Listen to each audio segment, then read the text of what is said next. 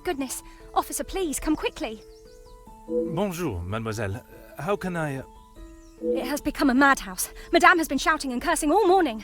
I've never seen her so angry. But what great luck to happen upon you. Please, try to remain calm. First, may I ask your name? We don't have time for that. Please, hurry.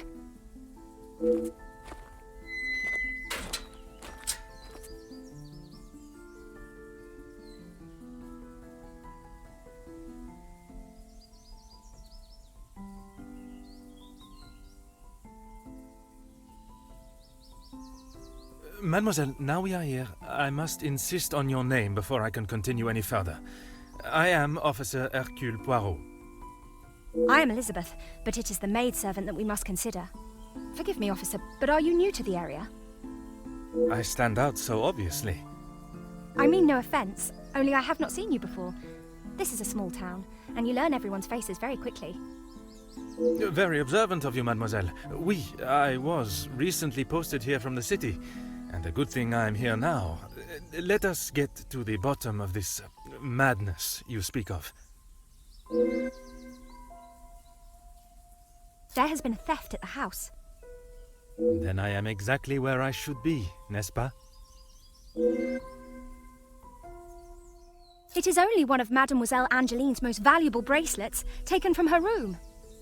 Then its safe return is of the utmost importance. Madame Van den Bosch, the lady of the house, believes Fleurette is behind it.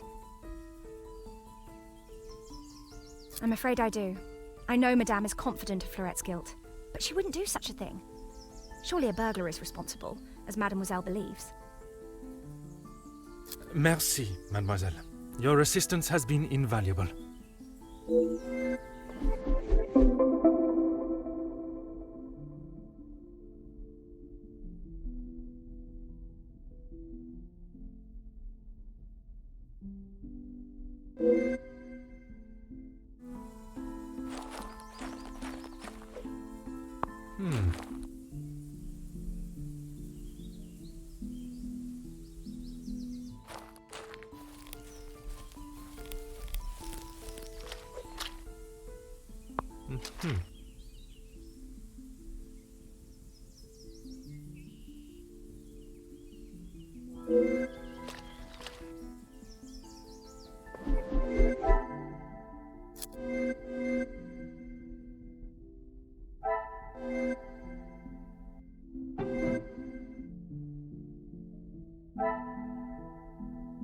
Things are beginning to become clearer.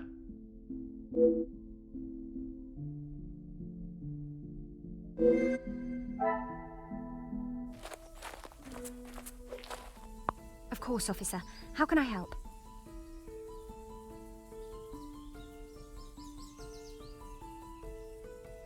One set must be mine, leaving to find you. The other set must be Fleurette's. She was caught in the rain this morning.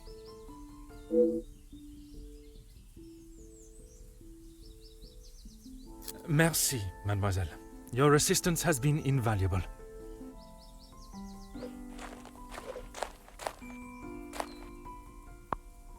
Ah.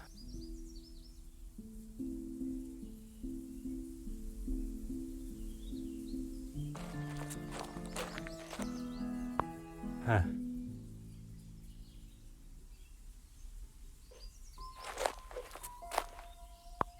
Oh. Oh. Oh.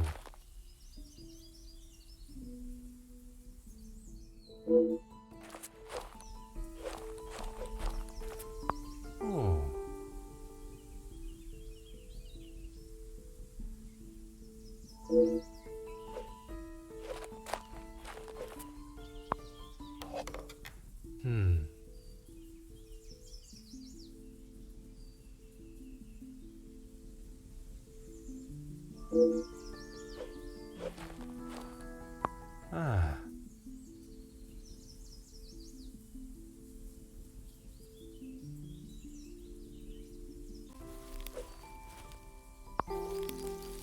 Aha.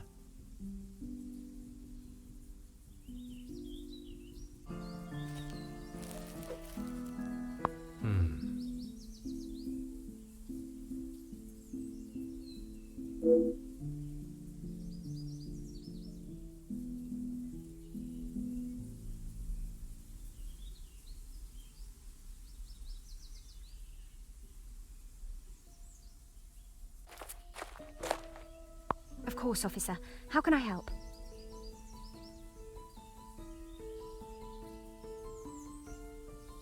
There is, sir.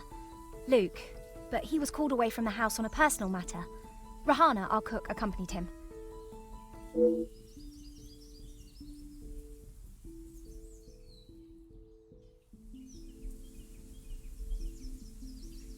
Excuse me, officer? The carving on the bench. Forgive me, I was not suggesting anything untoward. Oh, of course not. Yes, I suppose there must be.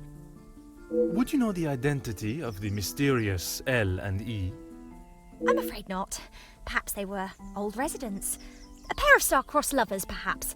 Madame does not allow distracting staff relationships. Love is not something that can be harnessed so easily. That is Madame's rule, and I wouldn't want to be the one that challenges her on it. Merci, mademoiselle. Your assistance has been invaluable.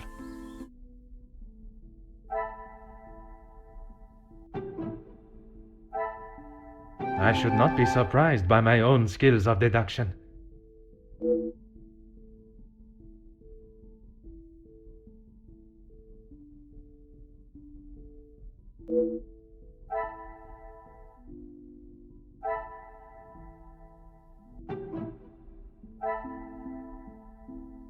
Another success. I never doubted myself.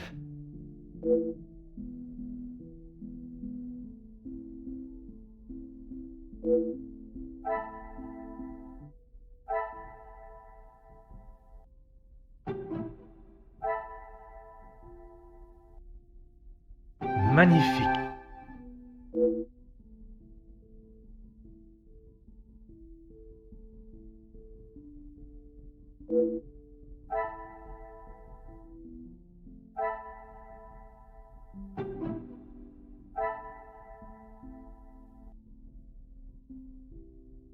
The pieces of the puzzle are finally coming together.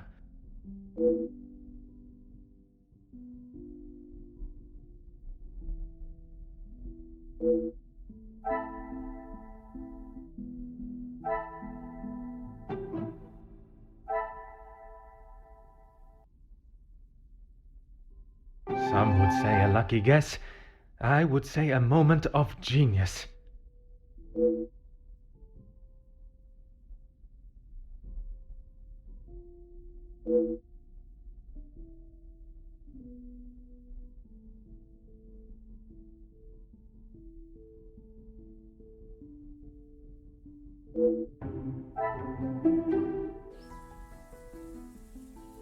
I have conducted my initial inspection of the house and grounds. It is now necessary for me to speak with those in the house. Of course. Thank you, officer. I'm sure Madame Van den Bosch will be happy to hear the police are investigating.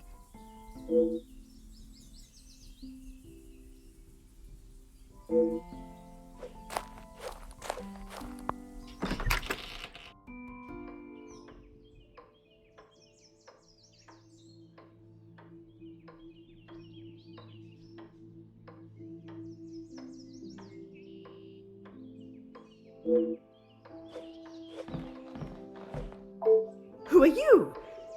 You are not the commanding officer I requested. No, dear madame, I am Officer Hercule Poirot. I can assure you that, This will simply not do. I sent Elizabeth to bring me a competent lawman. And that is what she has brought, madame. Now, I would like to continue my investigation. You understand correctly. It is my daughter's bracelet. It is a rather expensive piece. And valuable to your daughter, no doubt. It was a gift. Yes, it was from her late father, my husband, the Viscount, and it has not gone missing. It was stolen.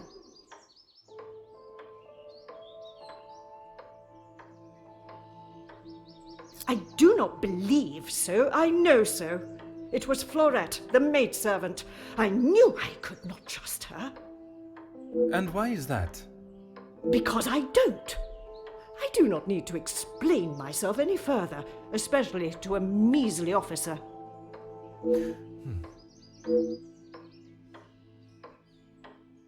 Don't be ridiculous. I have told you who is guilty.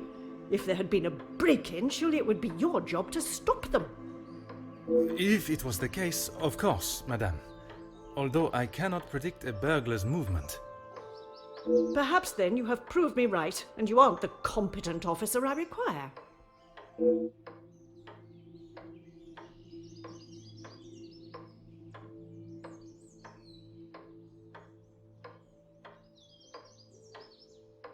Merci, madame. You have been most helpful.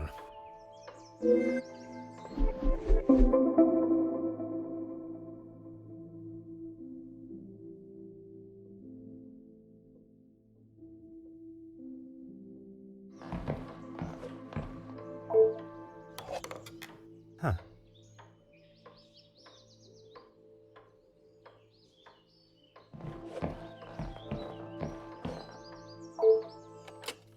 Aha.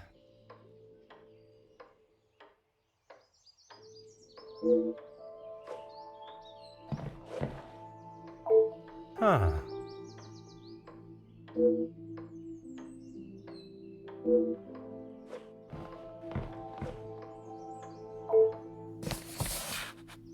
Ah.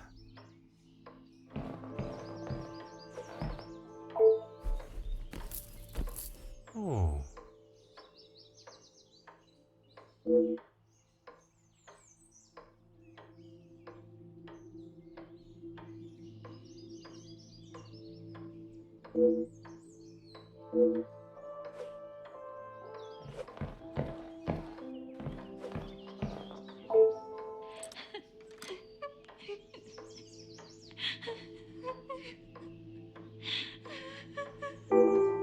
Hmm.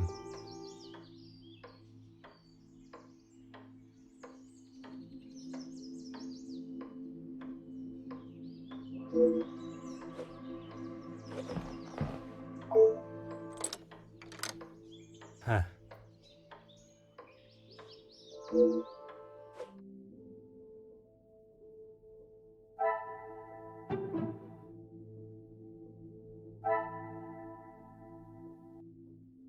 What a revelation!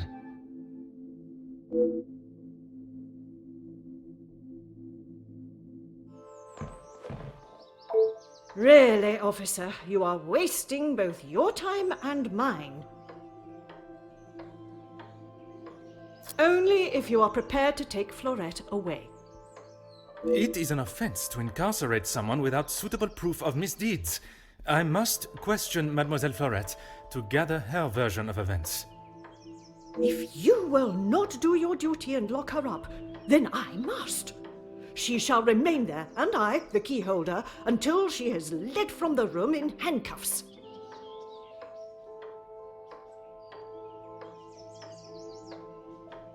And what is your point? May I ask of the subject? You may not. Honestly, your prying is getting on my last nerve. Merci, madame. You have been most helpful. Mademoiselle Elizabeth, I hope you are feeling less distressed now. I can assure you I shall find the guilty party and the bracelet. Thank you, officer. Yes. All I want is for Florette to be heard. Bien sûr. Rest assured she will get the fair trial she deserves. I wonder if you could help me with some questions regarding the house. Of course. Whatever I can do to help. When I left, Madame was with Florette in there. Surely she would not have locked her in. It must have been an accident. Madame Van den Bosch should not be deciding her fate. Would you grant me access to speak with her? I would, sir, but I don't have the key. There is a spare somewhere, though. Oh, how awful, the thought of her locked in there. Do you have any thoughts as to where I may find it? I'm sorry. Madame does not trust the staff with such knowledge, even me. Although I did overhear her once say it was hidden somewhere, close to her heart. Whatever that means.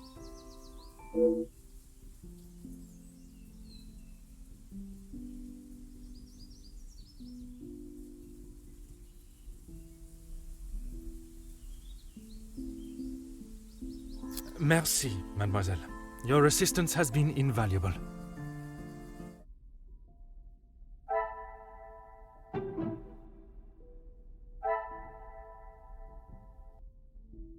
I should not be surprised by my own skills of deduction.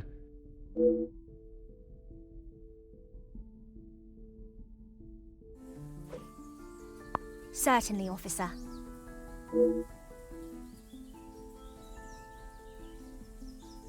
Madame is the one with the refined taste. Angeline and I are much more partial to a simple love story. Aren't we all? Romeo and Juliet, the most famous of love stories. I do enjoy it so. The passion, the romance. It gives me goosebumps just thinking about it. Madame has a copy upstairs in the main hall. Merci, mademoiselle. Your assistance has been invaluable.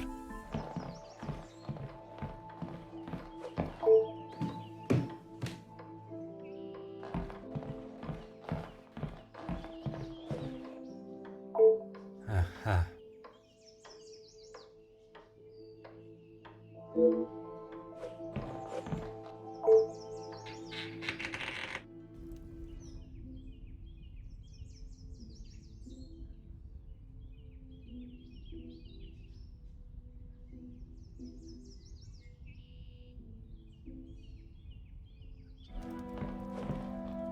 What do you think you're doing in here? Who let you in? Mademoiselle Angeline, I presume. Allow me to introduce myself. I am Officer Hercule Poirot. An officer of the law? But what are you doing here? Don't you need to be chasing down the burglar? Your bracelet has gone missing. It is only correct. I speak with all members of the house and investigate the scene of the crime. Ah, if we must. Merci. I will attempt to take up as little of your time as possible. Some rat stole my bracelet this morning. Even though it's clear someone has broken in, Maman refused to listen and blamed Fleurette. You sound very convinced it was taken by someone from outside of the house. My window was open when I returned. How else can you explain that?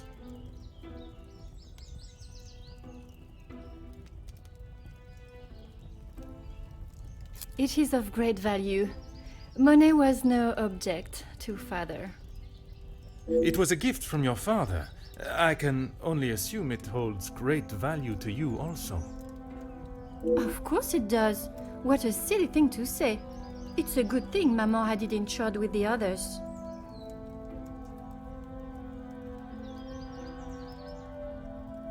It must have been while I was down at breakfast with Elizabeth. She was with me all morning. Mademoiselle Elizabeth was with you until you discovered the bracelet was missing? She was. She woke me up later than usual. I washed and dressed, and we went down to the lounge for breakfast. You have been of great help to my investigation, mademoiselle. I will do everything I can to find the culprit and return your bracelet.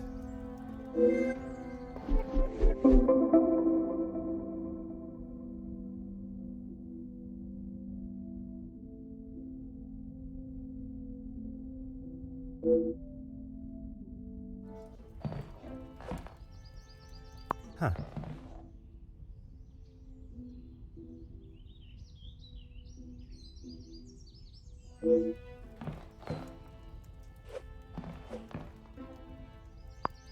Ah.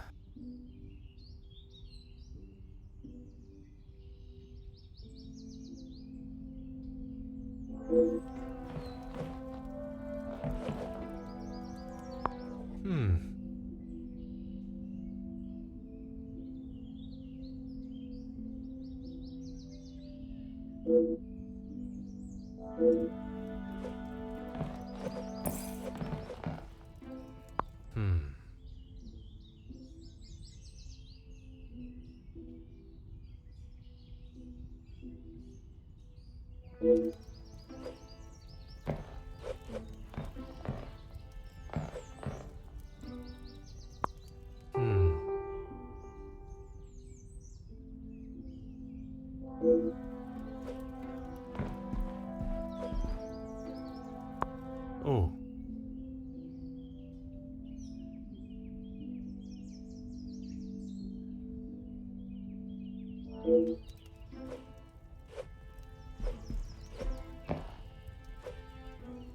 Aha. Oh.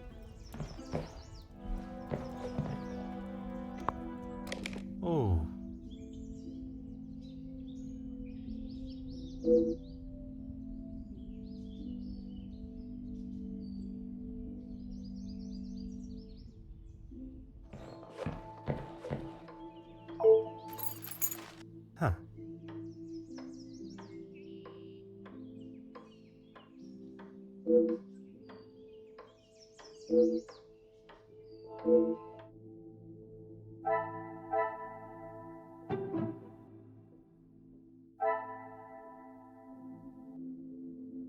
Things are beginning to become clearer.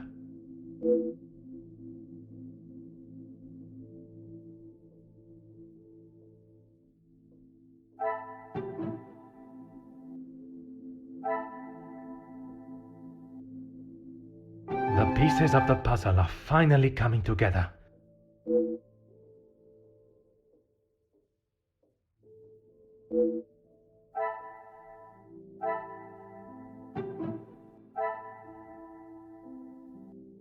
Some would say a lucky guess. I would say a moment of genius.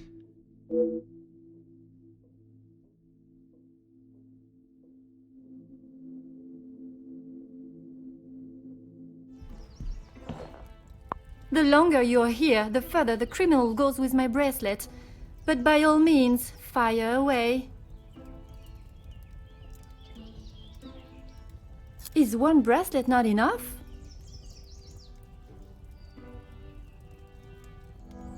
I have checked everywhere. You can ask Elizabeth if you don't believe me. It is only my bracelet that is missing. As I have stated, it is my duty to speak with every member of the house, and I would not want to have discovered a further missing piece later.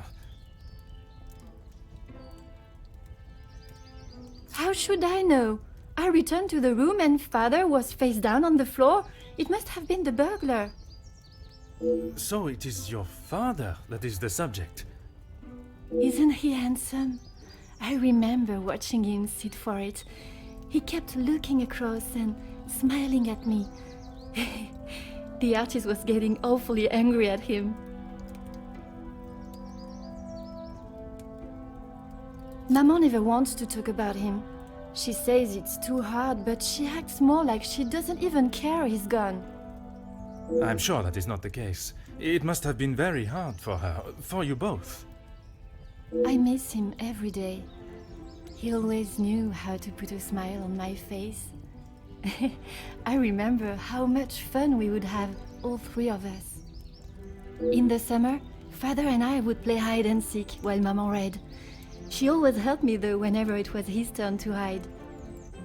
I would stand in the gazebo, cover my eyes and count, and when I turned, he was nowhere to be seen. Maman would lower her book and flash a look towards his hiding spot.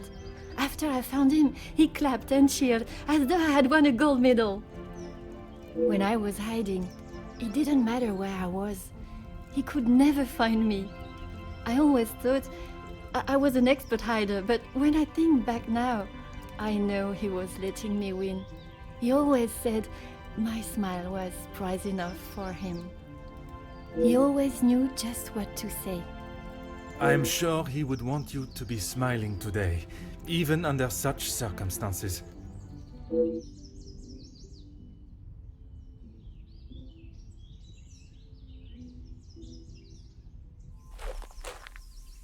Certainly, officer. Now I think of it, I don't recall seeing her memento tin.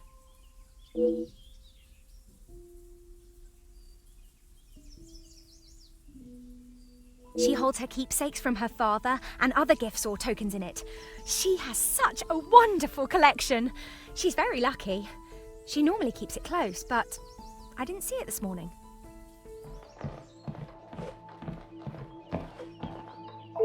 Finally, it is unlocked. What exactly do you think you are doing? If I am to serve justice, I must be able to reach and talk with young Florette. The girl is guilty and shall pay the price for her crime. I shall see to that. If you wish to listen to her feeble attempts to explain herself, so be it.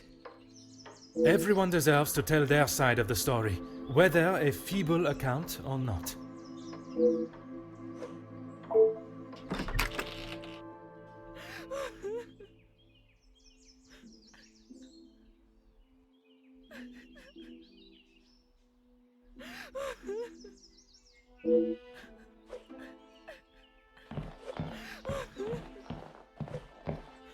Mademoiselle Florette, I presume.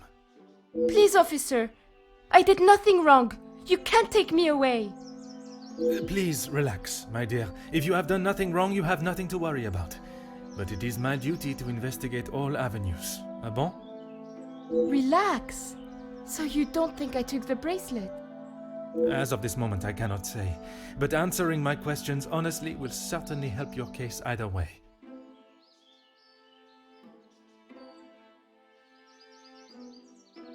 I didn't even know it was missing till I got accused of taking it.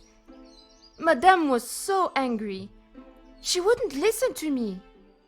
There must be some reasoning behind her accusation. How could I have taken it? I've been in town most of the morning. I was even late coming back. Then I was preparing breakfast.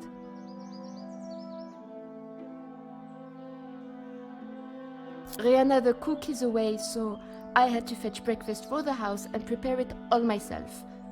How does she expect me to do that all on my own? From what I understand of Madame Van den Bosch, she would not have been best pleased you returned late for breakfast. Not best pleased? I thought she was going to batter me to death with a baguette. I hid in the kitchen and then tried to stay out of sight in the lounge until breakfast was over. Didn't want to put my head near her jaws while she was still hungry. Perhaps a brave move under the circumstances. And you did not go upstairs at all. Madame was singeing a hole in the back of my apron with her glare. I daren't have moved. I was too scared to blink the wrong way. Never mind stamping upstairs.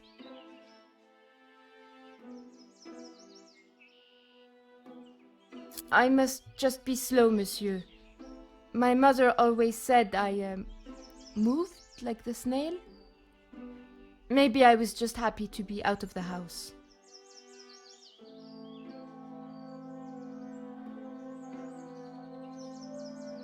Now I am being accused of avoiding my duties? Mais enfin! Merci. I shall take everything you have told me into consideration.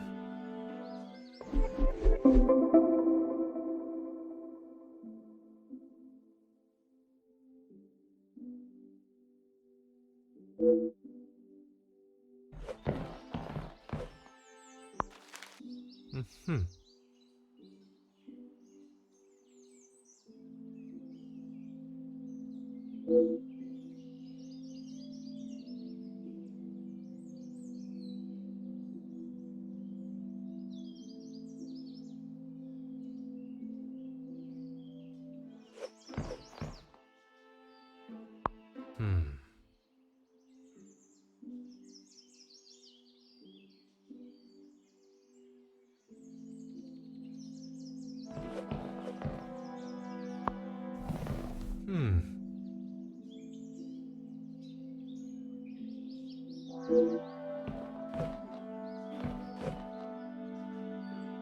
Aha.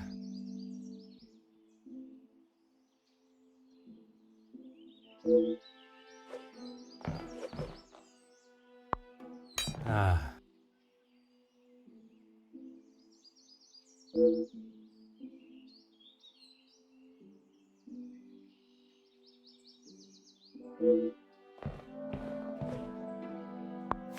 Ah.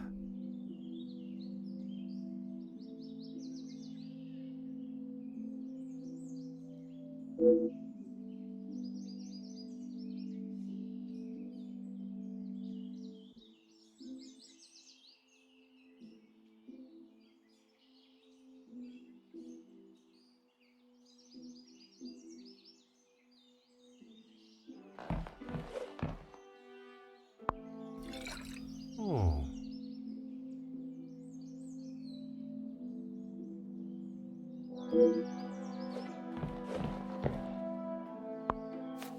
Oh.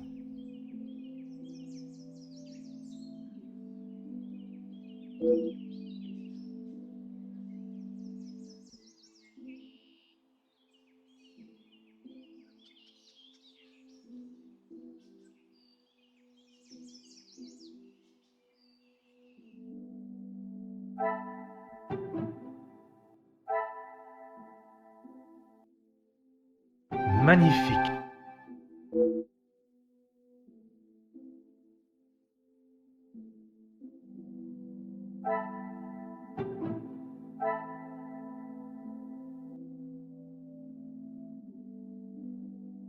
Another success.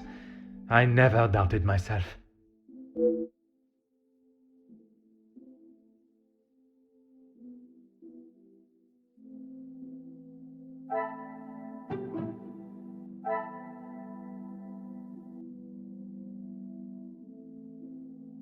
What a revelation!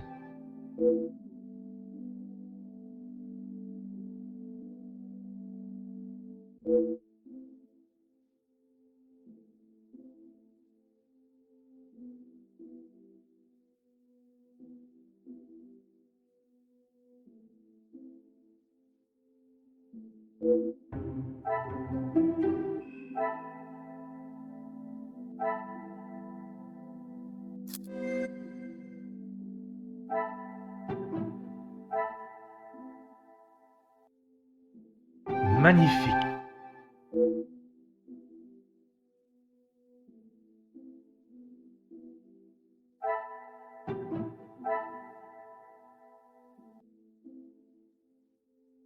Another success. I never doubted myself.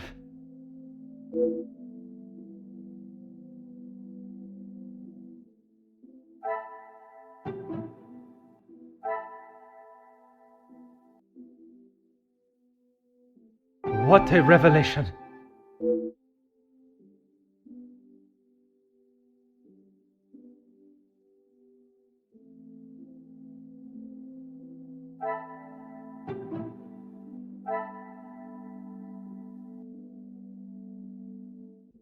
Some would say a lucky guess. I would say a moment of genius.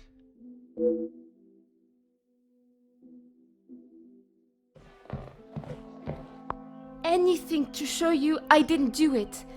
And Madame, I need this job, monsieur.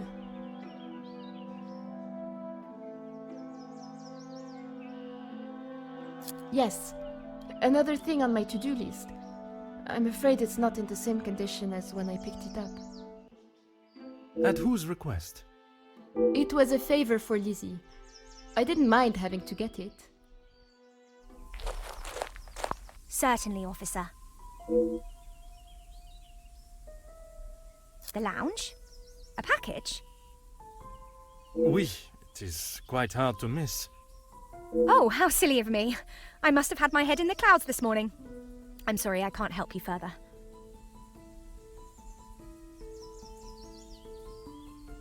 Besides the terrible rain? No. I woke, began my duties with Mademoiselle. I had already laid out a clean dress. I helped her into it, and prepared her for the day before getting started on tidying her room as neat as a pin. And the bracelet was still there when you left the room for breakfast? I'm sure of it. I had it down before Mademoiselle Angeline.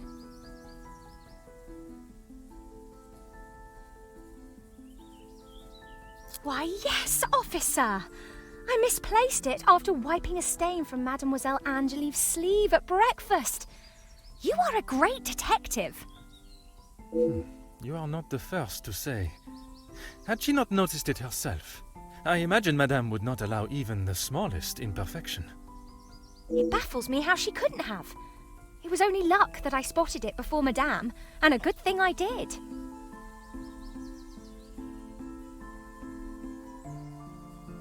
Madame is under a great deal of strain. It can't have been easy for her to lose her husband, raising Mademoiselle alone. She can be quick to anger. And this morning, it sounds as though it was such an occasion. It's not the first time I have had to stand and watch such treatment. I hate to see it. As I said, Madame hasn't had the easiest time.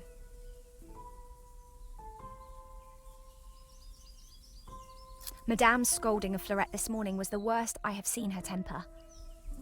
I wish you could see that Fleurette is just trying to do her best. Could there have been another reason for such a reaction? Madame was not happy Fleurette was late. All through breakfast, Madame was watching her with a piercing eye. But she's still learning the way.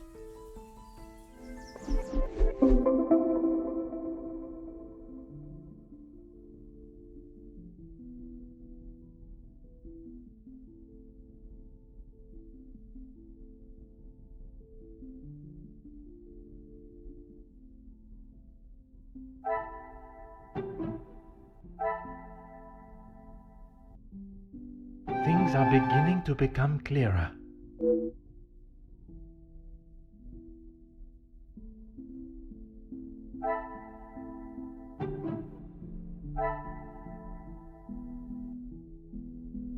The pieces of the puzzle are finally coming together.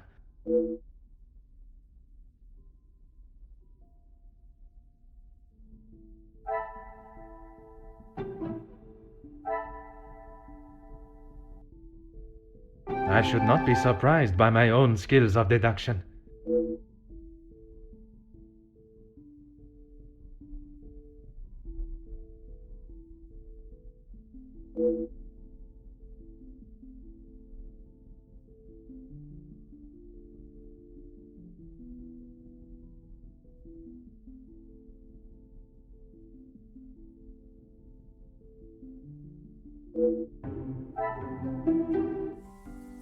Certainly, officer.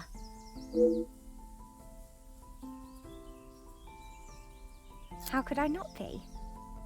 I may not enjoy his other works, but how can one not be blown away by a story of two so deeply in love that they will risk everything just to be together? Especially being able to draw similarities between Verona's star-crossed lovers to yourself and your dearest. But I hadn't told. Mademoiselle, I am an officer of the law. It is my duty to uncover the truth. Please, you cannot say anything to Madame. She is against staff relationships of any kind. In her eyes, a relationship between staff is nothing more than a distraction. But he means so much more to you. Oh, officer, I have found my soulmate. At first, it was nothing more than pleasantries around the grounds. But that quickly changed. I know it's not proper for a young lady to pursue a gentleman. But once I knew his feelings reciprocated my own, why shouldn't I have followed my heart? Love transcends professional and societal rules. The mere thought of him was enough to make me blush. But I knew that Madame would never give her blessing. If we wanted to continue, we would have to do so in secret. The summer evenings here are just so beautiful. I often find myself walking around the grounds after my daily duties are complete. And it was one such evening that Luke was waiting for me at the gazebo. He looked ever so handsome. And the poem he had prepared. He had barely started reading and I was already a blubbering mess. Standing there beneath the warm glow of the falling sun, he asked for my hand, and I gave him my heart with no hesitation. Oh, I'm sorry, officer. I've been chattering on for so long. You have much more pressing matters than to listen to me rambling aimlessly. One should never apologize for such a charming and bewitching story of love. But you are correct. While the culprit still eludes us, my work is not yet complete.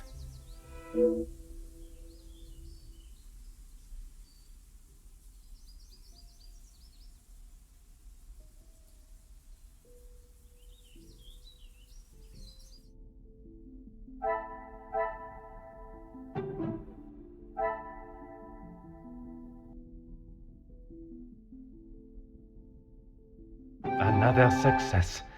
I never doubted myself.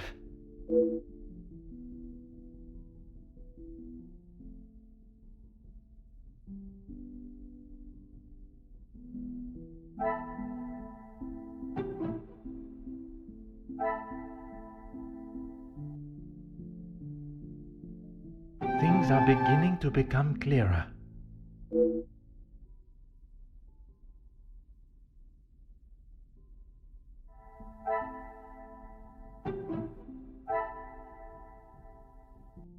Some would say a lucky guess. I would say a moment of genius.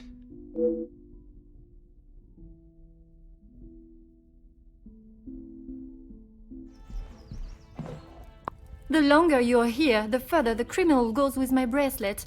But by all means, fire away.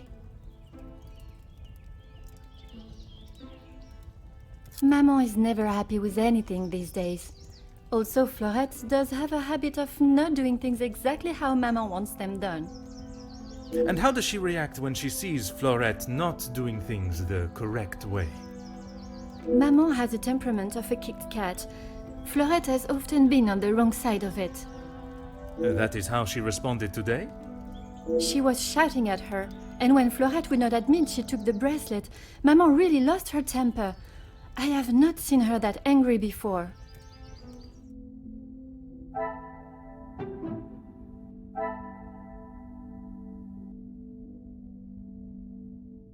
Magnifique.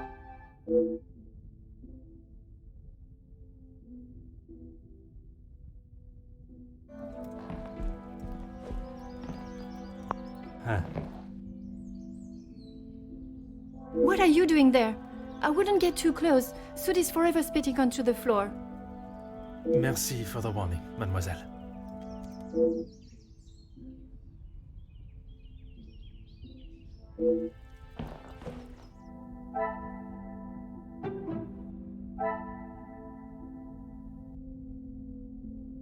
I should not be surprised by my own skills of deduction.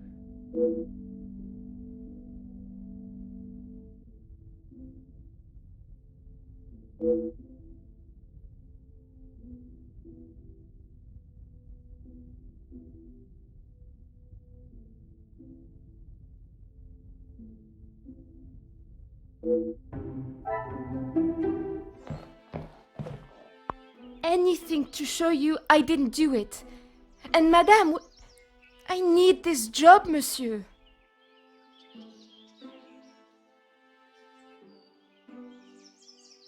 She never used to be such a witch. When the Viscount was alive, she was much nicer. He was the head of the house, he gave the orders, and he treated us right.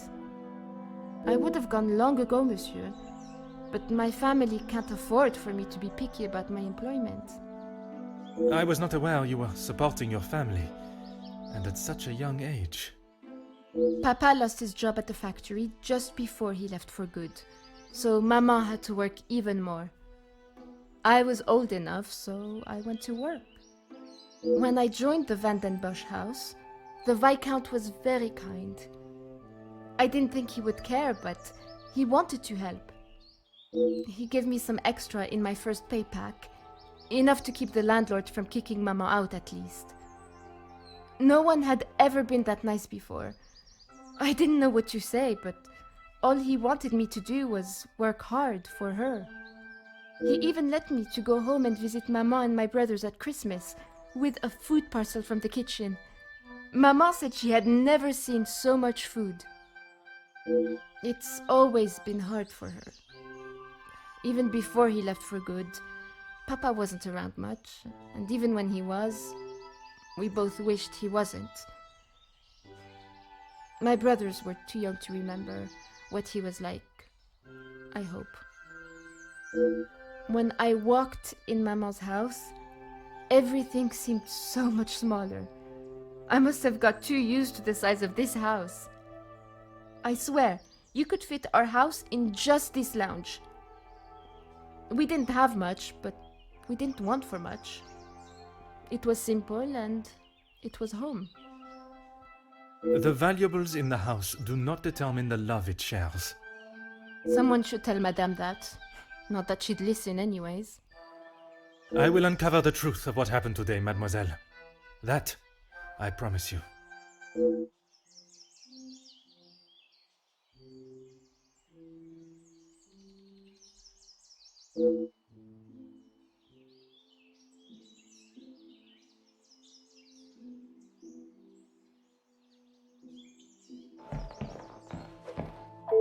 Really, officer, you are wasting both your time and mine.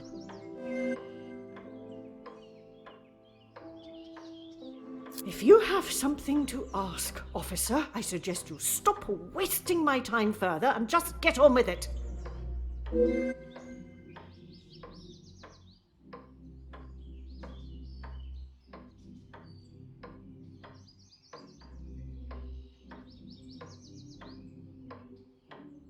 And this is how she repays me? I will not be happy until I see her sufficiently punished.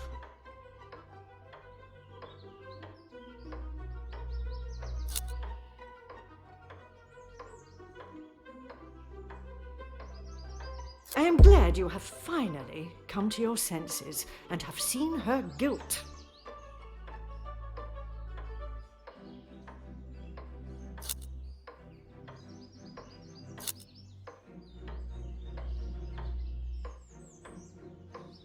It is challenging at times, I will admit. But I can assure you the Van den Bosch name is as strong and prevalent as it has always been. I have tried my best to provide for Angeline, although sometimes she may not see it that way. She is not to know about what we have discussed. It is my burden to carry. You are accepting the hand you have been dealt and raising a fine young mademoiselle. That is all that can be asked of you. And you have done nothing but bother my staff and my family. I cannot stand here any longer and listen to this second-rate officer speaking such drivel.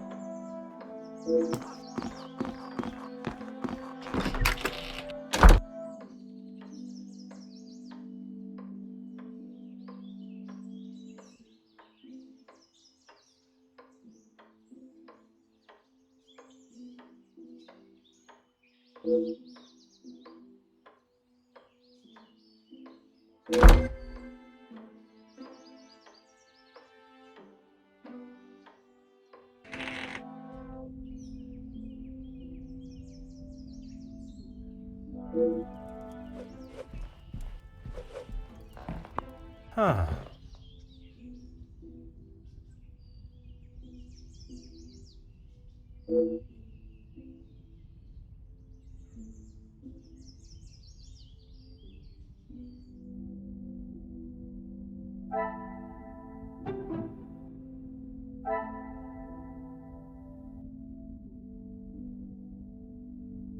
What a revelation!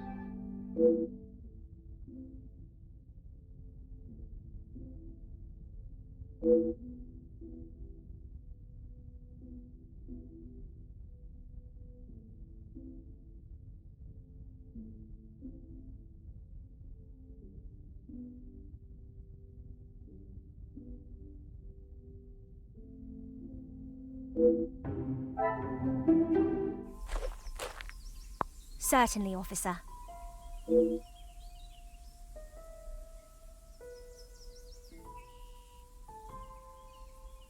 You have found the culprit and the bracelet. Everything will be revealed in good time. Would you be so kind as to gather everyone in the lounge? Of course. Merci, Mademoiselle Elizabeth, for gathering everyone. Will Madame Van den Bosch be joining us shortly? She stormed past me not long ago, and I have not seen her return. Very well. Under usual circumstances, I would wait. But I think we have spent enough time on this matter, n'est-ce pas? We shall have to proceed without her. This morning started like any other. My usual ordinary patrol, until I was approached by Mademoiselle Elizabeth about a suspected burglary and a missing bracelet. A crime I've been falsely blamed for. That I shall come to. I began my investigation outside, but it was not long before I realized there were no signs of an intruder, so I turned my focus to those in the house. You. Florette, your time here at the house has not always been the easiest for you, shall we say? I do what Madame tells me. And to the highest standard, I presume. Madame's standards are very high. I do my best. And you would at least expect fair treatment for the work, not to be spoken to in such a cruel and vicious way. Monsieur? I refer to how poorly Madame Van den Bosch treats you. You are at her beck and call, and she does nothing but belittle you. That is Maman you're talking about. Just wait until... It is nothing but the truth I speak, mademoiselle. All the while, mademoiselle stands by and does not even notice such cruelty. That must have angered you. Perhaps you thought it was time they deserved some retribution. Stop trying to put words in her mouth. I am merely giving her a voice, one that has been silenced for so long. Maybe I do think she deserves it. She's had the world handed to her on a plate, and the likes of me get nothing. A motive begins to rear its head. You're just trying to get me to admit to something. Well, I've done nothing. Allow me to finish. I am sure you will want to hear what follows. Let us return to this morning.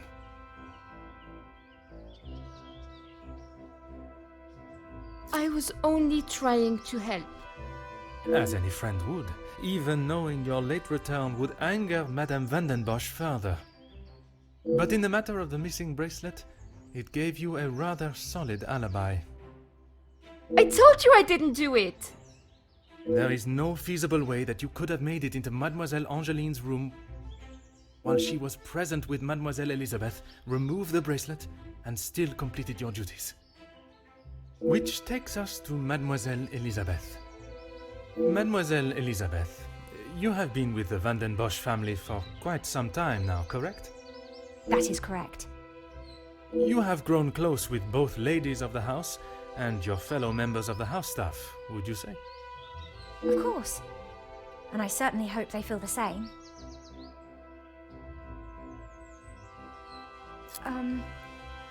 You yourself told me Madame Vandenbosch would not stand for it, and you would both be out of a job. Elizabeth? What is he talking about? A love that is reminiscent of Romeo and Juliet, one that must remain hidden from the world from fear of expulsion. If you don't stop, I will tell Maman. You can't speak to her like that. It may be a tone you do not like, but it is no worse than your maman's ruling that forced them into secrecy to begin with. I'm sorry. This isn't how I wanted you to find out. We couldn't risk Madame finding out. I don't know what we would do without this house. What are you talking about, Elizabeth? Luke and I... We're in love. Luke? The gardener? But why wouldn't you tell me? For fear of Madame and her rule, and if neither of you had employment, there would be no way to pay for a wedding, perhaps. It was never our plan to go behind yours or Madame's back. You must believe me. You two are to wed? Yes. Well, no. Not today, as Officer Poirot suspects. Please, it's not what you think. It is not always what one thinks, or how something may appear, rather where the evidence points, and that is to Mademoiselle Angeline. You can't believe I would hide my own bracelet.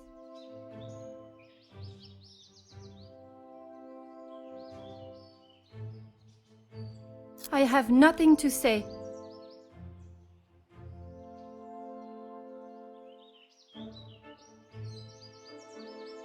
How dare you speak to me like that? You have no idea what you are talking about.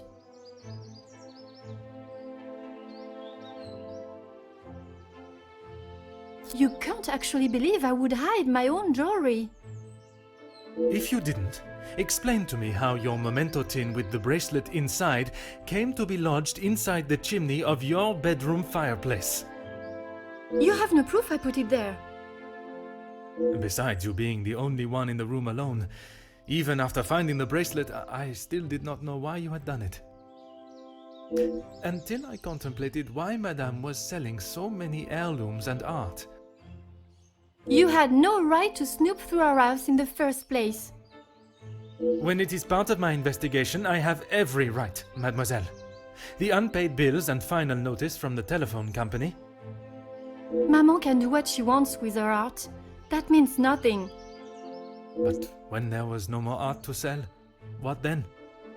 You could not risk her taking your father's bracelet and selling it.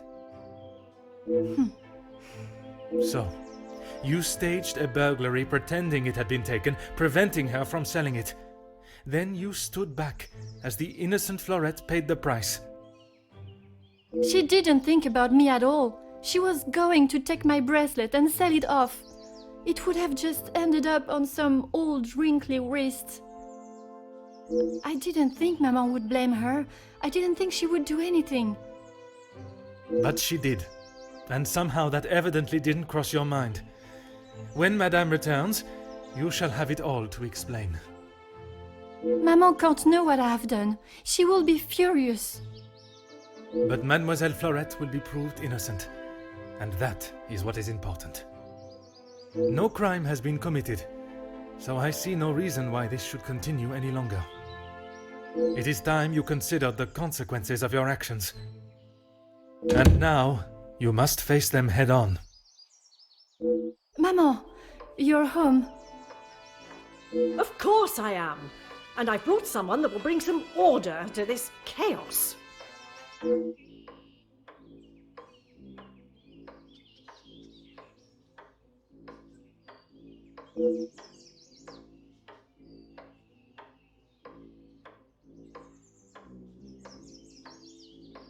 Major, I can assure you I have this situation under control.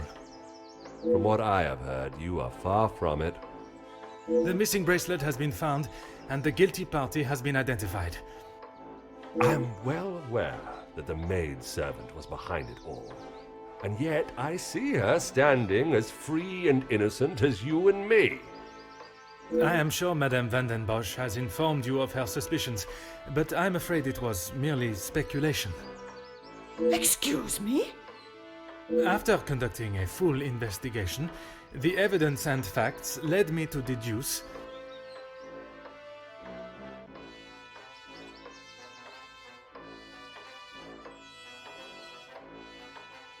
I certainly hope you are not accusing my daughter of... I'm sorry, Maman. He's right. Florette is innocent. I just wanted to show you. Shh, girl. I will not have you guilted into taking the blame for that sticky-fingered girl.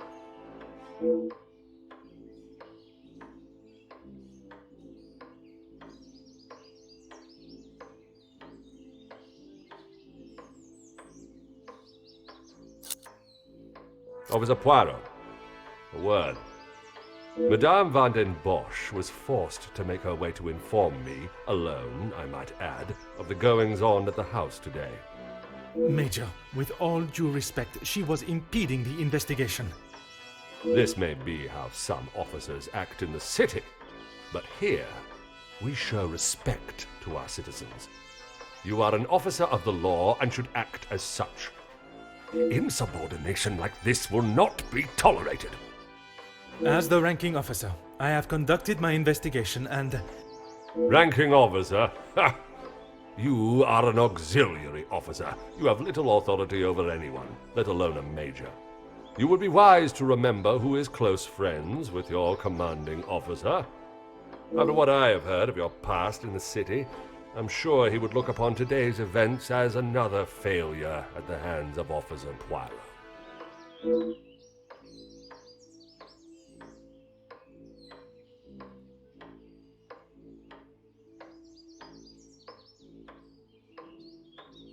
Oui, Major. Now I suggest you do your duty and escort the maidservant to the station where she can be formally charged and a sufficient punishment handed out. Right away.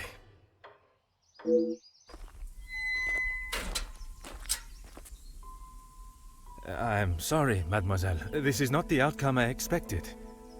Maman was right. We'll always pay the price for the upper class's actions.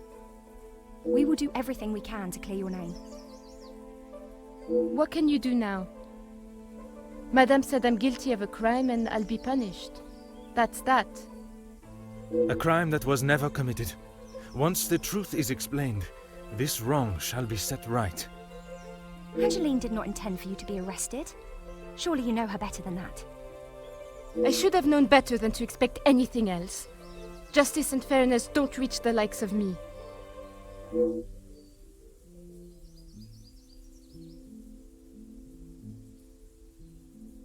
What you saw today was not justice.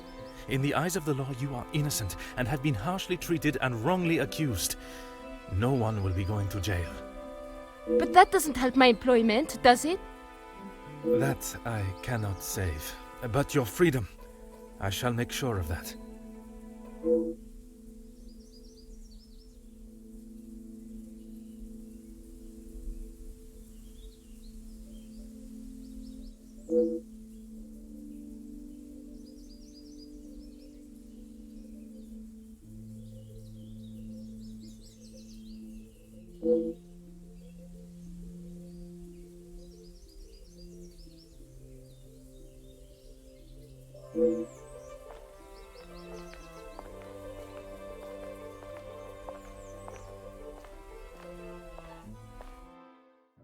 Detective Poirot, I trust this finds you well. It has been many years since our paths last crossed, and while I'm sure your recollection of the events may differ from mine, I hope that receiving this letter has not rekindled a sense of animosity toward myself or the Van der Bosch name. The impression you made is something that has stayed with me since that day. It compelled me to reconsider the spoilt young lady I would have inevitably become and helped shape me into the woman I wished to be. You made me see the childish and selfish girl in me that did not consider the consequences of her actions or how they may affect others.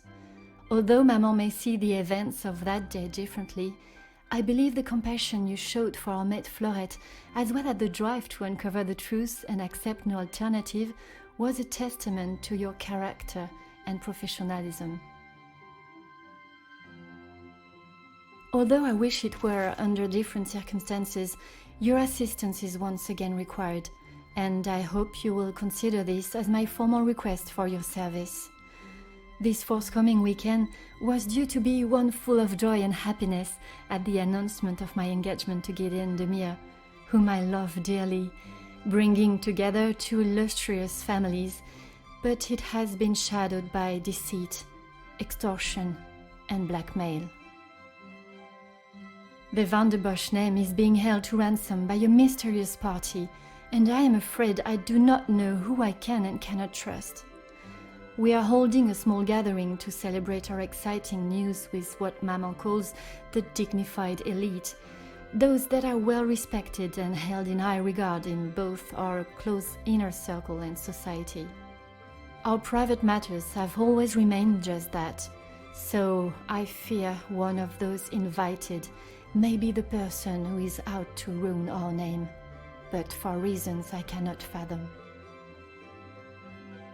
I have enclosed a first-class rail ticket for you to join us for the announcement, and having contacted your superiors and the correct authorities to request your assistance, which they were more than happy to grant me, I shall expect your arrival with great anticipation. There shall be a carriage waiting for you at the station to bring you directly to Mnemosyne House. I thank you in advance in our time of crisis.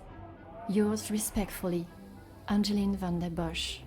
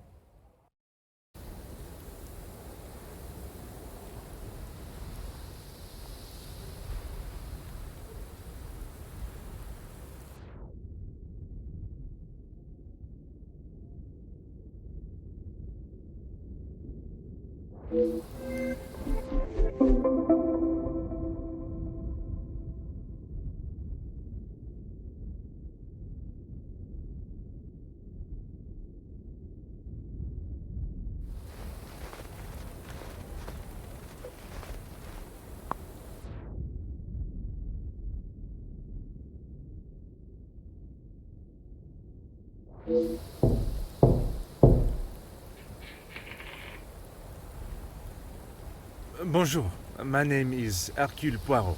I am here at the invitation of Mademoiselle Angeline. Ah, Detective Poirot.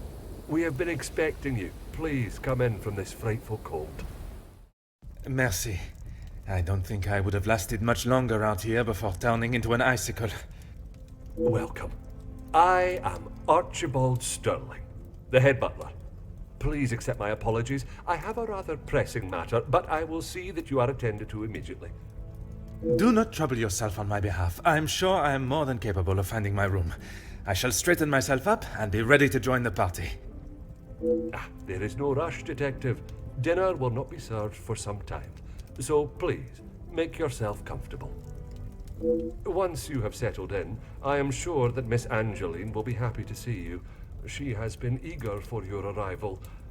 She's not been herself recently. You will be staying on the first floor. I believe your room is one of the two on the west side of the house. Merci. I am sure we shall speak again soon.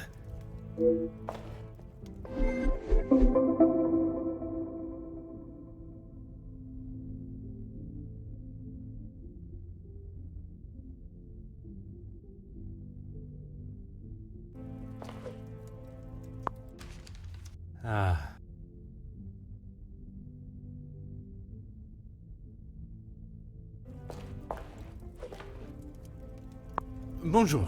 Allow me to introduce myself. I am Detective Hercule Poirot. Detective? I hope you're not here for me. Not that I am aware of. Should I be? Ha! Not often you meet a detective with a sense of humor. I'm Zakaria Demir, but you can call me Zach.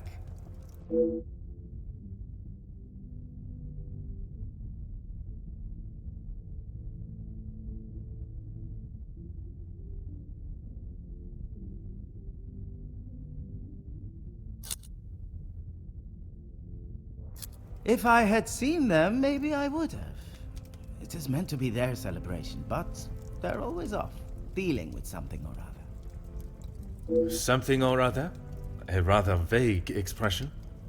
Let's just say they like to keep their cards close to their chest. For such a well-known family, I'm surprised they can keep anything hidden. Would you care to elaborate on what Mademoiselle may be hiding? I'd rather not. You're the detective, isn't that your job? Très bien, Monsieur Demir.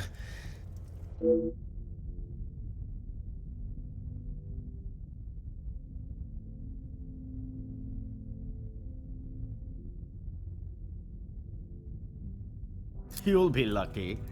I've been waiting for a refill for ages. I came out here to find someone myself. Ah, I see. The preparations for this evening's dinner must have taken precedence. I've seen that butler running around like a madman, but there is still no party to speak of. It's pretty clear they need to hire a few more hands. I shall take up no more of your time. À bientôt. Oh.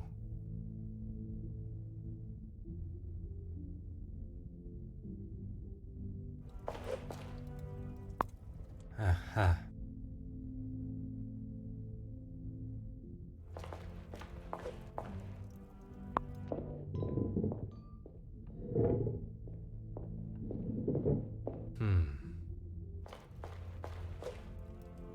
Aha.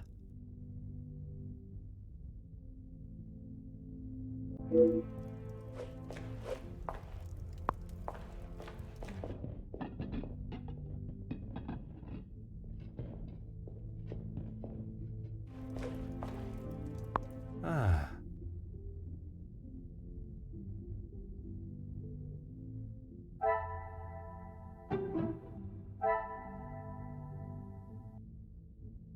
Another success.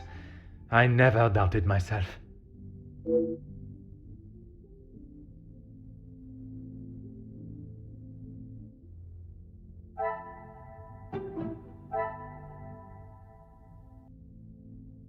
I should not be surprised by my own skills of deduction.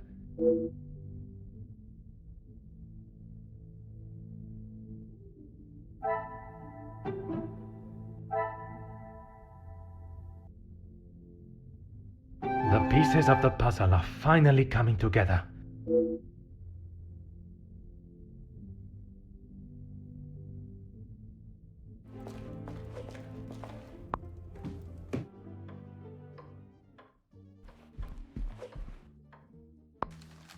Ah.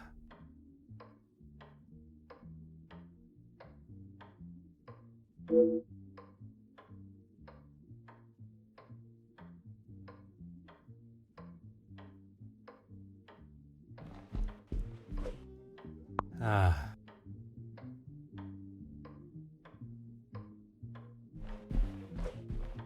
Mhm.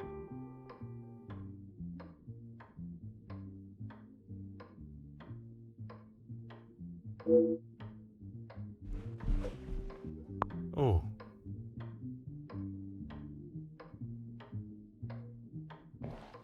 Hmm.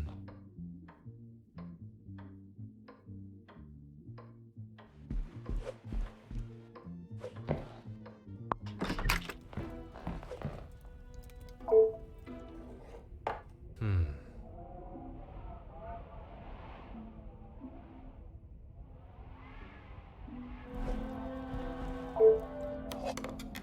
Ah.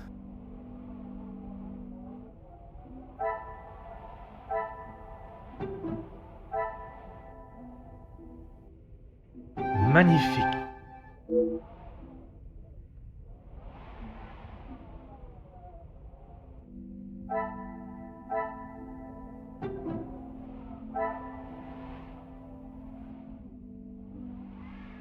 Some would say a lucky guess. I would say a moment of genius.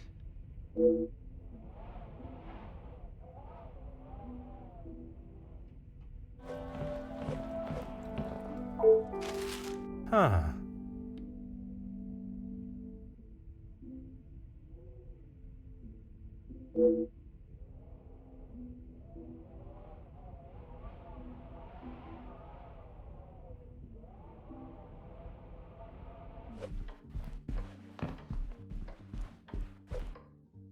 You must be Detective Poirot. Welcome. Allow me to introduce myself. Gideon Demir. The fiancé to Mademoiselle Angeline. The pleasure is all mine. Angeline spoke so highly of you. It sounds as though you are the man that can sort this terrible mess out. I am, monsieur. You have my word.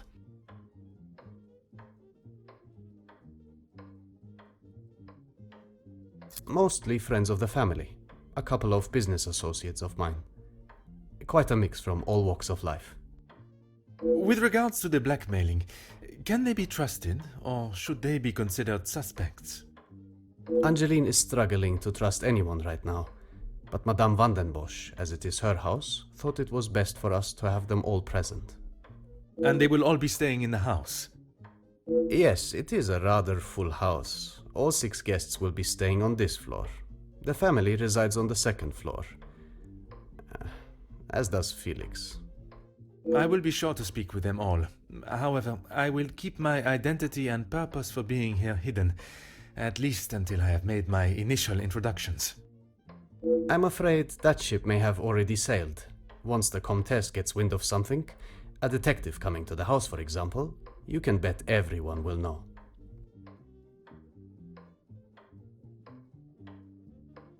She tries her best to keep everyone else happy, but I can see it is taking its toll. Quite understandable. She is feeling the burden of the family that is not hers to carry. Angeline has spoken with her mother. She has asked if there is anything that could be used against her, but she was just so dismissive. And what are your thoughts on the matter?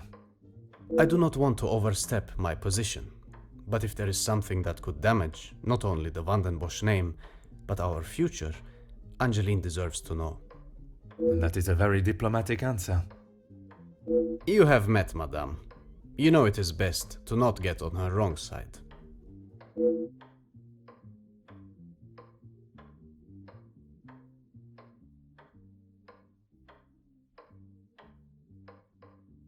You are very observant, Detective. You would be wise to keep that perceptive nature while you're here. I'm sure you are correct, but I'd like to return to your feelings towards the Major.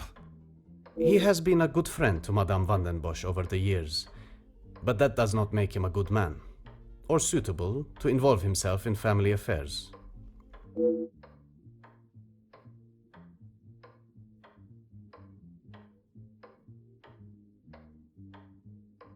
Merci, monsieur. I shall leave you to prepare for tonight's celebrations.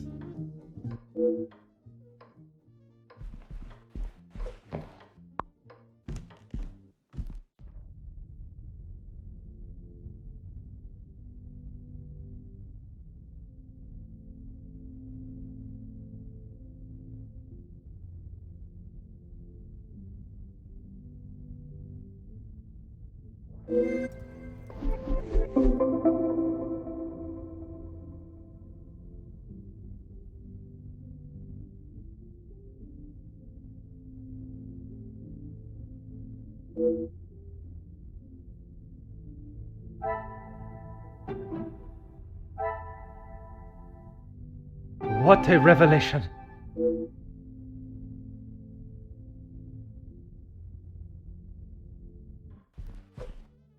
Please, ask away, detective.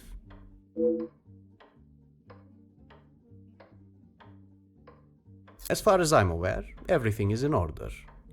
From what I understand, the late Viscount had made some questionable investments, but that is all in the past. And regarding the payment of the blackmail? Angeline does not have to worry about money anymore. I was born into some wealth, and I have earned my own fortune. Merci, monsieur. I shall leave you to prepare for tonight's celebrations. Detective, it looks as though I might be out here all weekend. What can I do for you?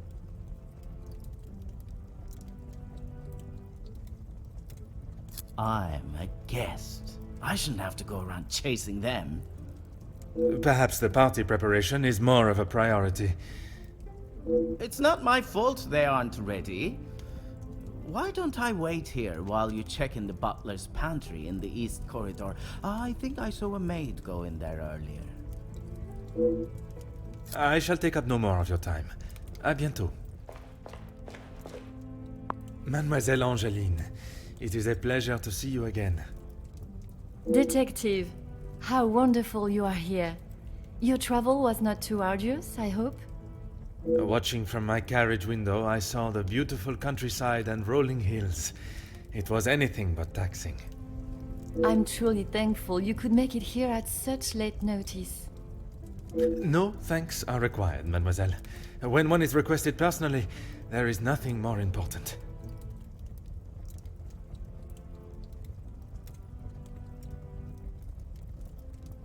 Gideon and I only wanted a small dinner to celebrate our engagement, but Maman was adamant on throwing this party. It may have been her idea, but it's the staff that have made it happen. Their efforts do not go unnoticed, from me at least. They have been with us for so long. I do my best to make sure they are happy and content.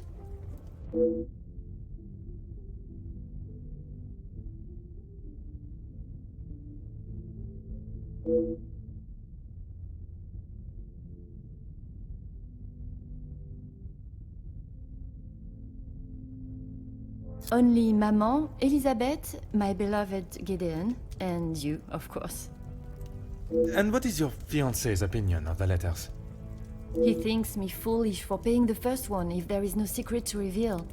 But But you believe there may be a secret lurking, one that Maman is herself keeping hidden.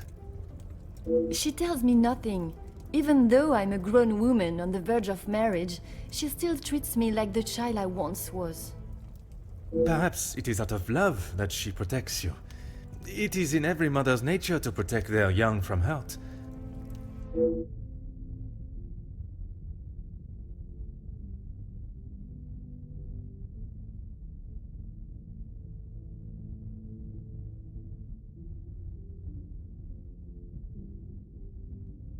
Not a single person. I don't know anyone that would stoop so low. The guests that will be joining us tonight, they are ones you can trust? I hope so, Detective. Before the letters arrived, I would not have thought twice about it. They are all close friends of yours, I assume. Friends and colleagues. Gideon has spoken positively about them. It would be a rather underhanded tactic to do such a thing to someone you are doing business with.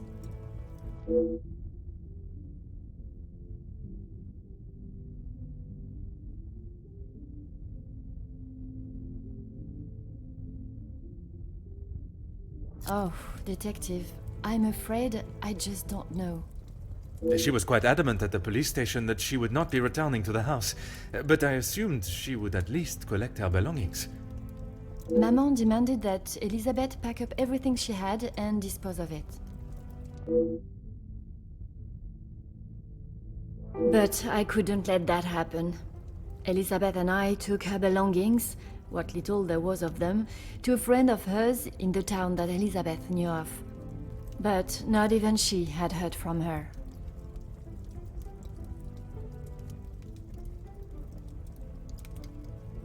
I wanted to contact her, but I had no address or telephone number.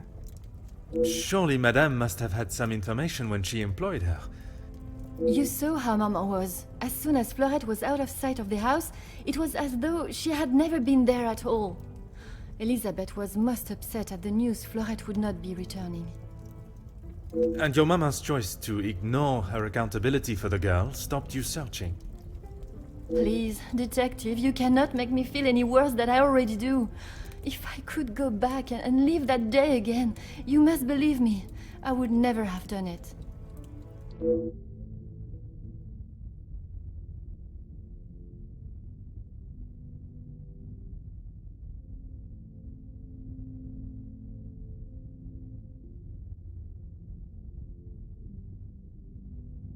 Yes, Maman has quite a collection, although they are not all to my taste. Most, in fact. The painting of the saints, in particular, it is quite exquisite. Is it connected to the house in some way? The one in the hall? If you look above your bedroom door, you will see one of their names. I believe they were originally carved to watch over the occupant. Merci, mademoiselle. I shall find you if there is anything further I need.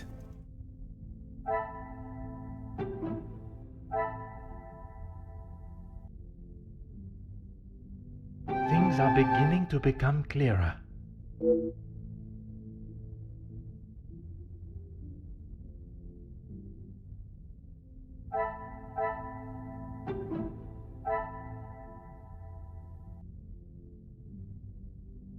What a revelation!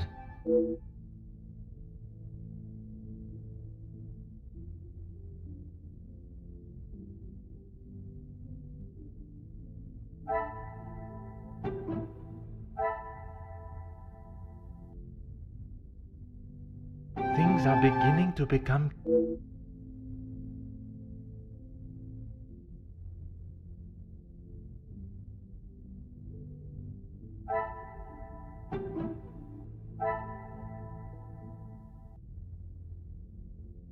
Some would say a lucky guess.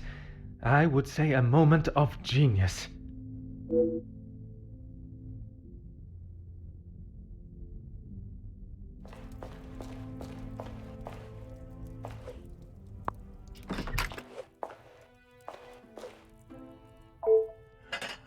Huh.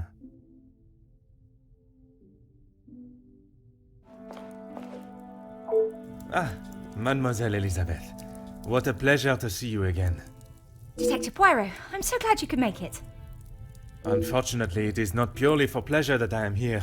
Mademoiselle Angeline requires my attention professionally. Yes, Angeline has told me.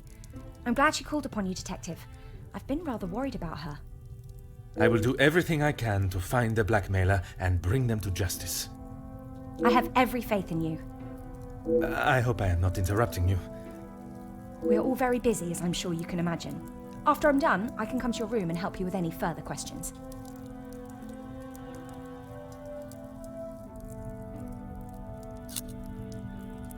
Ah yes, guests are requested to sign the book when arriving. I believe it gives details to the guests' room locations. It stated the male guests are to be staying in the East Wing. Yes, Madame does not believe in male and female guests residing beside one another. No one escorted you? I'm so sorry. Everyone is just so frantic at the moment. Madame has requested all staff prepare for this evening. And you have been tasked with jobs in the pantry. Surely your talents could be used elsewhere. I do as Madame asks. Well, as Archie asks. Monsieur Sterling. Yes, I met him when I arrived. A charming gentleman. He did give me some rather vague instructions to find my room, though. I can only apologise on his behalf. He would be mortified. I'm afraid I cannot be of much more help, but I believe you are located next to Mr. De Silva. By all means, the house is yours to explore.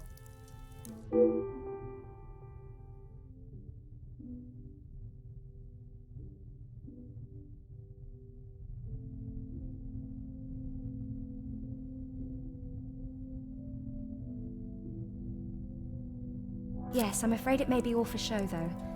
She has not been herself, and it is not only I that have noticed. Madame Vandenbosch? Surely it must have had some effect on her. Madame has carried on as though nothing has happened. She has never been one to show emotion, and she doesn't seem to notice how it has affected Angeline. The staff, on the other hand... Angeline means no harm, but there have been some instances recently where she has acted rather sharply with them. I hope not too sharply. A house of 2 Madame Vandenbosches would surely be too much for anyone.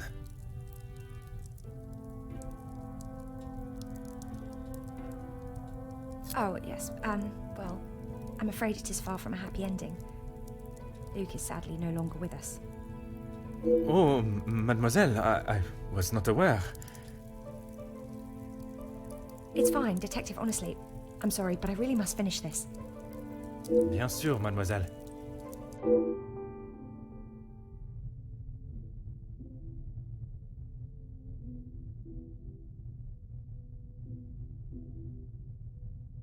Merci, mademoiselle. Pleasure is mine, Detective. Before you leave, Detective, I have something for you beside the furnace here from Angeline. She wanted me to give it to you on your arrival. Merci, mademoiselle.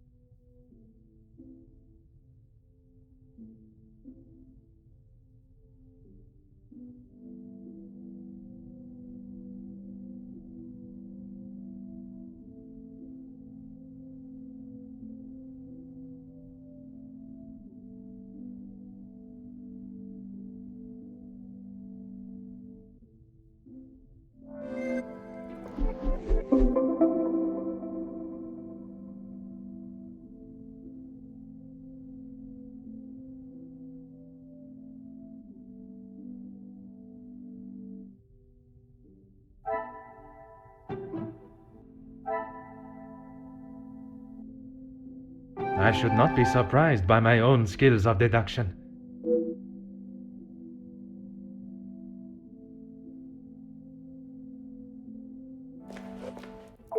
Of course, Detective. What is it? I would not say it in front of the Major, but it is rather hideous. It was a gift from him to Madame from his time overseas. I don't think it even has the capability of writing. A pen that does not write is like a fish that cannot swim.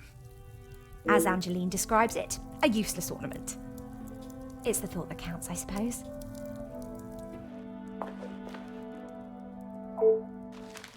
Aha.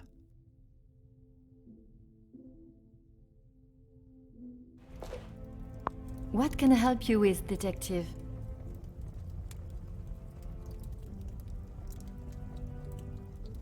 I was right to pay it, yes? You have read them. What do you think? You were wise to consult me, but bowing to their threat may have only shown that you are willing to pay for their silence. Is the secret they speak of worth so much? I wish I could, but I have no idea. The letter was addressed to me, but I have nothing to hide. Maman took one look at it and disregarded the whole thing as someone's idea of a joke. She looked at it. She is not aware of the second letter. She doesn't know I paid the first. I thought I could make it all go away. Did you ask Madame if there was a family secret they could be privy to? She said I was to ignore the letters and stop wasting my time with such foolishness. If there was something, she wouldn't tell me anyway.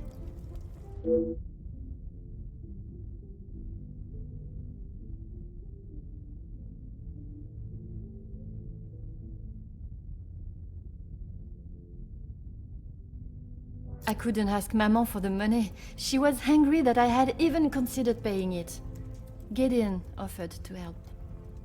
Pardon, did he not think you foolish for paying? He did, but he said he couldn't stand by and watch me in so much distress. How honorable. We are soon to be married, Detective. A loving partnership that faces their troubles together. They are his words.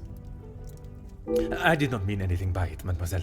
You have found yourself a husband that will stand by your side and do what must be done to protect you. I am most pleased for you.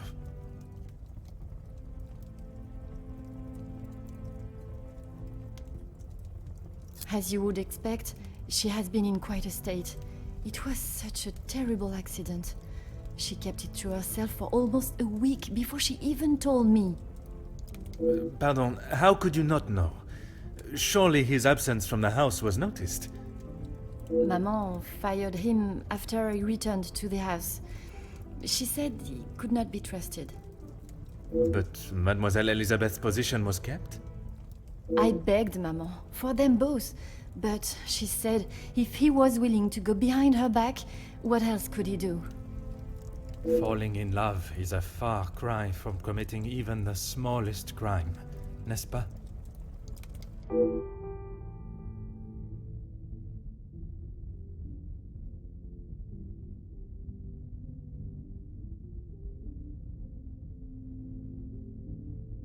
She has been a kind shoulder to lean on through all this mess, but it is her I worry about.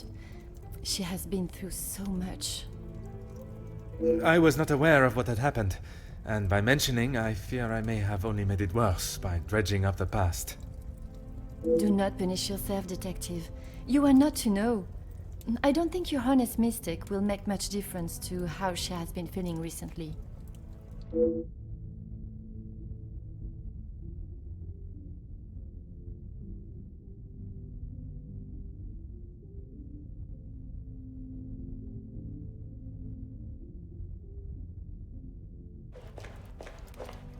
Detective, it looks as though I might be out here all weekend. What can I do for you? Is that what he said? I can barely understand most of what he says with that accent.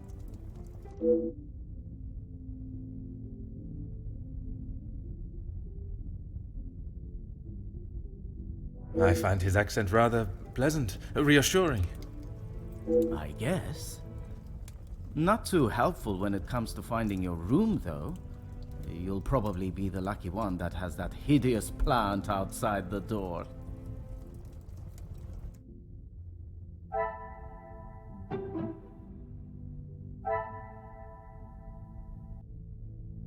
Magnifique.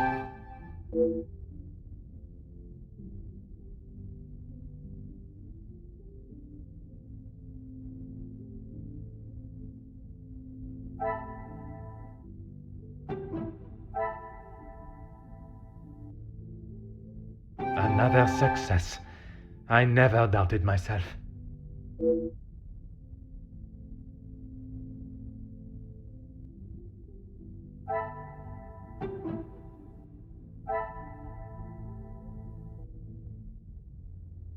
The pieces of the puzzle are finally coming together.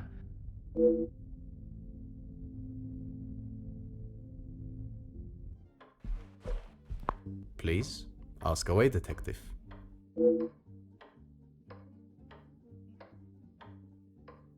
Angeline has spoken of it.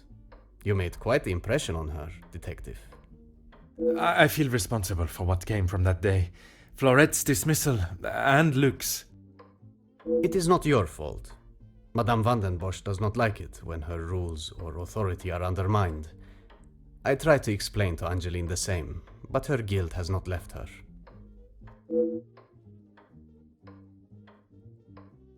I suppose you think I was unwise to pay it? I am glad Mademoiselle requested my help before you fell further out of pocket. Madame van den Bosch had no intentions of paying it, whether she believes there is a secret that could ruin the family or not. It was an honorable move for you to make the payment. It was certainly no small fee. Angeline is to be my wife, and then we shall be family. As far as I am concerned, my money is our money. Merci, monsieur. I shall leave you to prepare for tonight's celebrations.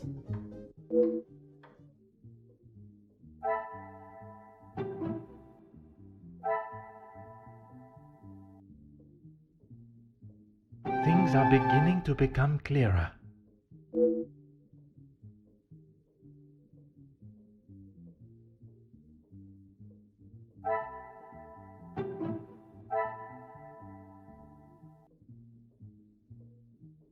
The pieces of the puzzle are finally coming together.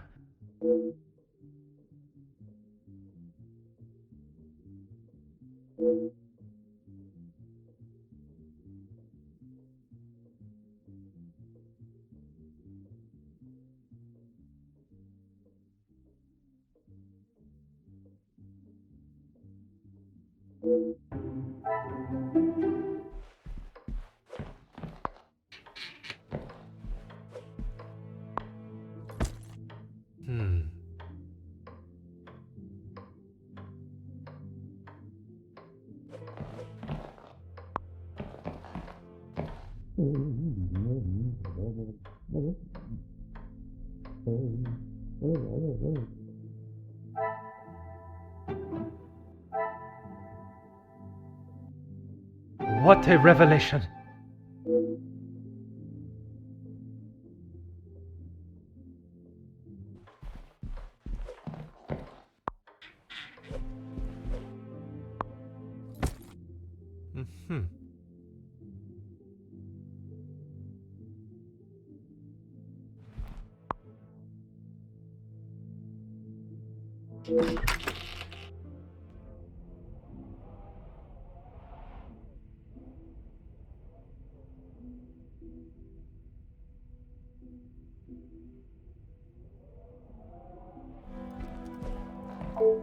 Aha.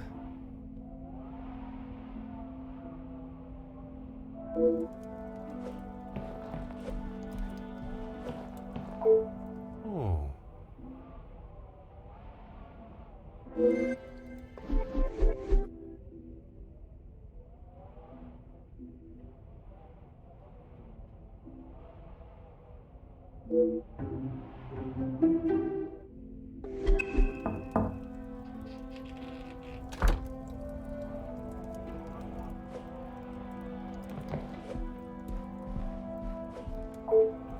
Elizabeth, thank you for coming. I shall not take up too much more of your precious time. Not at all, Detective. I had best not be away for too long. Madame would not be pleased when there is so much work to do. Well, mademoiselle, if anyone was to ask, I required your urgent attention with a delicate matter. That should be enough to give you a moment's peace. Thank you, Detective.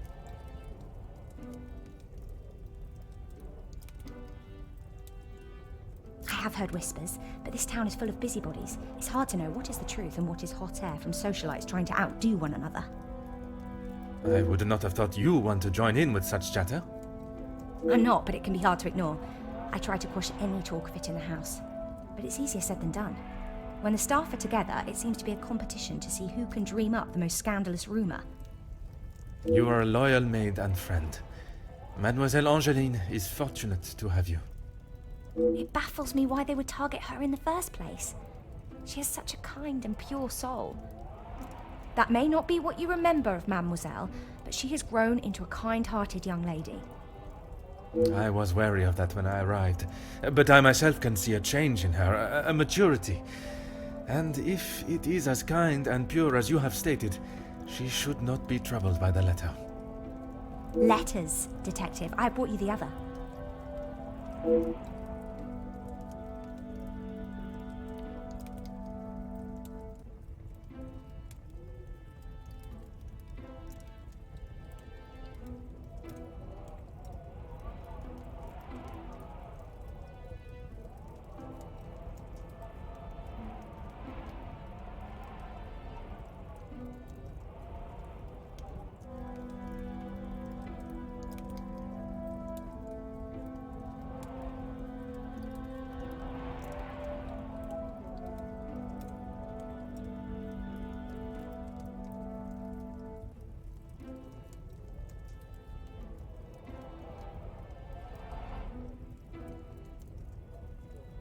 I have tried to tell her not to think any more on them, but she fears that even a fabricated story could ruin the family name. She even frets at what it may do to her engagement. I have met Monsieur Demire, and I cannot see his love for Angeline diminishing at something so trivial. Merci for bringing this letter to me.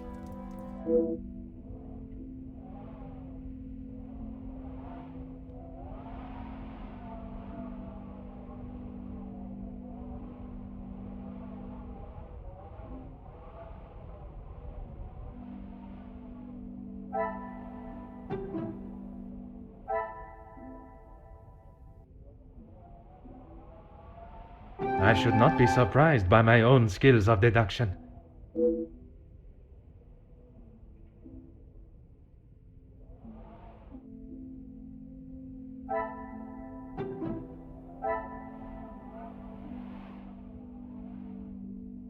Another success. I never doubted myself.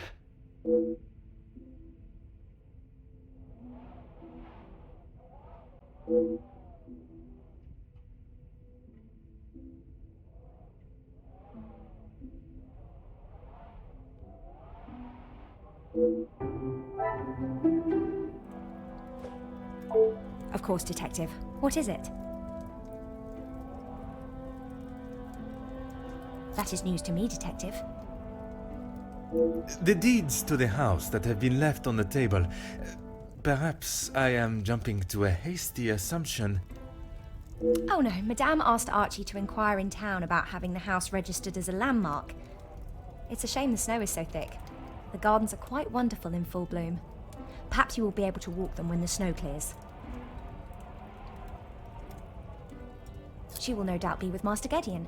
The party was just beginning when I came upstairs. That is my cue to make a grand entrance. Am I presentable enough for the creme of society? Quite handsome, Detective. Merci. If you catch me snoring, please poke me in the ribs.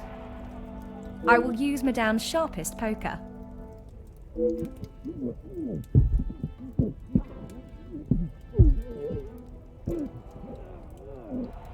It sounds as though someone else may have already been poked.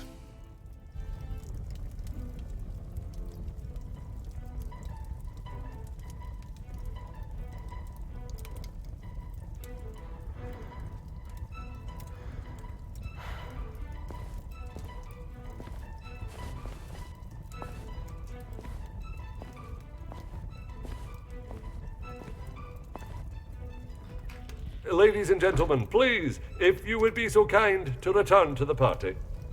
With all this excitement out here, I believe that is an end to the excitement, as you put it, Monsieur Demire.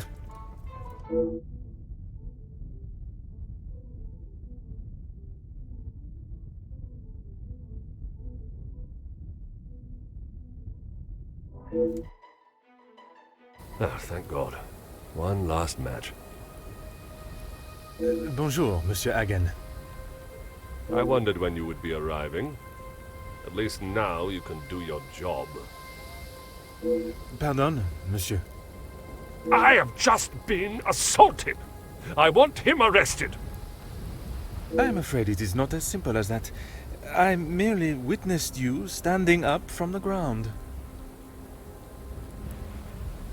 This is ridiculous. You know very well what he did. Perhaps you could elaborate on what instigated the altercation. I should have known you wouldn't make things easy.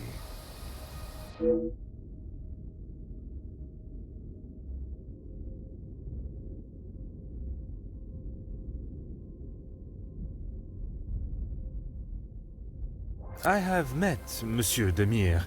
He does not seem one to physically assault someone unless provoked.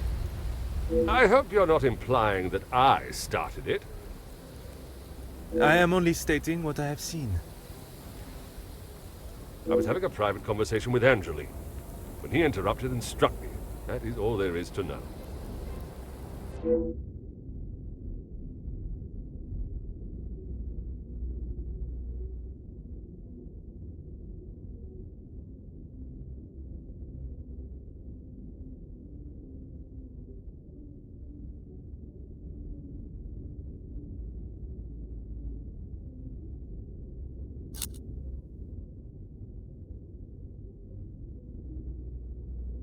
I would not act any other way. Well, unless I am provoked. You have grown rather close with the Vandenbosch family, it seems. What has my relationship with the family got to do with anything? Why are you even here, officer? Detective. And I was invited by Mademoiselle Angeline, personally. Seems to be mistake after mistake with that girl.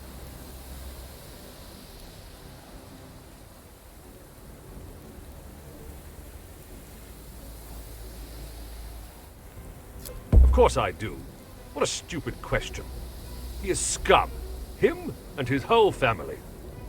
If I had my way, he wouldn't have even stepped foot in this house.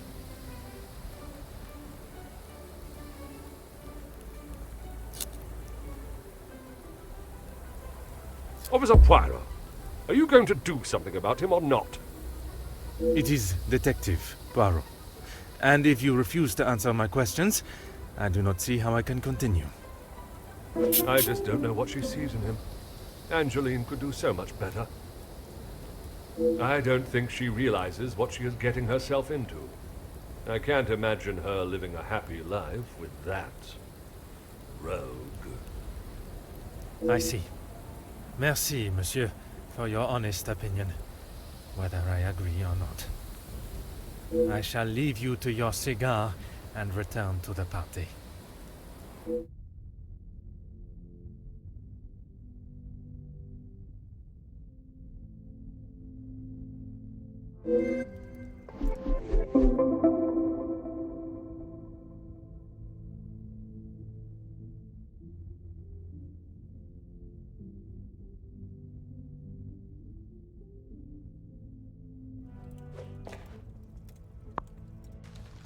Huh.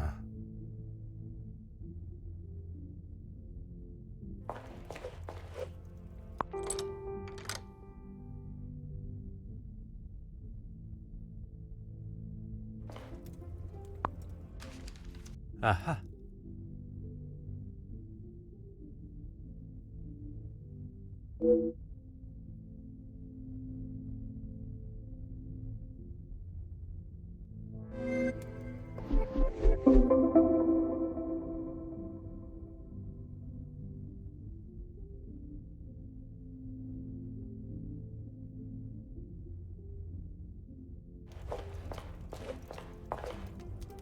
Monsieur Sterling, I trust the preparations are progressing since our last meeting. Please, Detective. Archibald is fine. Everything is in order now. Are you ready to join the party? You are head butler of this house. It is a position that warrants respect, and I shall continue to give it, Monsieur Sterling. And I must admit, it is the smell from the kitchen that has my attention more than the party itself. Rehanna is quite the cook, but it will still be some time. Maybe you'd like to enjoy a drink while you wait. Some of the guests are already in the salon to your left. And the remaining guests are in the library on the first floor. I will be sure to explore both. Merci.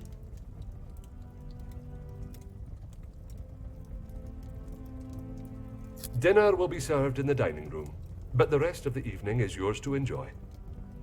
You have all certainly been working hard, it seems. Very hard. The lady of the house wanted everything a certain way, and that's how it was to be done.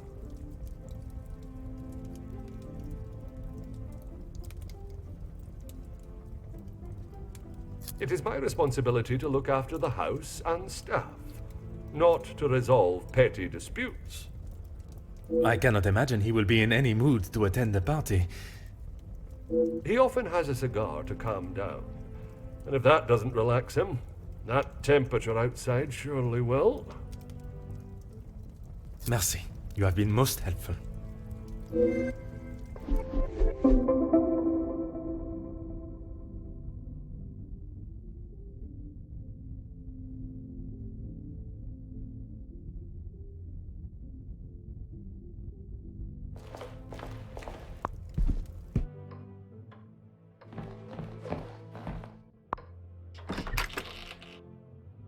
I told you, you're barking up the wrong tree. I'm not a reporter. But you're going to want to hear this. You could interview me now. And why would I want to spend my evening doing that? The world needs to know. You want to sell papers, I want the truth to be known. Win-win. I came here to enjoy myself, not to hear a second-string version of... I was there. I saw the whole thing, including who was ruining the show. All right, I'll bite. Let's talk later. Bonjour. Are you a guest of Mademoiselle Angeline or Monsieur Demire? Do I know you? Where are my manners? I am Hercule Poirot. The lawman. Oui, monsieur. Detective Poirot. And you are? Ernesto da Silva. A pleasure, monsieur. I'm a man of business. I see. Is there a particular area of business that is your focus? Overseas investments, international relations. I also own a number of factories in the city.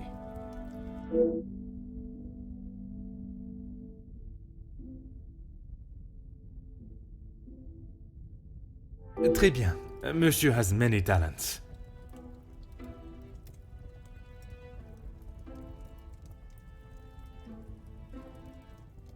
We work together as partners, yes.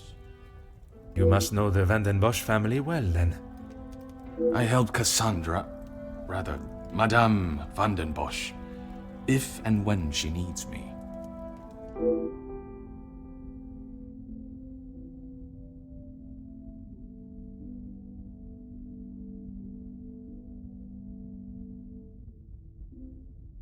I did. But frankly, I have no time for childish school fights. You are not aware of the circumstances that started it, then? I heard something about a cigar. Only Felix would be petty enough to get riled up by something so menial. A cigar? Yes, Monsieur Demire had one of Felix's precious cigars. If you ask me, they won't be the real thing anyway.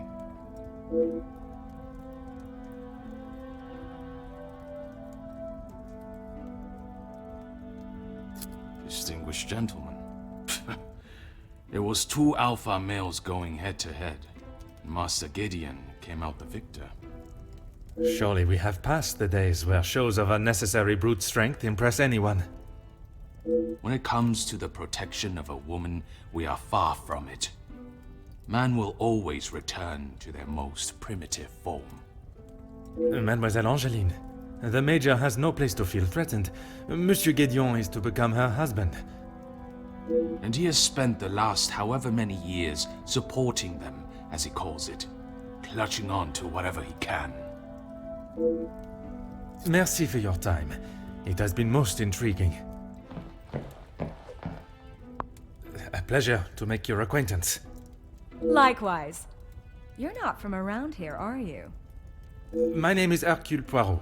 I am a friend of Mademoiselle, soon to be Madame, Angeline. I see. Jacqueline Conrad. No doubt you've heard the name before. I am rather embarrassed to say I have not, Madame. No need for the madame. I'm not married. Just call me Jackie. Oui, Jackie. Seriously? You don't know who I am? My sincerest apologies. And I thought you Europeans were meant to be cultured.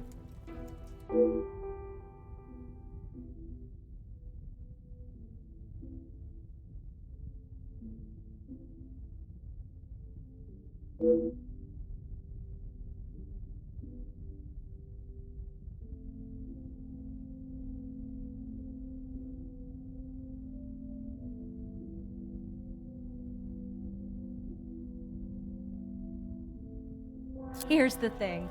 I'm one of those people you want to know, and not be on the wrong side of. Perhaps it would be wise for me to remain on your good side. It's the best place to be. You wouldn't believe what a couple of positive stories can do for a family name, or a career. And that is what you have done for the Van den Bosch family? A little help goes a long way, and from what I have seen, the ladies deserve some positive support.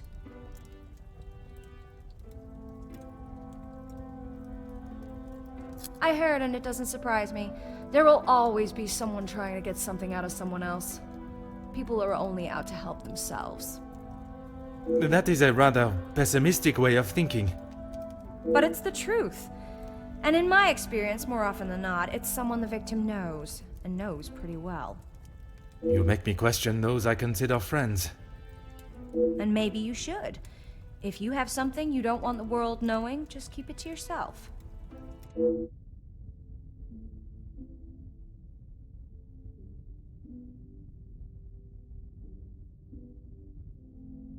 That's what we call eavesdropping. Pardon. I didn't mean to pry. And with respect, I don't think it's really any of your business.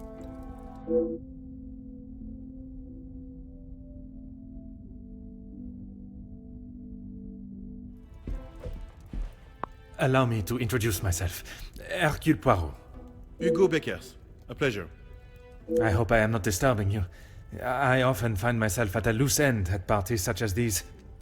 I've never been referred to as a loose end before, but it is always good to make a new acquaintance. There is no better way to understand one's purpose in life. I stand up for the workers that cannot do it themselves. You work with a union? Union leader, well, that is my formal title. But I see myself as more than just that. So much more. I am the face of the people. A voice in the void when there is none. Very spirited. You have quite the way with words.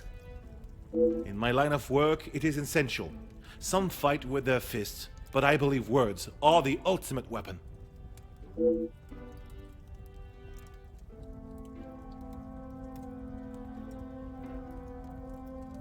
I have been working with Gideon for quite some time.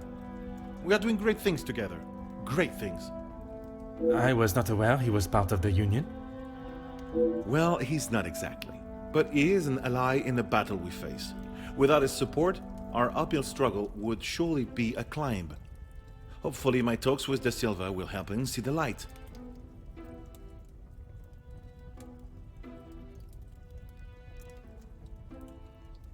I don't know what you think you heard, but it was a private matter and I appreciate if you kept it to yourself. I can assure you, Monsieur Beckers, your conversation is exactly that. Yours. Then maybe we should just leave it there.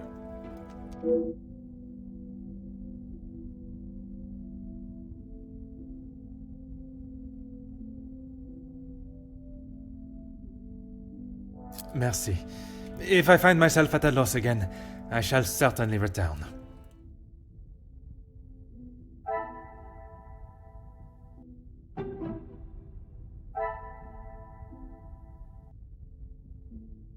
Another success. I never doubted myself.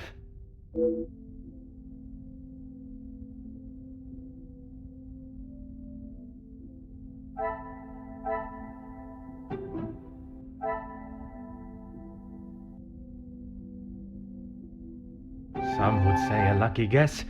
I would say a moment of genius.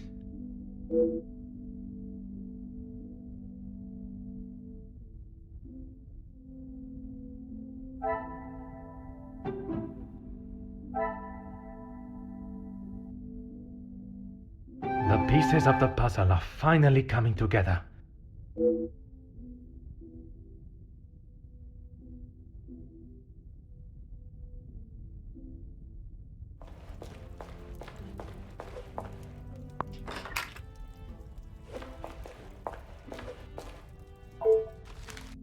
Oh.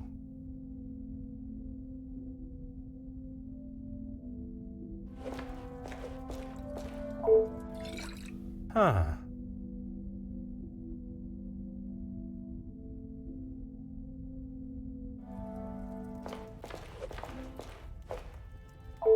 Monsieur Demir, we meet again. What did I tell you? Call me Zach. You found your room all right then? I did, and a charming room it is. I don't know if I would call mine charming, but if I drink enough, it won't matter.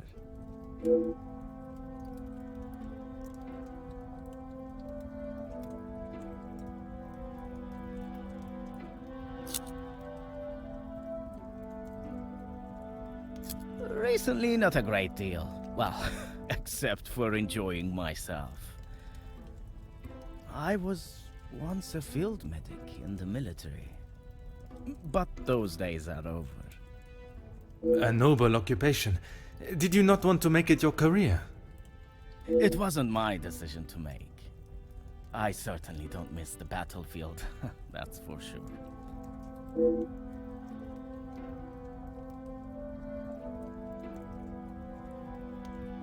That's okay. At least you actually care. Not like most of the others here. I'm the groom-to-be's older, more handsome brother. Ah, oui. I see the resemblance now. How wonderful that you can celebrate this occasion together. I'll stop you there.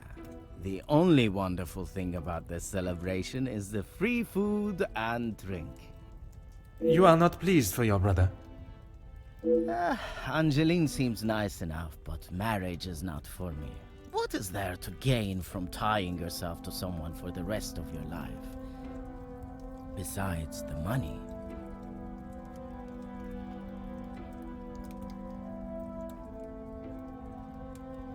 I'm sure he's fine. You don't need to worry about him.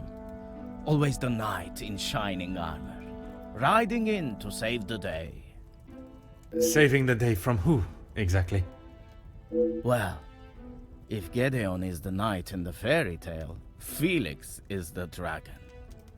Felix the Major. Ha! Always there, thinking he is better. Just because he was a major. We all know how he got there. In his mind, that puts him at the top of the chain.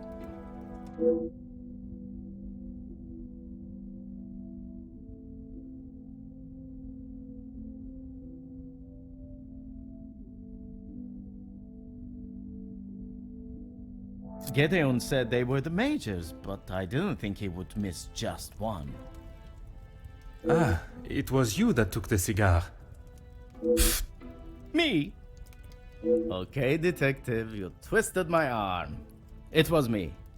But I didn't even get a chance to smoke it. Gedeon snatched it out of my hand. I'm sure he could afford to replace it.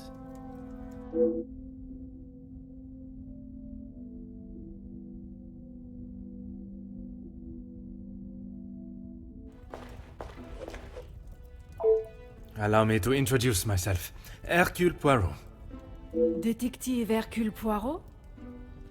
I heard we were being joined by one of the King's finest officers.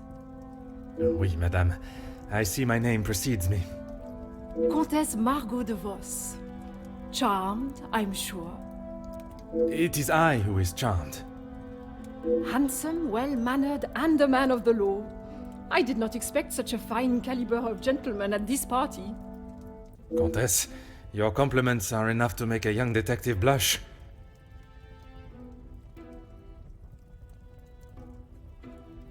I fill my time mostly with charity work. The number of those less fortunate only continues to grow. How very admirable. One must remain humble.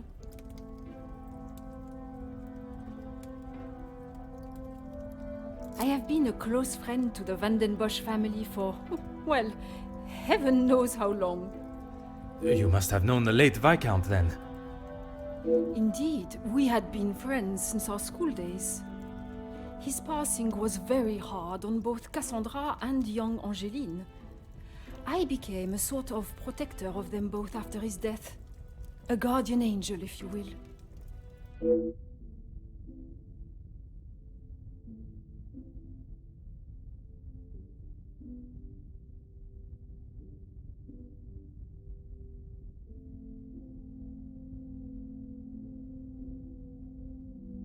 You will find Felix at the center of any trouble, especially when it concerns the ladies of the house. I understand he has made himself quite at home here. What an understatement! He thinks his friendship with Cassandra entitles him to anything and everything in the house, including certain opinions of how young Angeline lives her life. He does not approve of Monsieur Demire? You'd have to ask him. Or rather, speak with Gideon's brother. He will have something to say about Felix, I am sure.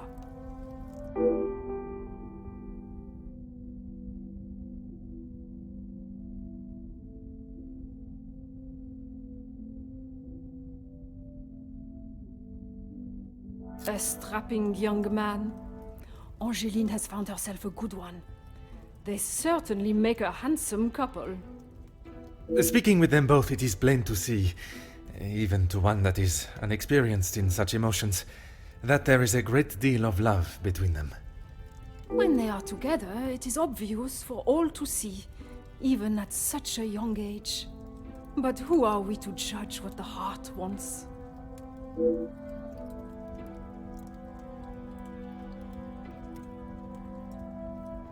He would say that. I mean, financially, yes. But what else does that man have to offer? I cannot imagine Madame Vandenbosch would be one to request financial help. After Edwin, the Viscount, died, the family was left in a rather unfavorable position. She wasn't requesting, chérie. She was begging. I see. Let's just keep that between us.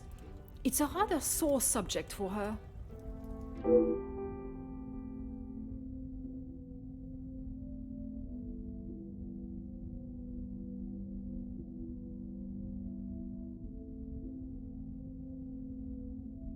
Work with?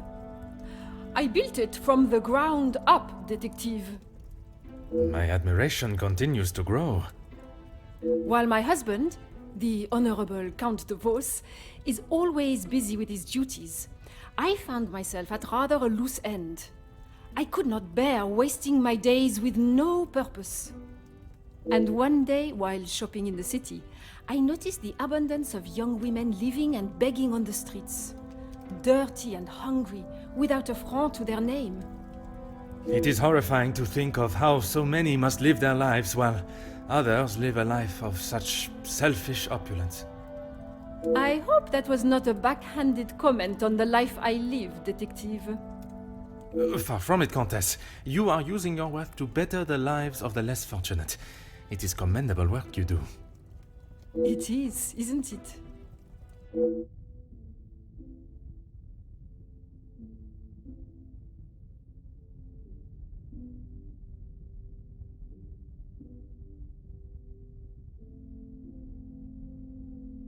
It has been a pleasure conversing.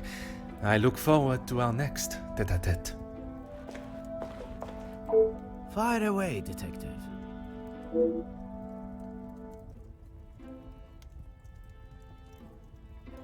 The major pain in the ass. Why should I? It doesn't take a detective to work out the sort of man he really is. You must have seen it, right? I have my own history with the Major, but that is a story best not told. I think it's a story best told now. It can't be any worse than what he did to us during the war. You fought together in the war? We were on opposing sides.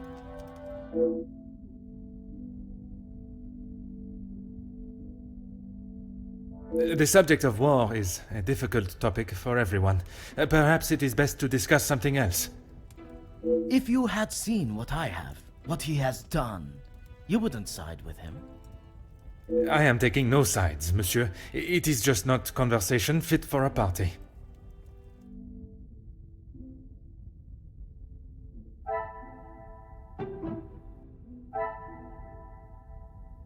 Magnifique.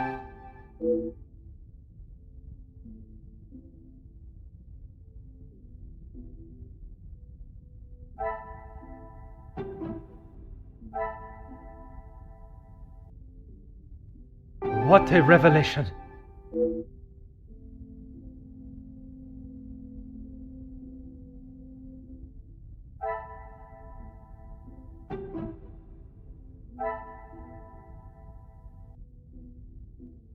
Things are beginning to become clearer.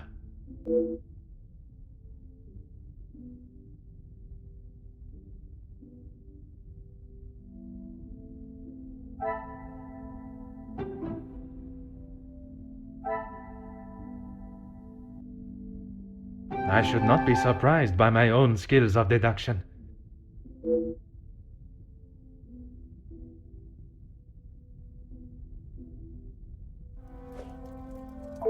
Fire away, detective.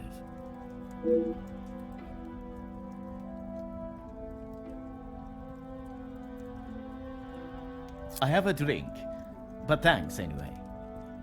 I just would not like to see things get out of hand. Don't you worry about me. I've got it covered.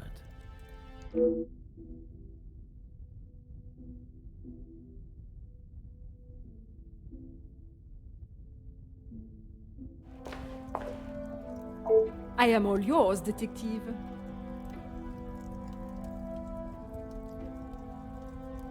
You are quite inquisitive, aren't you? I believe it is called small talk, no? There is small talk, and there is prying. I assure you that is not my intention. Monsieur, please. I know a nosy gossip hound when I see one. We can smell our own. The Major isn't worth a minute of your time, though. You are not a fan of his. I'd hit him with my fan, monsieur. Any man that can treat a lady the way he does doesn't deserve to be in his position. And what position is that, may I ask? Lording over Cassandra like she's the help. He shouts at her like she's a stray cat that's wandered into the house. Madness.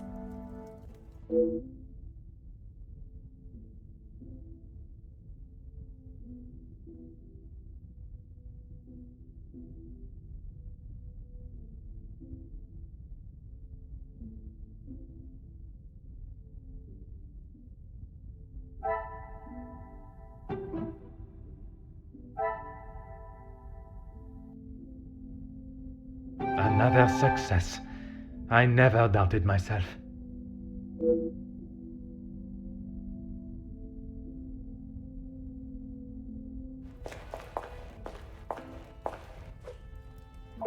Madame Vandenbosch, congratulations are in order on your daughter's engagement. Thank you. And you are? Detective Poirot. I'm sorry, the name eludes me.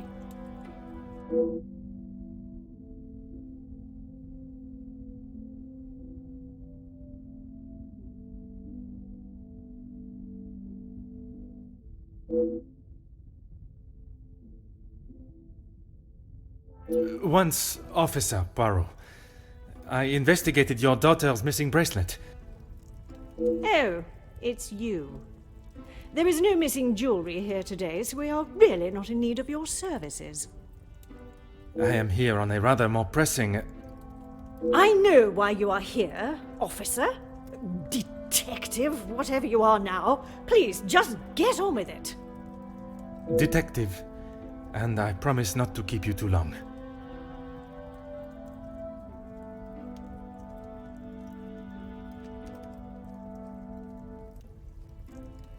Angeline is her own woman now. She can fight her own battles.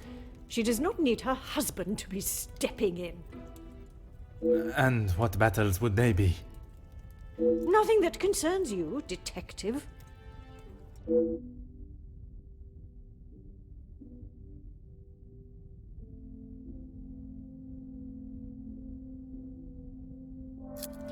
Keep your volume down. She had no right to do such a thing. As soon as the other ladies get wind that there was a police officer in-house, the whole town will know. Perhaps you should be more focused on catching the blackmailer that is holding your family's name to ransom than what the chattering women of the town will say. I care more about what those chattering women, as you so rudely described them, have to say than the empty threat of an anonymous letter. Your daughter does not agree. In fact, it has been suggested that one of tonight's guests may know more than they are willing to show. The guests? You mean our friends? You can't honestly believe one of them would be so petty to send a letter like that. Oh, officer, you have not changed.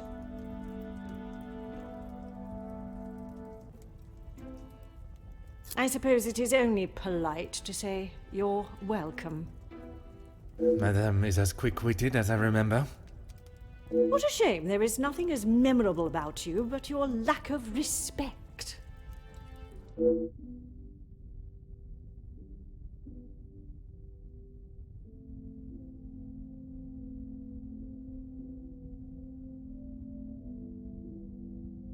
You can make whatever assumptions you wish.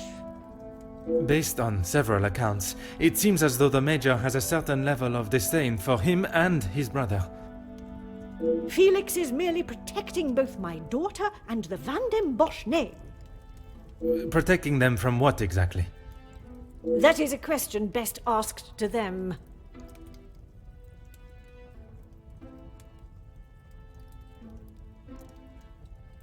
Gideon is a fine, educated young man from a well-respected family. All important when considering a new son-in-law. A good home and education speaks volumes about a man. Even in the short time they have been engaged, his noble character is obvious. If you were an educated man, you would know that. I can assure you, madame, my education is not one to be sneered at. And yet you remain a mere detective. Perhaps it is your choices, then, that are to be questioned.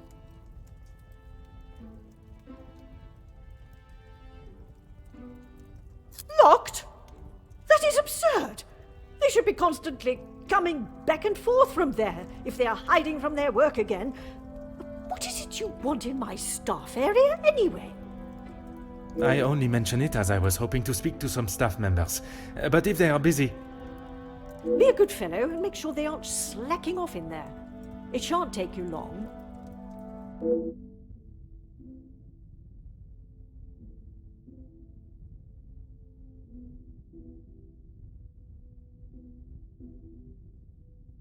What do you mean, protecting?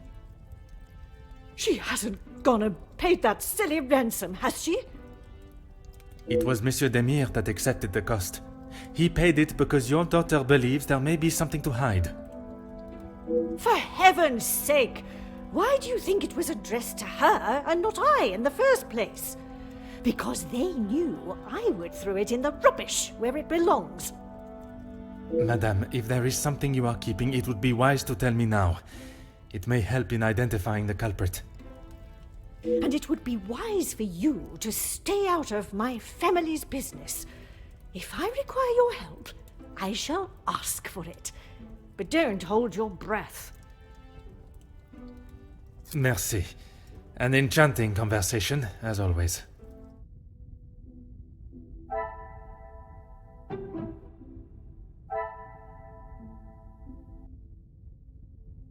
I should not be surprised by my own skills of deduction.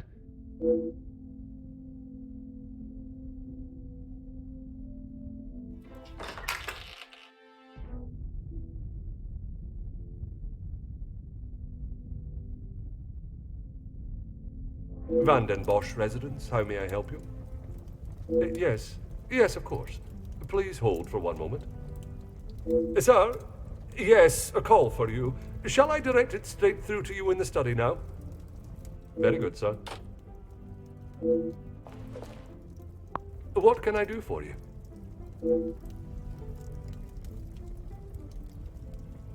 Yes, he has been here for some time now. Lady Van den Bosch has been very good to let him stay so long. Would you say he has become part of the family? He's always been very vocal about how he stands the ladies in high regards, and so he should.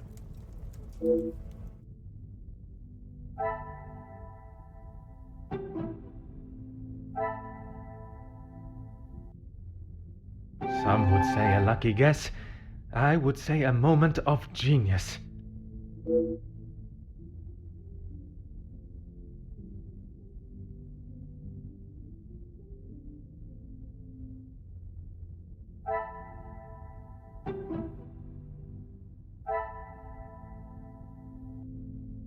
The pieces of the puzzle are finally coming together.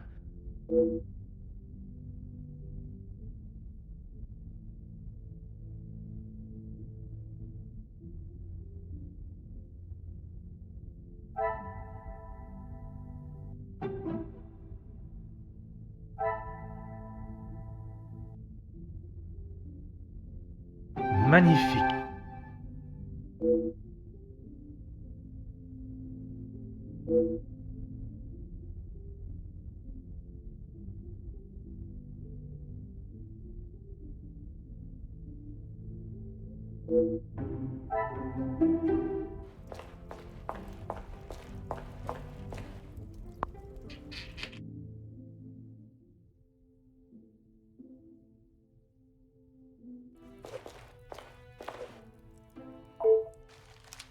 Oh.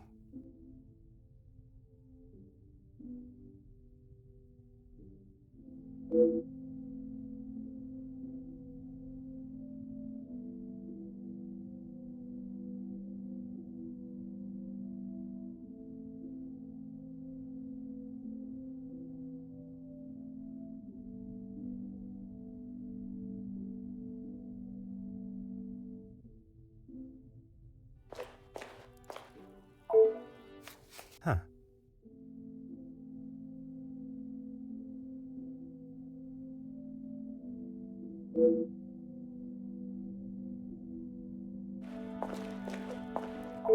Bonjour, mademoiselle.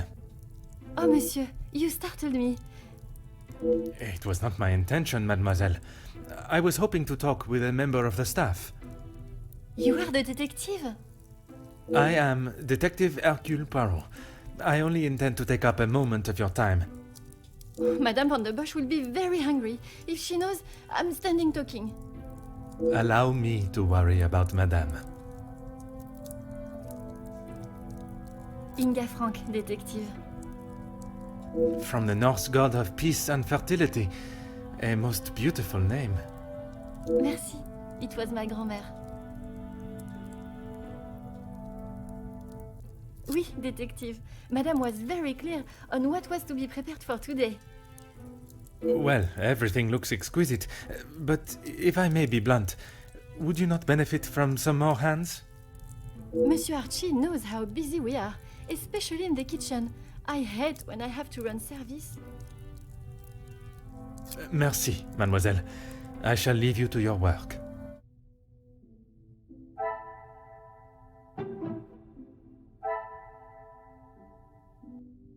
What a revelation!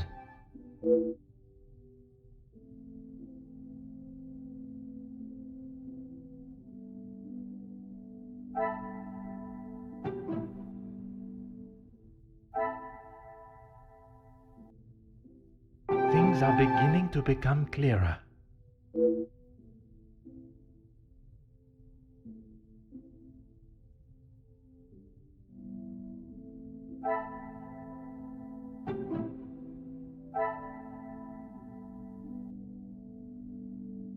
The pieces of the puzzle are finally coming together.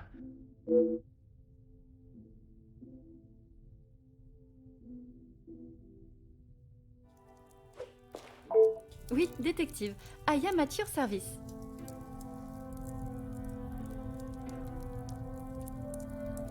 That is not for me to talk about, detective.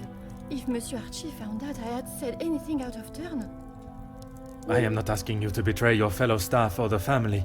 What is said between us remains that way, mademoiselle.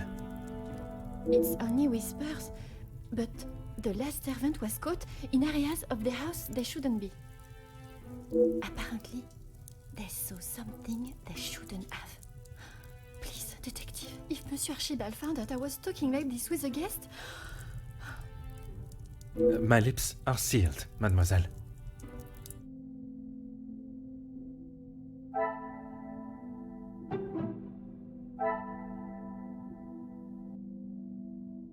I should not be surprised by my own skills of deduction.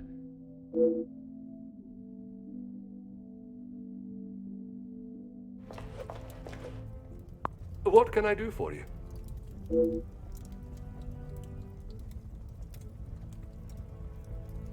What have they done? If I have to... No, monsieur. There is not a complaint to be made. It is more the recent layoffs and extra work pressure you all seem to be under I am inquiring about. We've had to let some of them go. Let's just say their standards didn't live up to what was expected.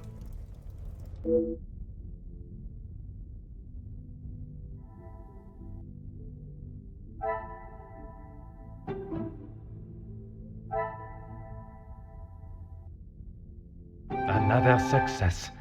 I never doubted myself.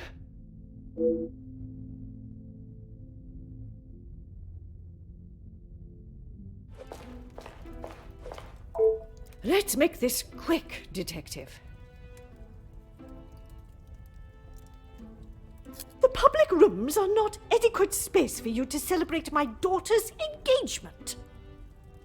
Madame, I asked only the limits, as I understand a member of the staff was let go for a similar reason.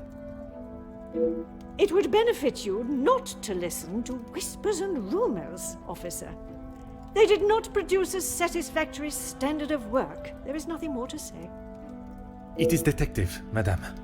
And it is just that the termination papers detail the matter and proceed to... Need I remind you again whose house you reside in?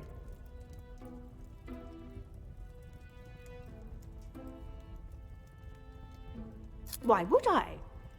He is to be Angeline's new husband and my new son-in-law. If he is taking that position seriously, he will do what he must to keep his new family happy. And to you that means paying ransom money?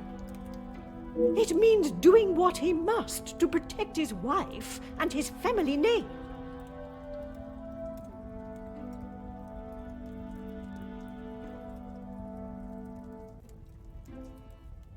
I see you have still not learned any sense of tact or subtlety. I see no reason to beat around the bush, madame. Until you are pricked by a thorn. And until that day, I shall continue with the method that best serves me. Now, Monsieur da Silva. Yes, he has provided some financial support when it has been required. I assume that was the answer you were looking for. Is there something else you need?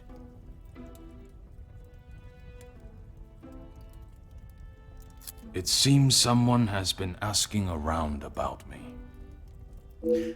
Only polite curiosity, I can assure you. Well, you would be right. Although working with the Viscount caused me much less grief. Grief, monsieur? Let's just say we didn't always see eye to eye. And if neither side is prepared to back down, there is a problem.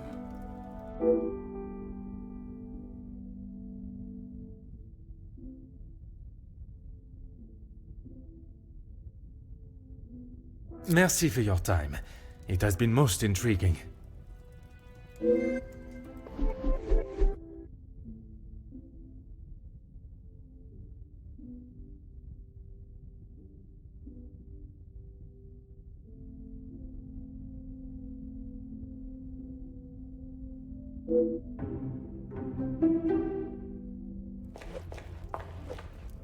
What can I do for you?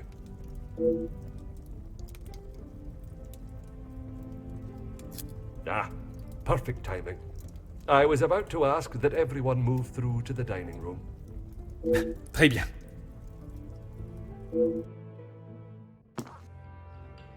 Yes, Maman. Perhaps Turkey. I would love to see my beloved's homeland. I'm sure we will decide on somewhere. Perhaps where we are both yet to have visited.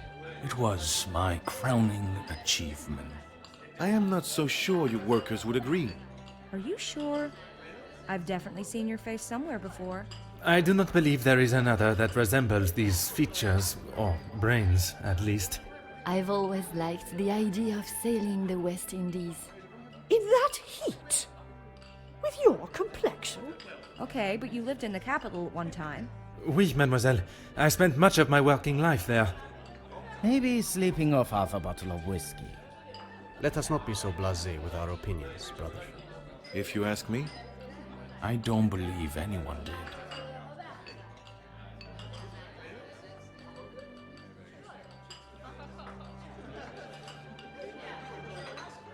You're that officer! The shootout on the rooftop! Your face was all over our front page! It seems it is not only I that possesses great skills of deduction. You... Please, come quick! The Major has been murdered in his study! Messieurs et Mesdames, I am Detective Hercule Poirot of the Belgian Police Force. I ask that you all remain calm and in your seats. I shall begin my investigation immediately. Monsieur Sterling, please, lead the way.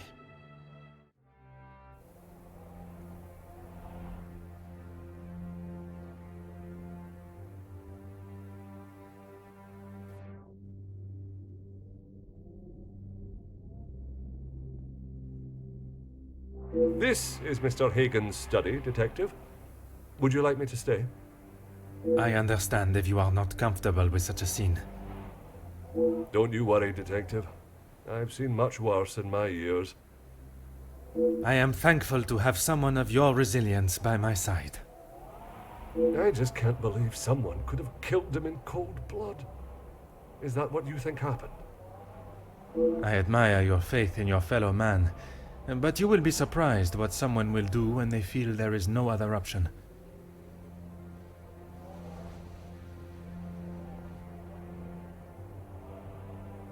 Mr. Hagen does not allow any staff into the study, and they were all present in the staff quarters, or part of the dinner service. And everyone was accounted for? Everyone. It is my business to know all my staff's whereabouts.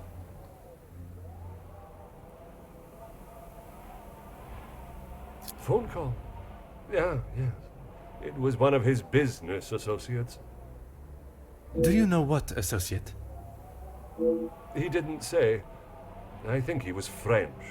The accent still confuses me sometimes. And did the Major sound any different to you? Panicked, anxious, anything out of the ordinary? Not that I noticed. I think he was embarrassed about ending up on the floor after Master Gideon's one punch. I would be. Your help and discretion in this matter are greatly appreciated.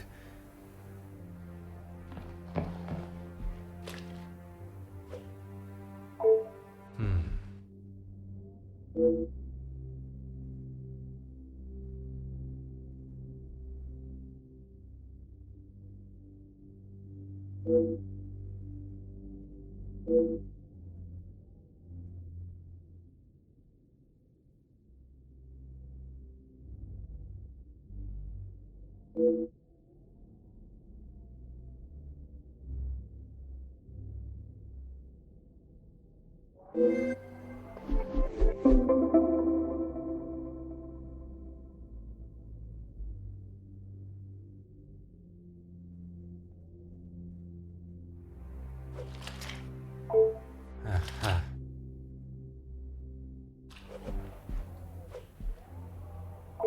Huh.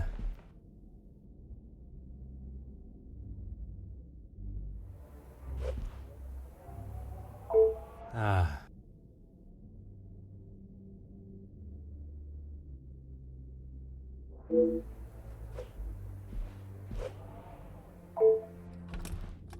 Oh.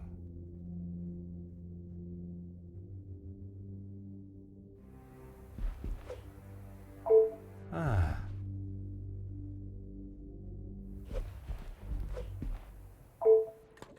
Huh.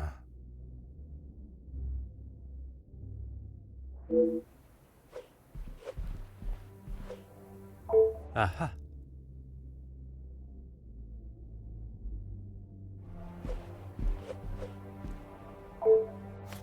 Mm-hmm.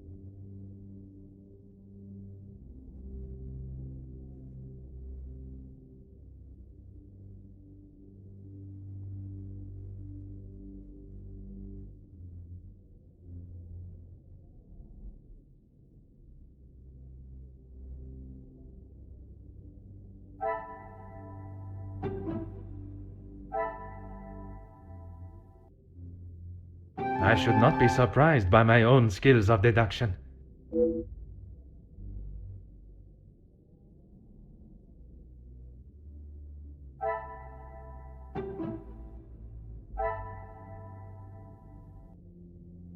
The pieces of the puzzle are finally coming together.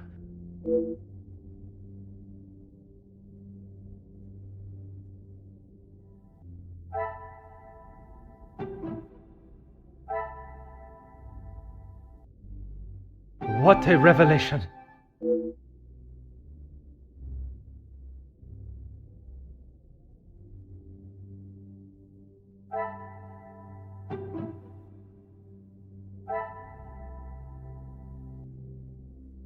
Things are beginning to become clearer.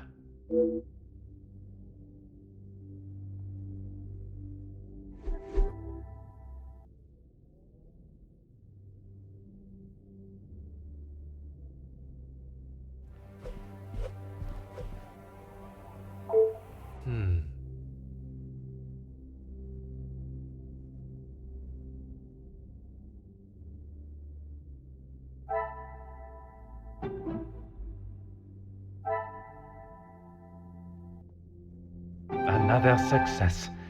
I never doubted myself.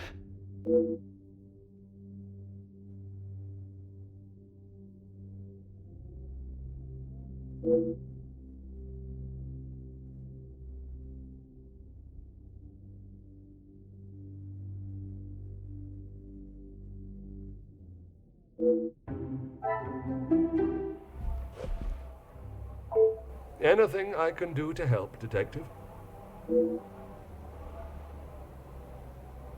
Rehana brought him some ice for his cheek earlier. And when was that?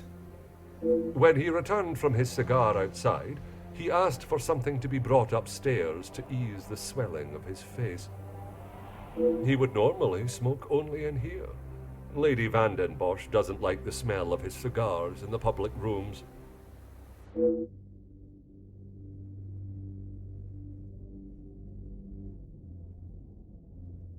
Your help and discretion in this matter are greatly appreciated.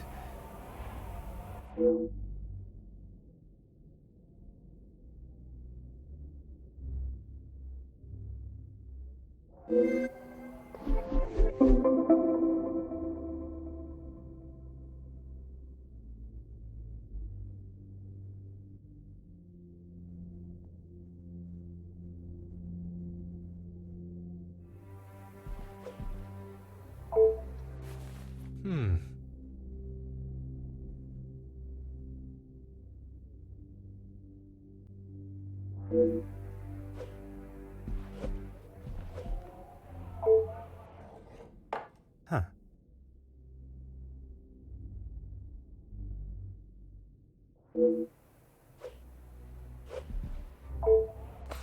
Oh.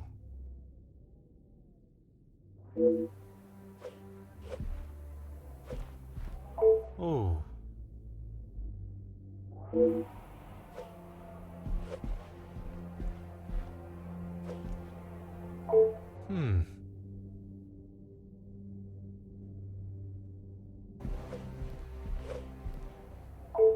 Huh.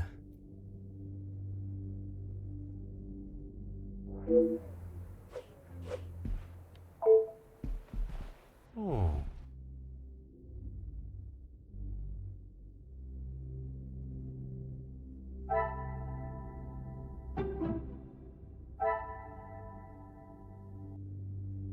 Magnifique.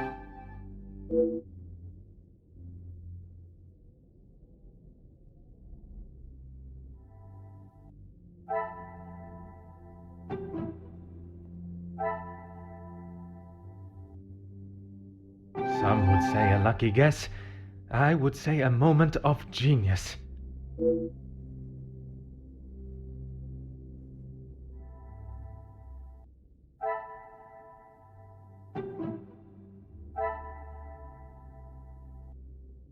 Magnifique.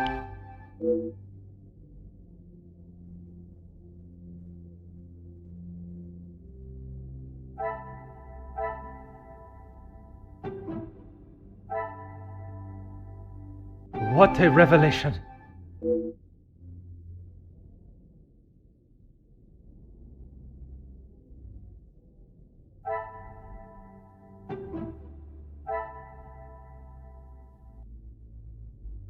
pieces of the puzzle are finally coming together.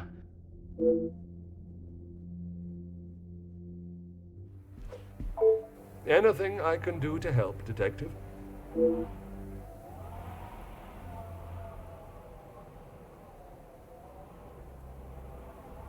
As I said, Mr. Hagen did not allow the staff in here alone, besides me. He was very clear on that. Have the staff ever given him reason to not trust them? Nothing has ever been brought to my attention, but he was very clear no one was to be in here without his permission. I suppose it is not unreasonable. I would have thought with his military past he would have kept it immaculate, with not a speck of dust or hair out of place. But the fireplace, for instance, says otherwise.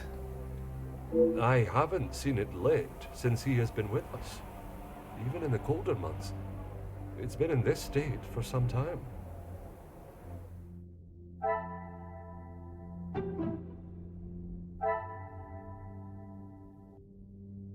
Some would say a lucky guess. I would say a moment of genius.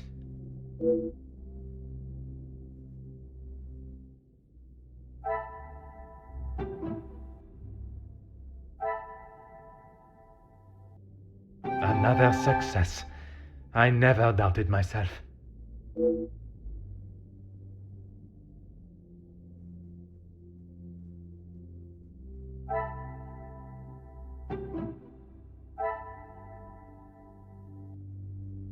Things are beginning to become clearer.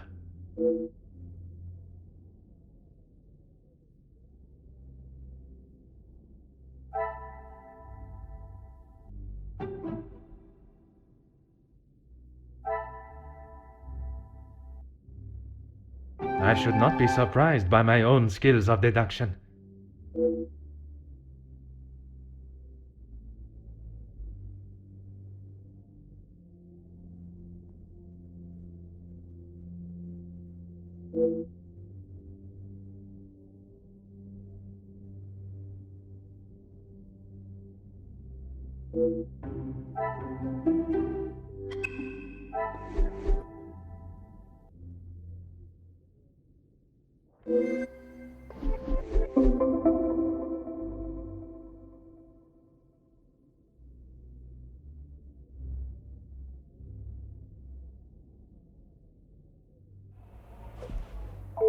Anything I can do to help, Detective?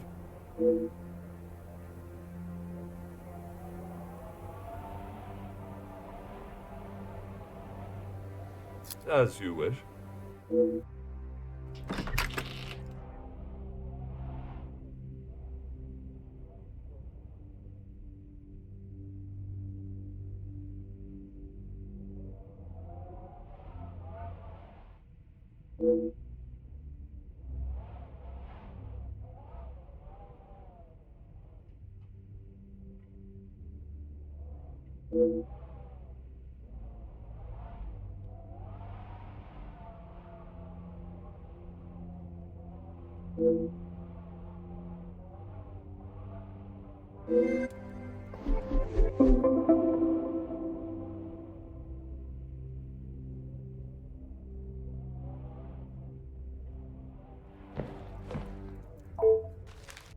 Aha.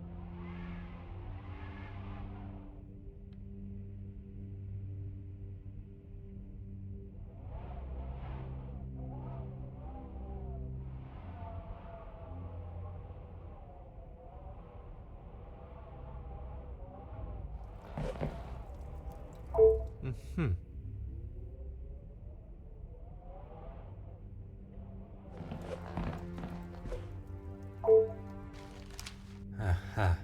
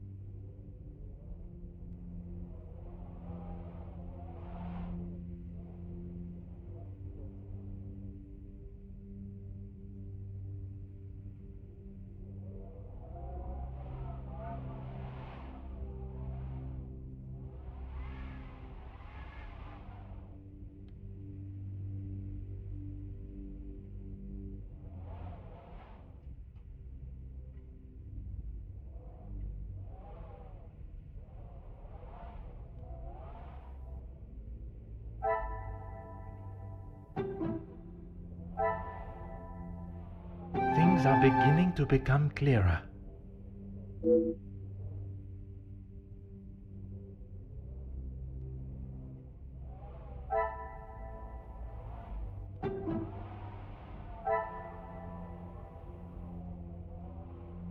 Magnifique.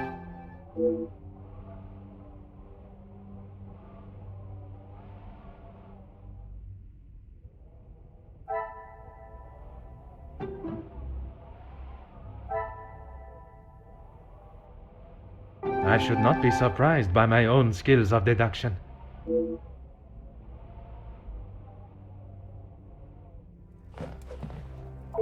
Certainly. What do you need?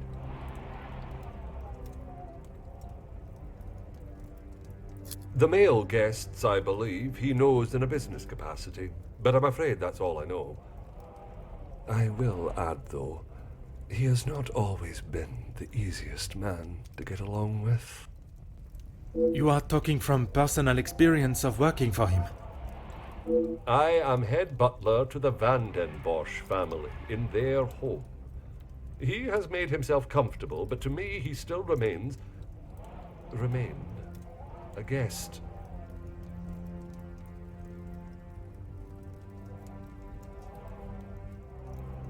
There's not much I couldn't tell you. As soon as he found out my father was in the army, his stories never stopped. I am sure an officer of his rank must have many a tale.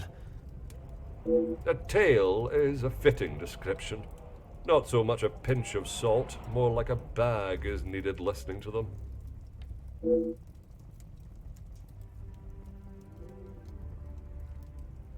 You've lost me, detective? I struggle to believe they were both helping her out of the kindness of their hearts. Could they have been fighting for the Madame's affection? Ah, that didn't take you long to spot.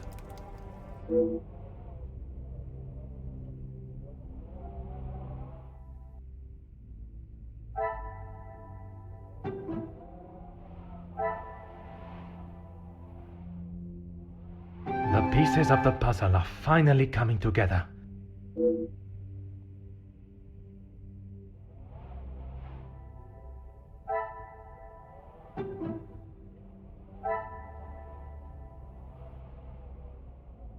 What a revelation!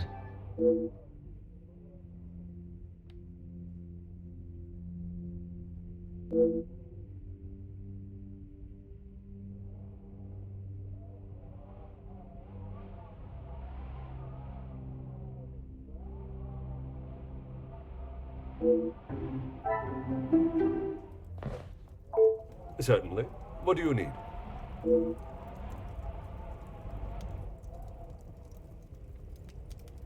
As you wish, detective.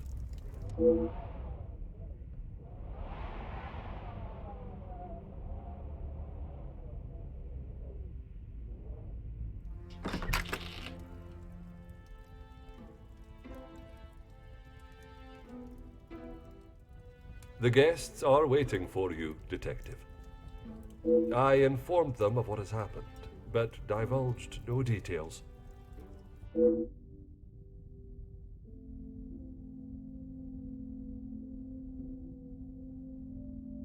I am most grateful. Madame Vandenbosch is here also? She's in her room with Miss Angeline. It may be better to speak with them privately tomorrow. Oui, merci. I shall come find you again once my questioning is complete.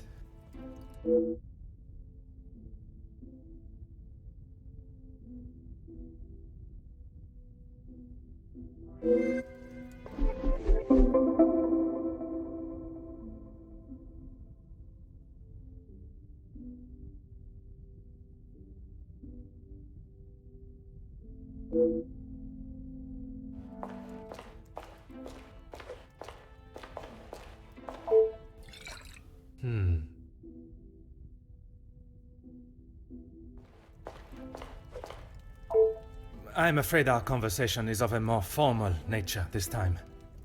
So the Major was murdered? It appears so. You can't think that I did it, though. I will be questioning everyone over the course of the evening, and your cooperation will certainly speed up that process.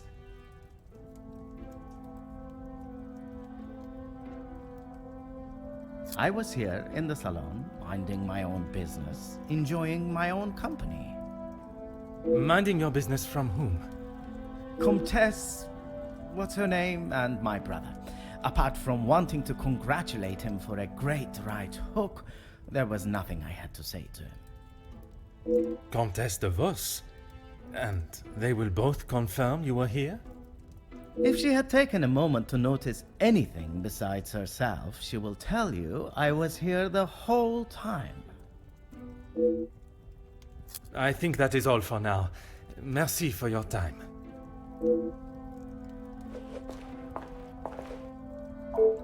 Bonsoir, Monsieur Beckers. Merci for speaking with me. Monsieur Poirot, or should it be Detective Poirot now?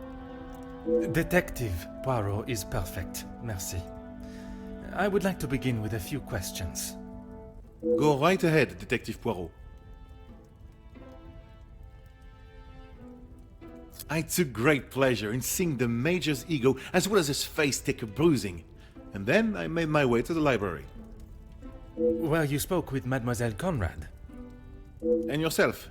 Yes. We were the only two that you spoke with. One of the servants bought me a drink and I was telling her about the benefits of joining a union. She didn't understand what it truly meant to be a part of something. Something bigger than just her. I was trying to explain to her how... Monsieur. Oh, yes, it was just the two of you and the servant.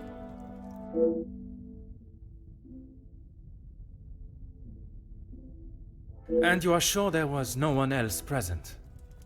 I'm not sure what you're getting at, Detective. You were there. Merci, Monsieur Beckers. It has been a most enlightening conversation.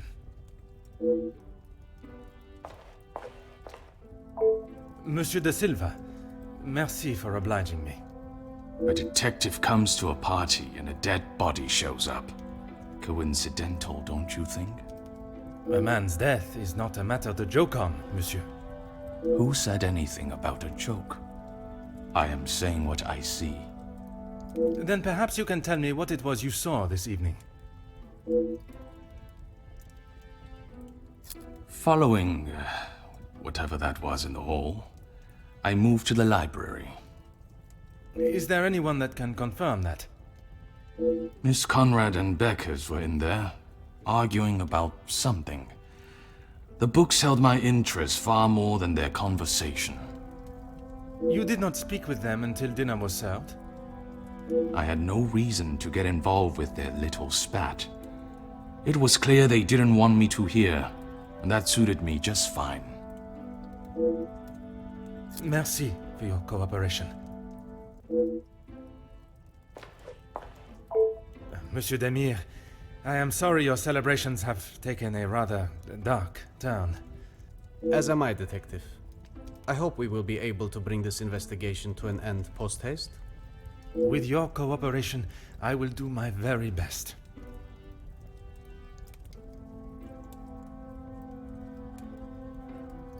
I was here in the salon. I thought I would have a moment of peace to calm myself, but the Comtesse and my brother followed behind. Did they inquire into the reasons behind the fight in the hall?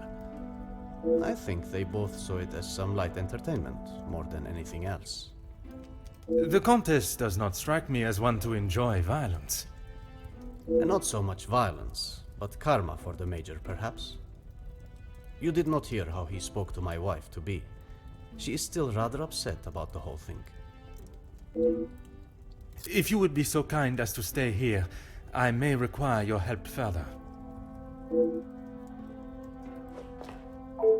Comtesse, I am sorry our next conversation must be under such formal circumstances. It is not the first time Felix has ruined a good party. The current state of tonight's celebrations is the least of my priorities, Comtesse. Well, it's at the top of mine, detective. I did not come here for a wake. Perhaps then we should proceed with my questions and you can get back to celebrating. It would be my pleasure, chérie.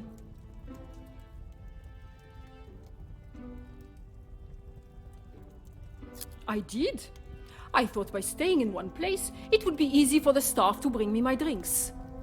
How wrong I was. And who else was present in here? The handsome groom-to-be and his brother, although Zachariah, is it, made a rather sharp exit at one stage. Did he say where he was going? He barely said 2 words to either of us. I think he was more concerned with his drink.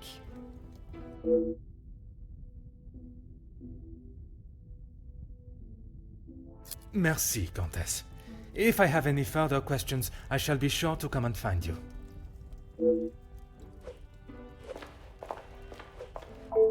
Mademoiselle Conrad, I am sure you understand the delicate nature of the situation. I knew I had seen your face before. You were just an officer when that story hit the paper. You have a très bon memory, mademoiselle. That was a long time ago. You can't escape the past, especially when you go and do something like that. That is very true, but one can learn from it and create a better future. What would you say to an Please, mademoiselle. Catching the Major's killer is my sole concern right now. Now, if you would be so kind, I have some questions for you. I arrived, unpacked my bags in my room, and made it downstairs just in time to see the Major take a right hook from Gideon. And then I went to check out the library. And you were joined by Monsieur Beckers. And Ernesto, or Monsieur Silver, as you say. But after he ignored my attempt at pleasantries, I left him to his book in the corner. And your conversation with Monsieur Beckers that I interrupted. You are a persistent one, aren't you? Makes sense now I know who you really are. You'll just have to wait and read about it in the paper like everyone else.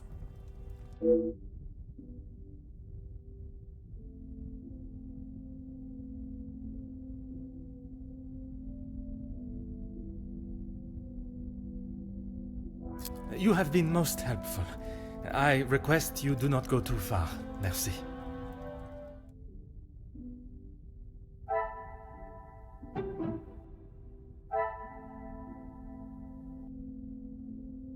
Some would say a lucky guess.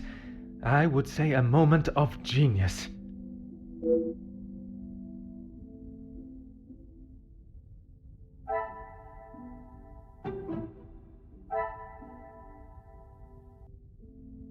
Things are beginning to become clearer.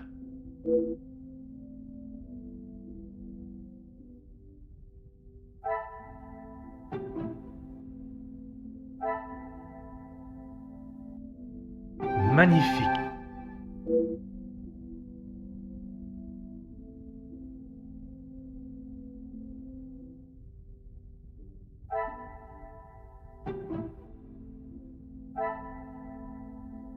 Another success.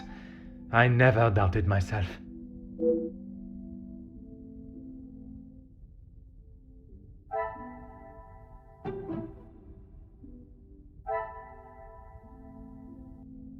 I should not be surprised by my own skills of deduction.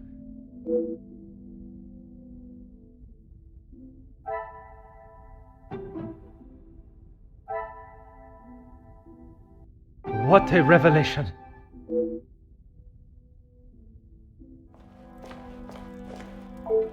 I'm an open book, Poirot. I told you already. I was here in the salon. And you did not leave even once. Well, I had to use the bathroom. I didn't realize I had to update you every time nature called. You may keep your calls of nature to yourself, merci. And then you returned to the salon? If you don't believe me, ask Archibald. He saw me on his way up to the study. I think that is all for now. Merci for your time. Whatever you require, Detective. I know you are probably used to dealing with criminals, but not everyone is trying to hide something. I hope for your sake that you do not hide anything from me. What is it you think I'm hiding? I struggle to believe you did not know of Monsieur da Silva's presence in the library. Is that what this is about? I saw him hiding in the corner, pretending to read. I'd be surprised if he even could. I did not speak to him, and he certainly didn't make any attempt to speak with me. Monsieur Demire invited you here to speak with him. You didn't see that as a fitting time too? I was speaking with Jacqueline, and quite frankly, I was in no mood to be dealing with that man.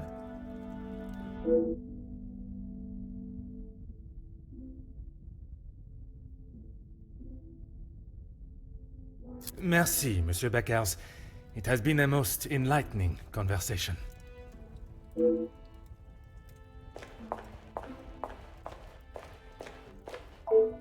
Can you confirm seeing Monsieur Demire in the hall this evening? Zachariah, yes.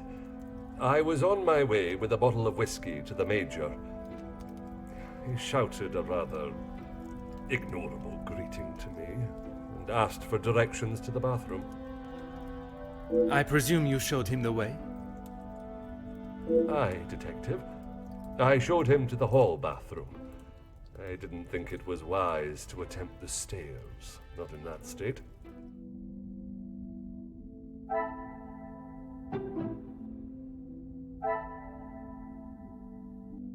Some would say a lucky guess. I would say a moment of genius.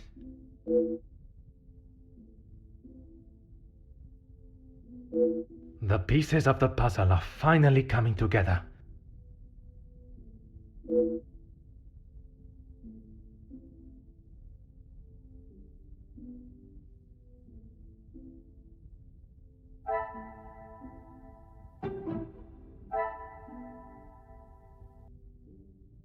Another success. I never doubted myself.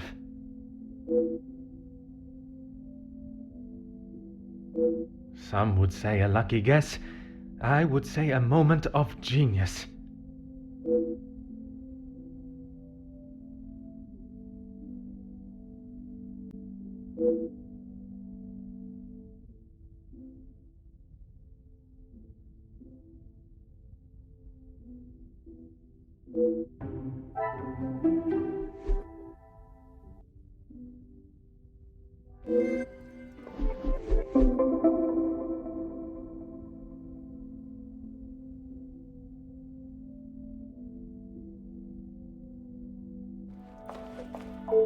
I'm an open book, Poirot.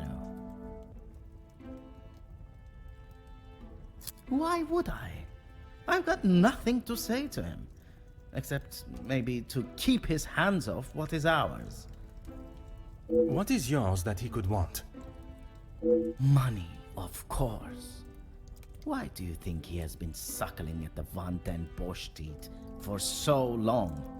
He's bled them dry, and now they will all do the same to our money.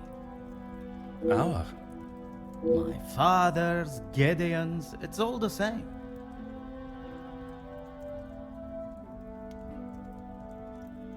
When you have not been on level playing fields for years, it's hard to have a fair game. I am afraid I do not quite understand. If we're playing golf, he has a full set of clubs and a caddy in the form of my father, and I have the old split putter. Make sense now? Perfectly.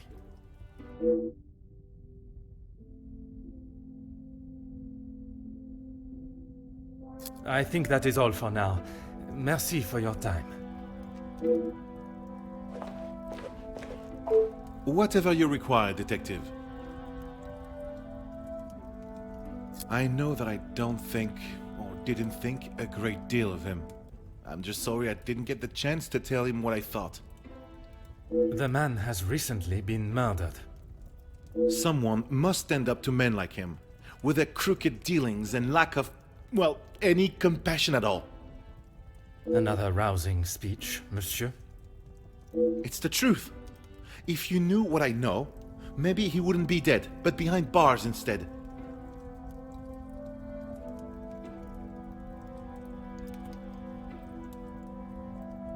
Yes, Gideon invited me.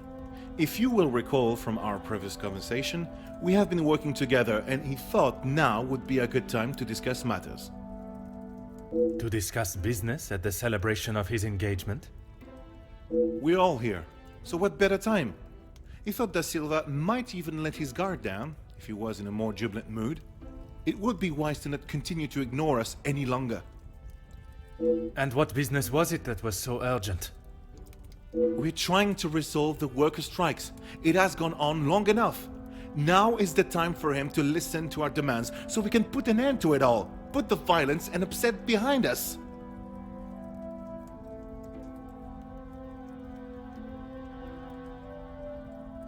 Anger, yes, but that's all. I wouldn't kill a man.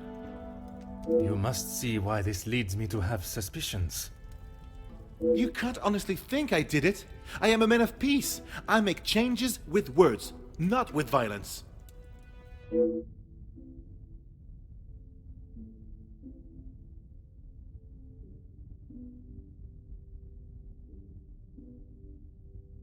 I am fighting for the basic rights of our workers, nothing more.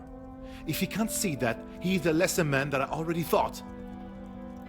And where does Monsieur Gideon fit into the negotiations? And his brother? His brother? I didn't even know he had a brother until I arrived here. Gideon certainly hasn't talked much about him. I get the sense there's not much love lost between them.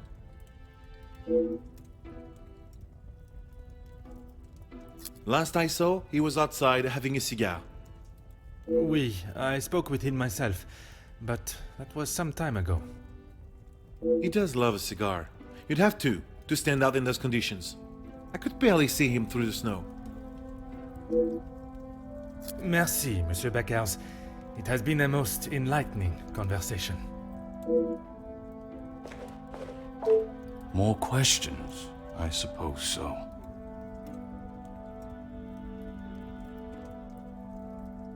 Felix, I didn't know him that well. We spoke a handful of times. I met him through Cassandra. I thought him to be rather pompous. But you remained polite, as any gentleman would. Of course.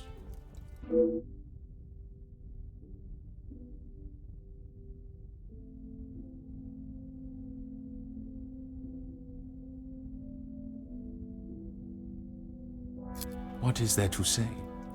She's a remarkable woman, and I admire her.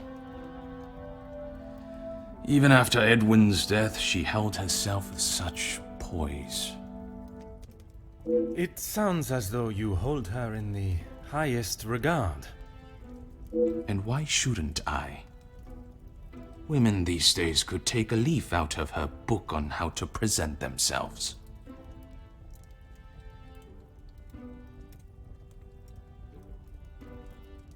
He had approached me about doing some business together. I like to know who I'm getting into bed with first. And you both went ahead with your business venture. Not so much a business venture, more security related. But there is no need to discuss that any further. Is there something you wish to remain hidden about your partnership, monsieur? It was far from a partnership. I hired him to run security at my factories.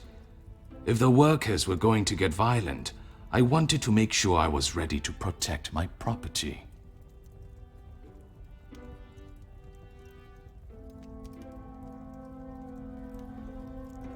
That is correct.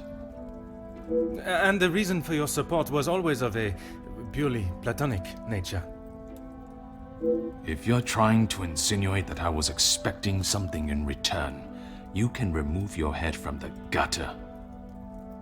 I meant no offense. I am only trying to understand the dynamic of your relationship.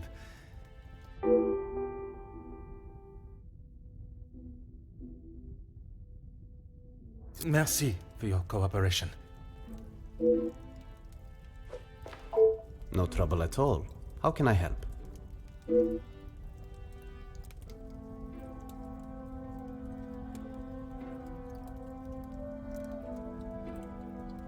I knew of him more than actually knowing him myself.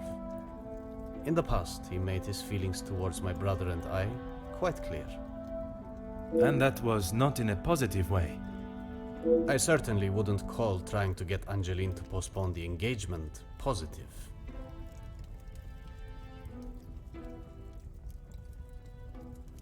What do you mean? I do not mean to pry, only I imagine the whole room was aware of his celebrating with a bottle. You must be mistaken. Neither my brother nor I drink.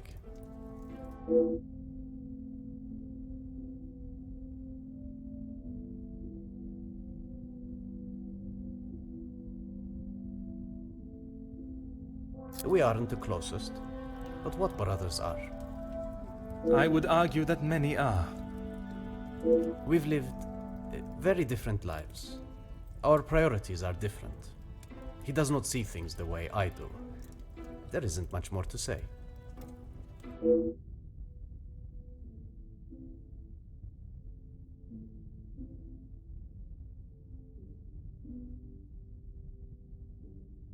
I have lent my voice to some discussions. I have tried to facilitate meetings. Just positive support.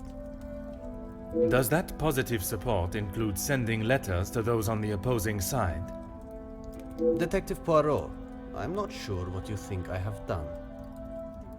Monsieur, a letter has been found threatening the Major of what might happen if he does not act promptly, and now he has wound up dead. You think my sending him a letter, warning him not to get involved, means I murdered him? At this time, it is certainly reason for me to be suspicious. I have been funding the strikes, Detective. These men deserve fair treatment, and a wage that fits the hard work they undertake every single day.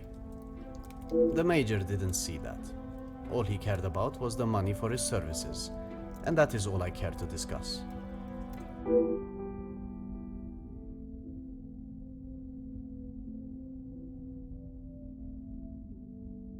If you would be so kind as to stay here, I may require your help further. I am all yours, Detective.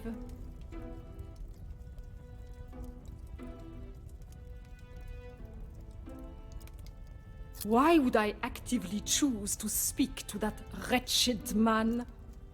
You were quite adamant of your protection of Madame.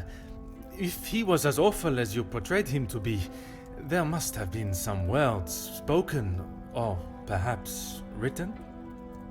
He was quite aware of how I felt towards him, and the lengths he has gone to remain close to the family. That is all that needs to be said. I must admit, I would not want to be on the receiving end of your tongue's wrath, Countess. Wise thinking, Detective.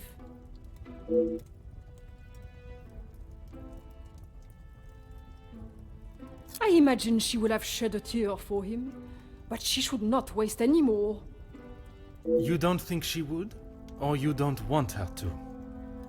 I have made it quite clear what I think of that man, alive or dead. I would not want her to waste anything further on him.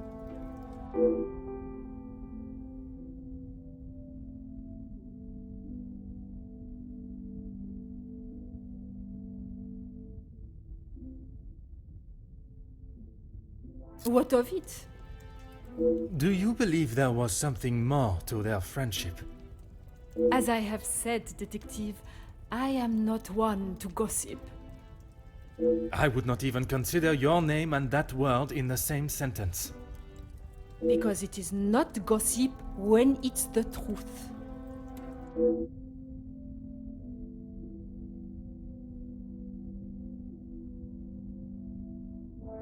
Why else do you think he would stay around for so long? Yes, he was a friend and partner to the Viscount, but it is plain to see it is Cassandra's partnership he longs for.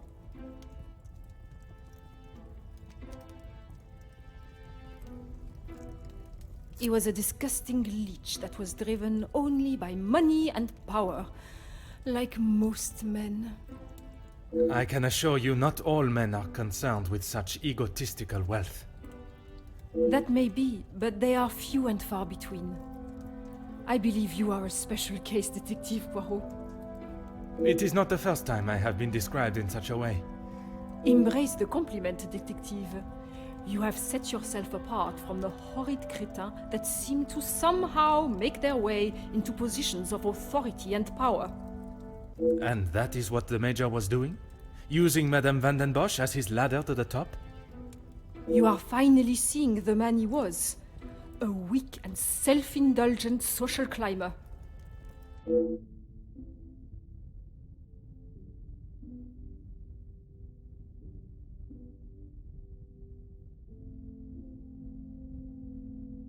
Merci, Countess. If I have any further questions, I shall be sure to come and find you. You came to the right place. What do you need? I know that he was not the good and honest man he liked to think he was. In what sense? If you spoke to him for longer than 5 minutes, you'd know. I've met people in dark alleys I trust before him. And on the occasions when you did speak with him, what was discussed? I'm sorry, Poirot. If you're looking for a deep-seated secret between me and him, you're going to be disappointed.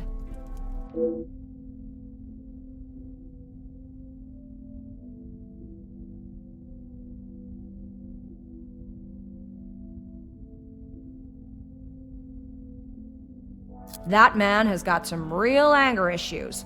I get why he's frustrated. He's trying his best for the workers, but holding on to rage like that, something's gonna burst.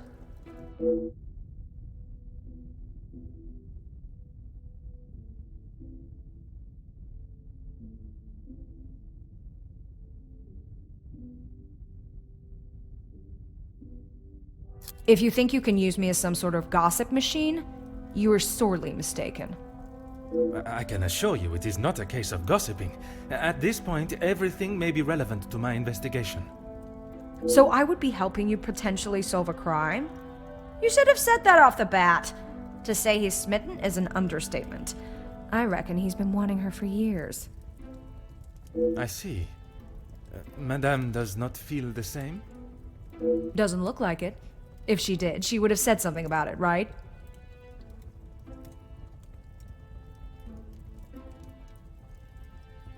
I don't know if you really would. She's got a mouth the size of Texas, except when it comes to truths about her. She wants everyone to think that she's the savior of these girls at the shelter. But there's a side to her I don't think anyone gets to see. And what side is that? One that she is keeping tucked away under her very expensive dress.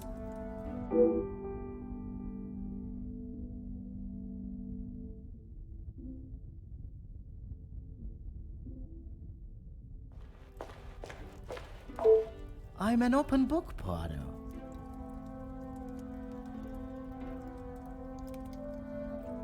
That doesn't surprise me, and yet no one actually asks. I am asking now. I should have expected that, shouldn't I? What is there to say? We used to be close, but not so much anymore. I would find it very helpful if you could at least elaborate on your relationship. He went to school, got an education, and was the apple of our father's eye. I went to war. See the difference now.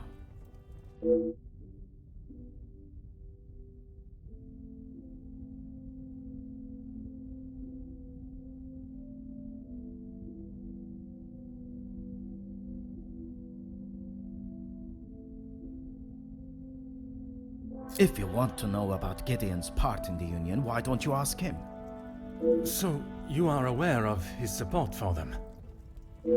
Yes, well, he... Oui, monsieur? It'd be best to just ask him.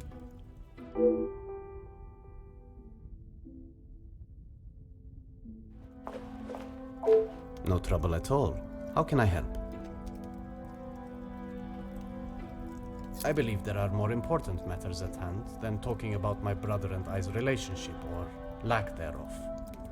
The murderer is in his house, and by holding back information that may help my investigation, you only make me suspicious of your involvement.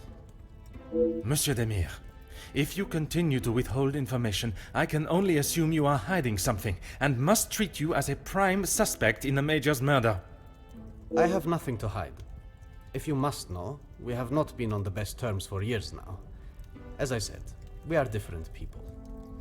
He does not see the importance of planning for the future, and as much as my parents tried, we could not make him see that. I suppose that is why he sees me as their favorite. He still believes that now? I assume so. We barely talk anymore. I was hoping we would be able to sit down and talk and leave the past behind. But this evening has not panned out that way. I am all yours, detective.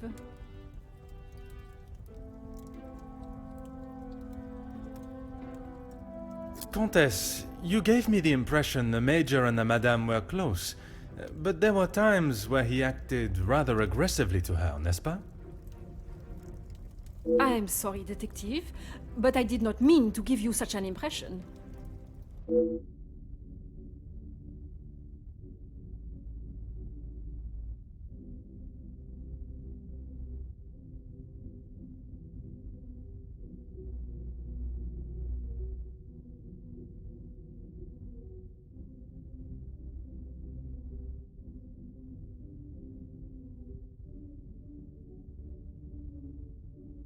Ever the charmer, detective.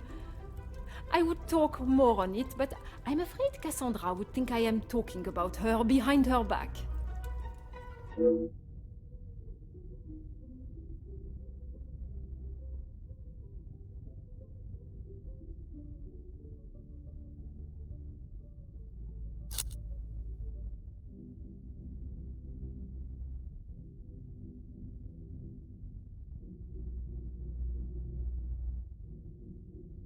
It is not often I am swayed so easily. I applaud you on your willingness and persistence. From day one, I was wary of his intentions. And it was not long before he showed his true colors. If it is a tear she sheds, it should be one of joy that he is out of her life. I understand your feelings towards the Major, but perhaps there was... He was a bully. He took his shortcomings out on her, and she sat there and accepted it. I never thought I would see the day. Perhaps now she will be able to see the man he truly was. Karma will always catch up to you.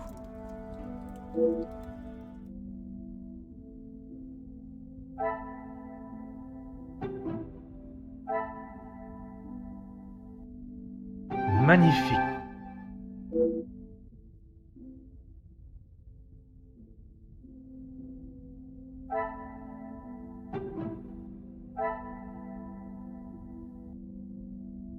Things are beginning to become clearer.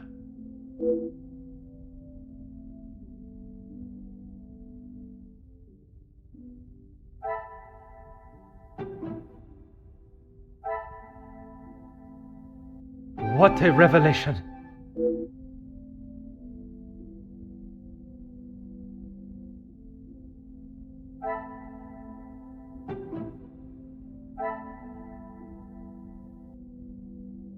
I should not be surprised by my own skills of deduction.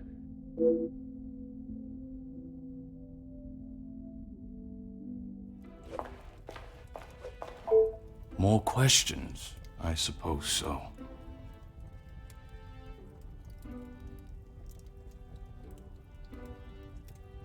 Mademoiselle Conrad was quick to talk of your hidden feelings towards her, perhaps only hidden to Madame van den Bosch herself. What has this got to do with the Major's death? Does Cassandra know you have spoken to others about this? I have only tried to help her.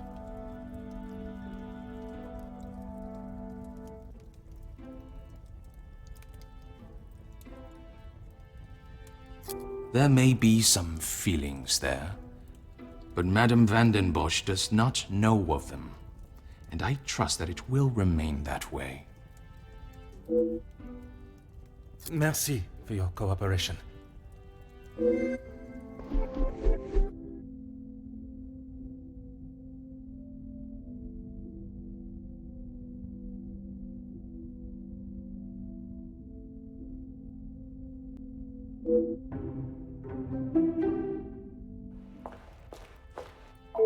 My time with the guests is complete, for tonight at least. Do you know who killed Major Hagen? I am afraid it is not as simple as that. There are many steps that lead to the truth. I must think on everything I have heard this evening and dissect the truths from the lies. Merci for your assistance this evening. Au revoir.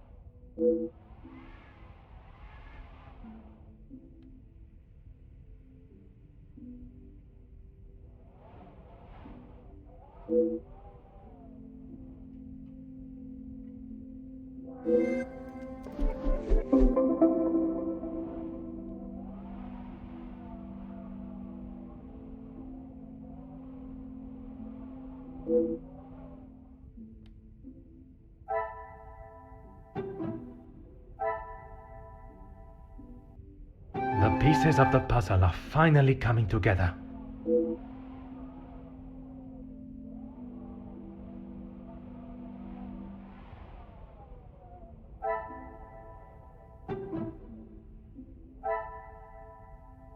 What a revelation!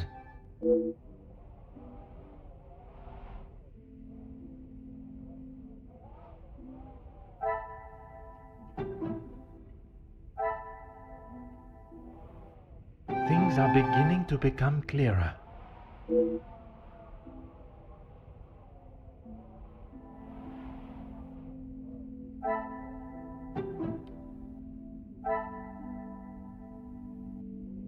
Magnifique.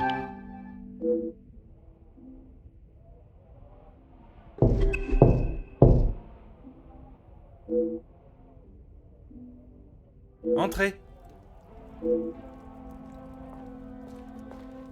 Detective, I'm sorry I did not join you in the salon as requested. Please, mademoiselle. There is no need to apologize. I was with Maman in her room. She would not allow anyone to see it, but I could see she was terribly upset.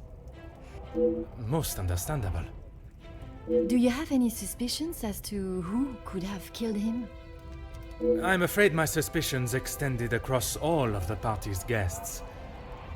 While it seems as though their alibis all corroborate one another's, the disdain and hostility towards the Major makes them rife with motive. I know there was some bad blood between the Major and some of the guests, but not enough to kill him, surely. She may seem tough on the exterior, but she's really quite kind when you get to know her.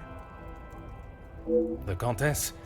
She is a formidable force I would not want to come up against. Don't be silly, Detective. She wouldn't hurt a soul. Jacqueline, I mean.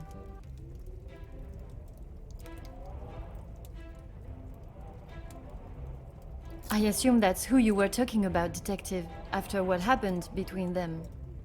That is a story I have yet to hear. She must have told you about the piece she was writing on us, about Gideon's work and our marriage. Somehow that was the only thing she did not mention. That's strange. I thought that is what she would have started the conversation with. Well, she had come to the house to interview me, and when I entered the library, she was there with Felix amid a rather heated conversation. Do you know what this conversation regarded? I'm afraid not, but Felix was quite enraged. He picked up an envelope from the table and stormed out, slamming the door behind him. And Mademoiselle Conrad? She was equally heated in the moment. She had a few choice words for him that I wouldn't care to repeat.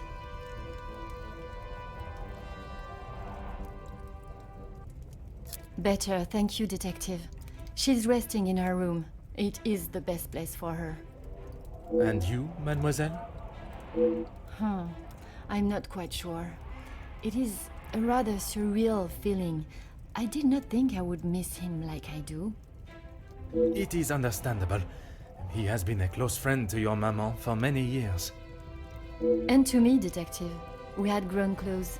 After Father's passing, he was always there for me. And now, he's gone as well. You must try and not think on it like that. It is easier said than done, Detective. I have no doubt, but you can be assured the culprit will not remain at large for long. You have my word.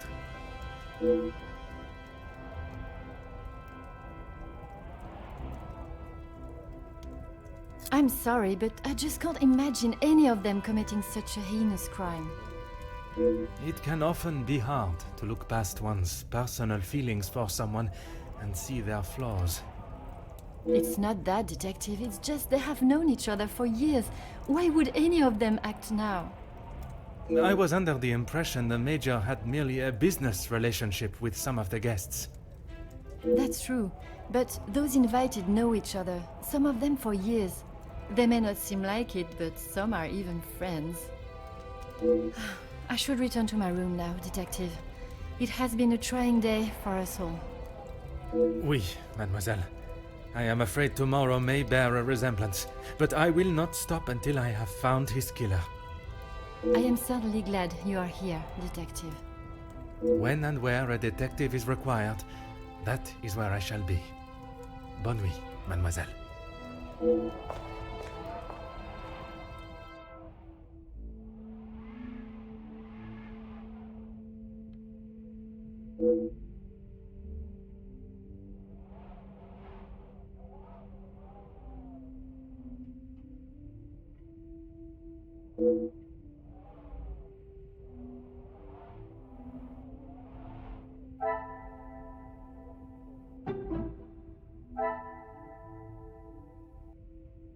I should not be surprised by my own skills of deduction.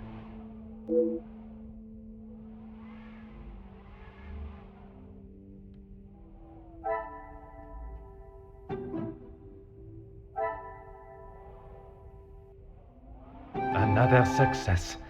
I never doubted myself.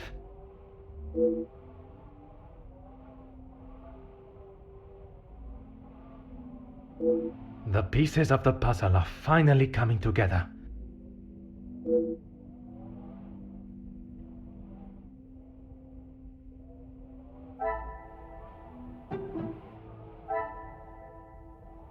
Some would say a lucky guess. I would say a moment of genius.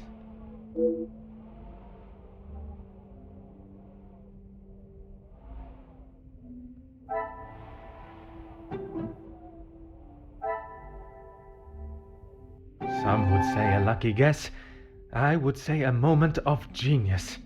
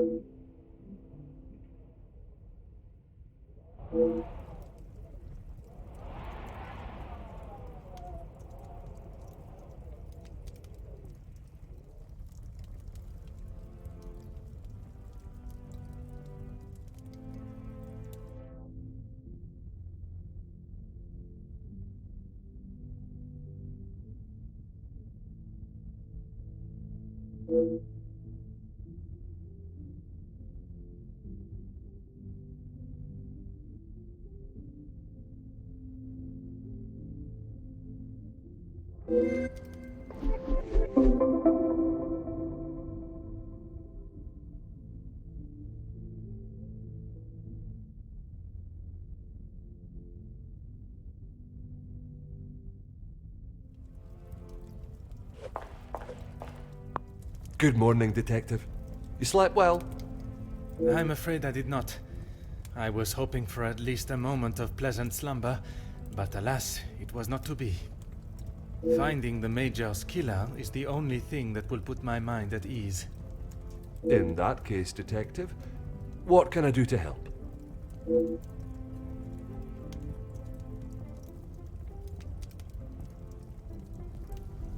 In that snow? If someone was out there, we'd have another body on our hands. I realize how strange it sounds. I would not believe it myself if I had not seen it with my own eyes. Staff have reported seeing things in the dark before, but it always just turns out to be shadows. It was likely just your mind playing tricks.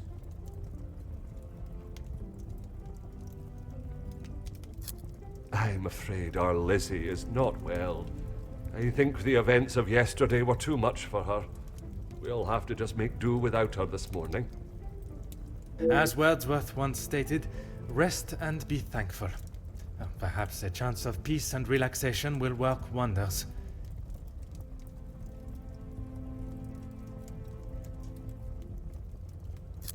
She is currently eating breakfast alone in the dining room. It's how she prefers it. But if you wish to speak with her now...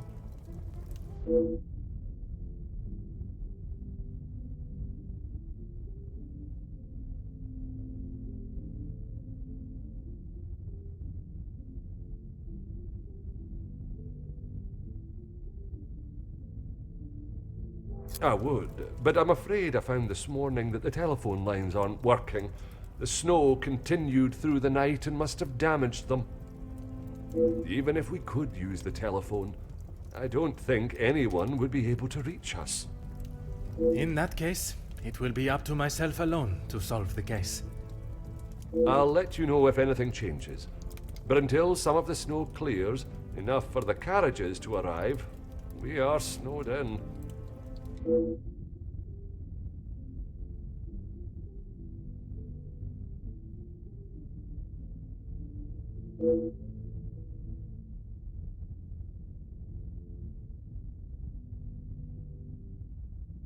Taken care of. Master Demir and his brother, after sobering up, helped me move him into the cellar. Best place for the time being. Très bien. I imagine there is no reason for anyone to go down there. Besides me, no one. Once this snow clears, we will be able to move him from the house. Your assistance has been most valuable as always. Good morning, Detective. I hope you were comfortable last night. Bonjour, mademoiselle. The room was more than pleasant, merci. I'm afraid my mind was not in a state to enjoy it to its full potential, though. I can't imagine any of us slept soundly last night. Hopefully, guilt will be weighing heavily on someone's shoulders this morning. I'm sorry if I was not much help last night, Detective. On the contrary, your inside knowledge of the guests was of great help to my investigation. but there are many more questions that require answers.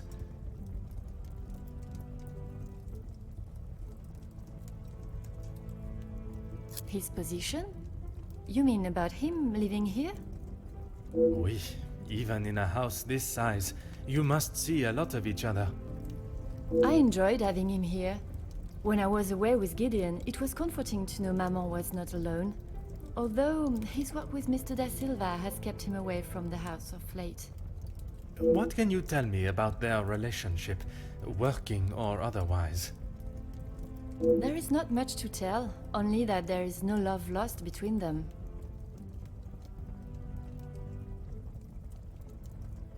He was always quite private about his work. I know that he was helping Mr. Da Silva with some safety matters. I found a check addressed to the Major from Monsieur Da Silva. It noted security consulting. Ah, that's right, security. With his military training, he helped Mr. Da Silva prepare for any trouble with the strikes.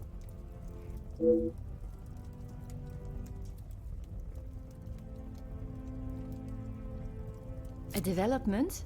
Oh, detective, I knew I could count on you. It may not be the news you had wished for, though. Another letter has been found. Addressed to me? I don't know how much more I can take of this. Pardonnez-moi, mademoiselle. Although it has been written in the same manner, using similar phraseology, it was not sent for your eyes, rather the Major's. Or at least that is how it seems. I'm sorry, detective, I don't understand. It is addressed to him or not? I found it in the Major's study yesterday while conducting my preliminary search. Whether he is the author of the letter or the recipient, I am still yet to discover. Heavens no, he could not do that. You did not hesitate for a moment. Why would he do such a thing? And then to send a letter to himself? It just doesn't make sense. Merci for your time, mademoiselle. You are to a detective what an umbrella is to a traveler on a wet day. Useful? Exactement. Bonjour, Monsieur Damir. Detective Poirot, how are you? The truth, monsieur. With each step towards uncovering the blackmailer, I am thrown 2 steps back as to the identity of the Major's killer. Is there something I can help you with?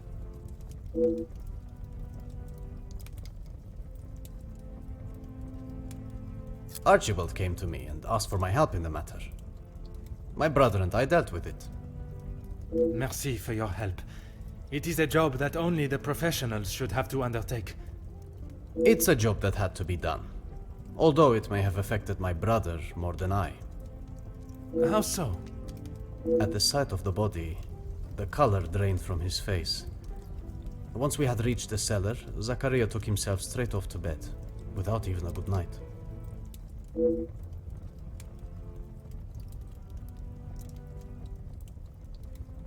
Felix and Madame Vandenbosch are the only ones with keys, as far as I'm aware.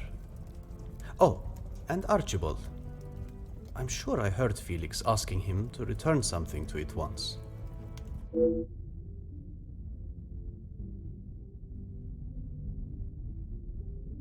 I have not seen him since last night. I'm sure he will have been fine after a good night's sleep.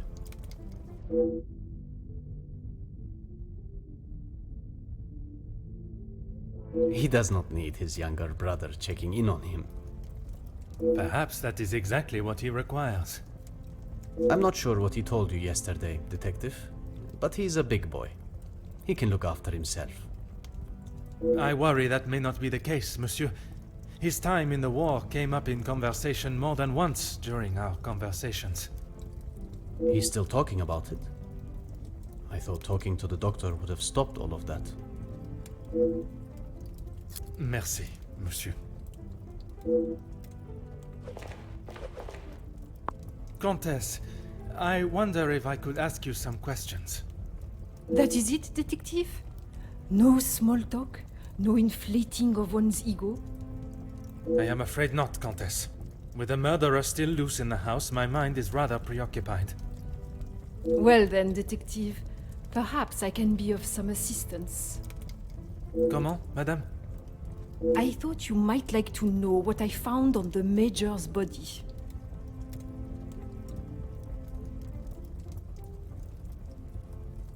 That certainly piqued your interest. A man has been murdered, and you find it acceptable to fool around and joke. Oh, please, detective. Do you really think so little of me? Archibald asked for my assistance. He knows of my medical training from my days as a nurse, and I thought I would be able to help. Even if it has been some years. It was not his place to grant you access to the body. I shall remember to keep my assistance to myself next time.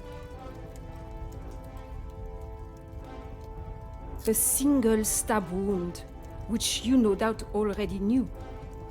The knife was held in their right hand.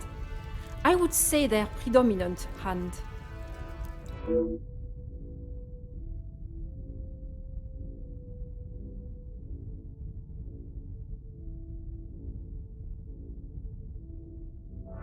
Judging by the depth of the wound, I would say there was no great force put into the strike. More a sign of defense than attack. If I had to say what weapon was used, a small sharp knife or dagger.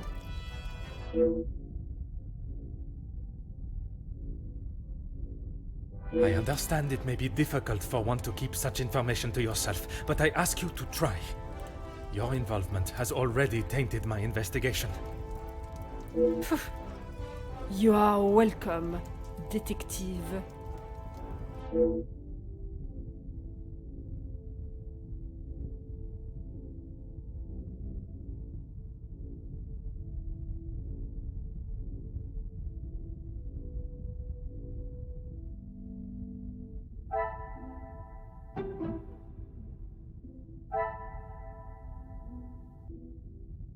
I should not be surprised by my own skills of deduction.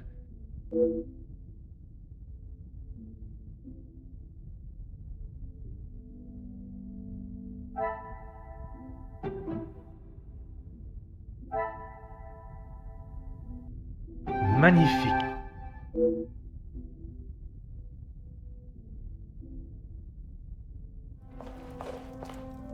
If it will help you find the Major's killer, of course. When he returned from the war, he was a different man. Everything became about what he had seen. I cannot speak from experience, but I can only imagine the horrors he must have witnessed. The first weeks he would wake in the night, screaming. I found him one night, cowering behind the desk in the study. But when I tried to help him out from beneath it, well, it was the first time I had ever feared for my life. That is not why you two are no longer close? And not at all, detective. We were always very different in nature. While I had always wanted to follow an academic path, Zachariah was more of a free spirit. Or at least as free as our father and the laws would allow. And yet, he ended up in the military. Quite the contrast. Our father demanded that he at least try to do something with his life. And when some of his friends joined the army, he signed up with them. It wasn't long before he moved out from the family home after his return from the army. I always assumed that he had put the war and everything that came with it behind him and was moving on. But now I see that is far from the truth.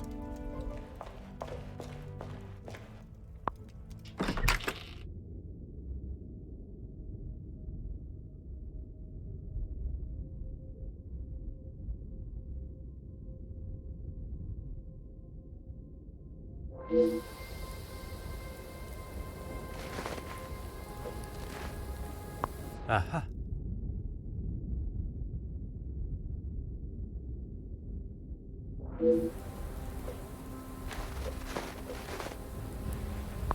Oh.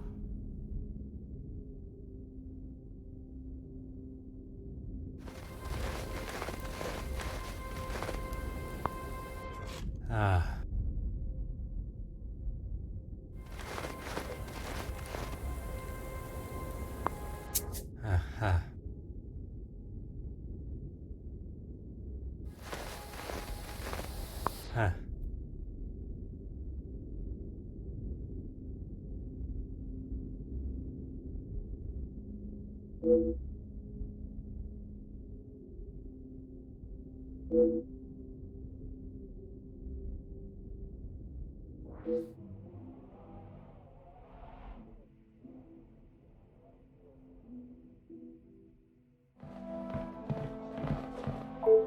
Bonjour, madame. May I offer my condolences for your loss? Thank you, Detective, but they are not necessary. What can I do for you? I was hoping you would be prepared to answer some questions. If I must. I'm sure you're aware he was not the easiest man to get along with. His hot temper made him a number of foes. A hot temper is reason enough to kill a man. His mouth often acted before his brain. Perhaps someone had grown tired of dealing with it.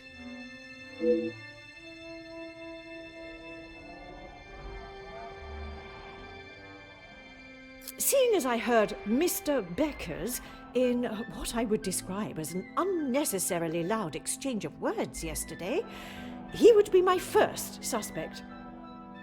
You heard them yourself. How could I not? The volume they were shouting at, I could hear them from the study in my room. You did not think it fitting to tell me this yesterday? I didn't think Felix was going to wind up dead and a murderer loose in my house. My apologies, Detective.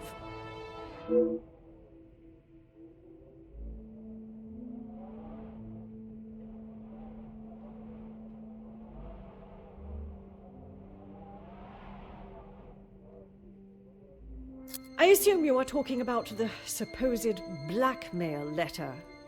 Oui, madame. You know of it? It arrived shortly after the first. Rather coincidental, if you ask me. I'm not sure I understand what you're trying to say, madame. He no doubt had secrets hidden away. But do you honestly think Felix had anything of value to his name worth threatening him for? Perhaps you should enlighten me. Well, he was here, living in my house, eating my food, prepared by my staff. Does that answer your question, Detective?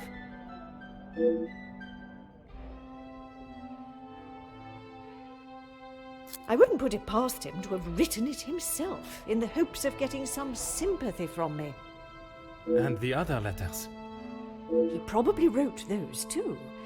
If Angeline paid the first, that would have given him the money to pay the second letter. He is the White Knight, saves the day, and expects to live here happily ever after.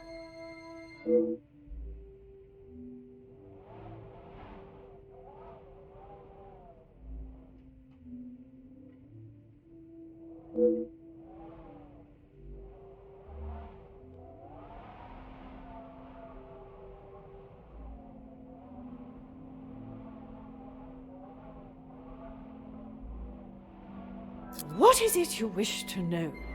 You two have been friends for some time now, and while I do not mean to pry, has your relationship only... If you are trying to insinuate that Mr. De Silva and I are running around like schoolchildren, you could not be further from the truth. He was friends with my husband, for goodness sake. Oui, I understand they worked together. Investments, if I am correct. Mr. De Silva was the voice of reason that my husband should have listened to more often, instead of throwing our money at businesses that were already on the verge of bankruptcy.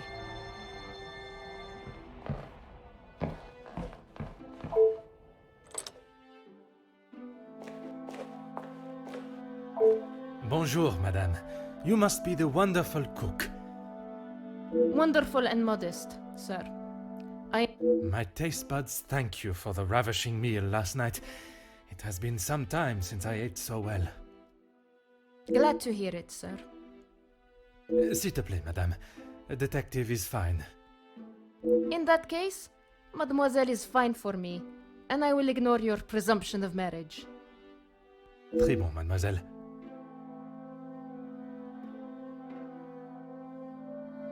That's right. I've seen staff come and go, but a house always needs a trustworthy cook. I agree. But if I was to eat what you prepare every day, I fear I may be the size of La Maison. Not a bad thing, detective. You could do with some meat on your bones. Well, with the snow still not clearing, we may be stuck here for the weekend.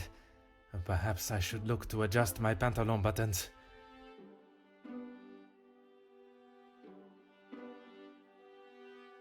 I did. Monsieur Archie told me what had happened. Bruises can swell fast, so I took him some ice to bring it down.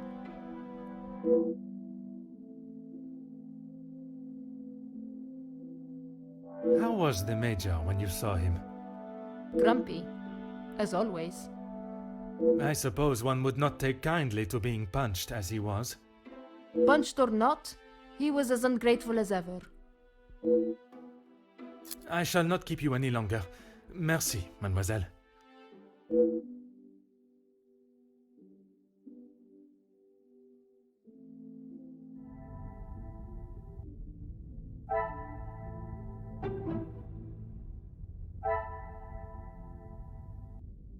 The pieces of the puzzle are finally coming together.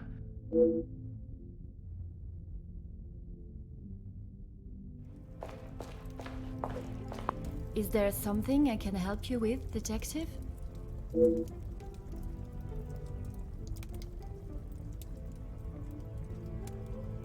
You have got the wrong end of the stick, detective. Maman has snapped at him recently, but it was nothing more than that. It was something to do with the letter. I heard them in the library before Maman shouted and he stormed out of the room past me. Could it have been the blackmail letter that instigated their argument? Why would Maman be upset with him over the letter? Madame is of a very different opinion from yourself regarding his connection with the letters. She believes him to be the author. That is what she told you? She has always been one to make a quick, if not rash decision, but she cannot truly believe that.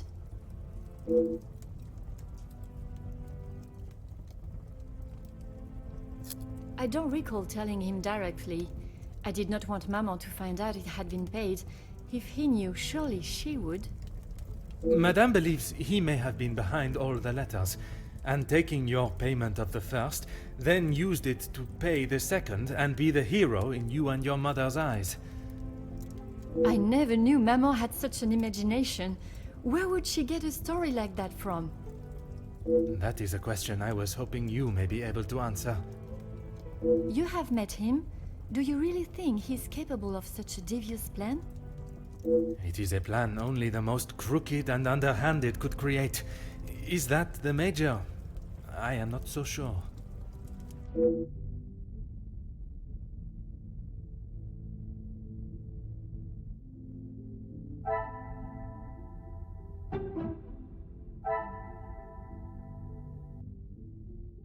Some would say a lucky guess. I would say a moment of genius.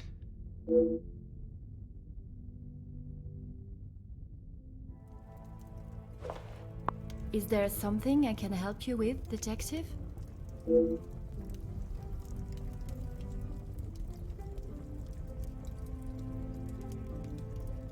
I'm afraid it had been that way for some time. Maman is not forthcoming with her emotions, as I'm sure you are aware. But I could tell she had not been happy with their arrangement for the last few months. What gave you that impression? There was not one particular thing that she expressed.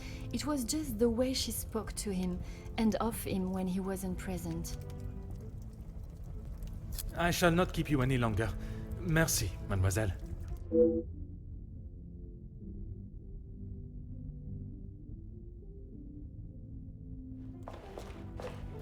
Whatever you need, detective.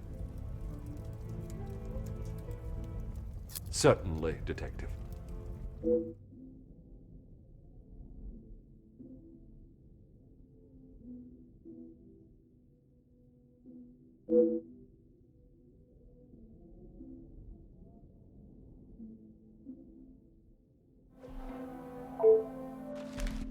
Aha.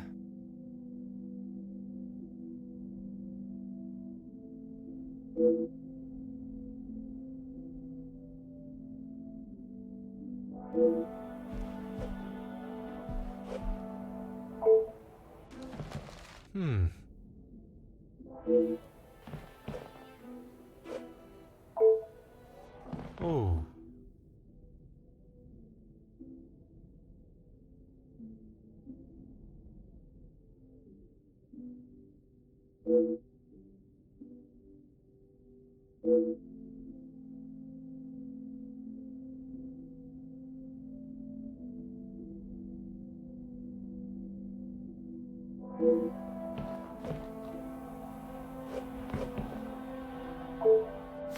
Huh.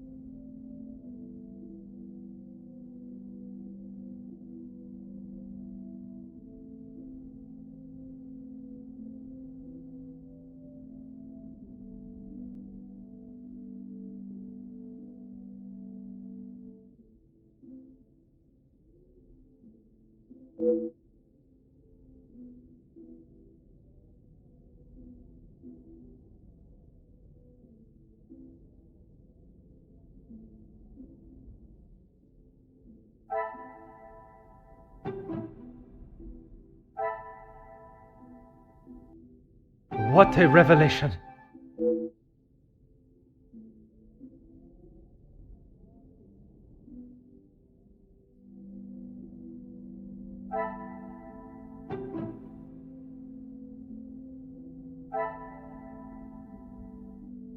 Things are beginning to become clearer.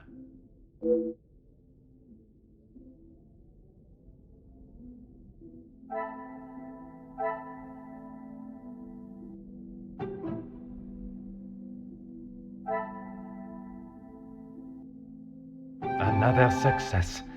I never doubted myself.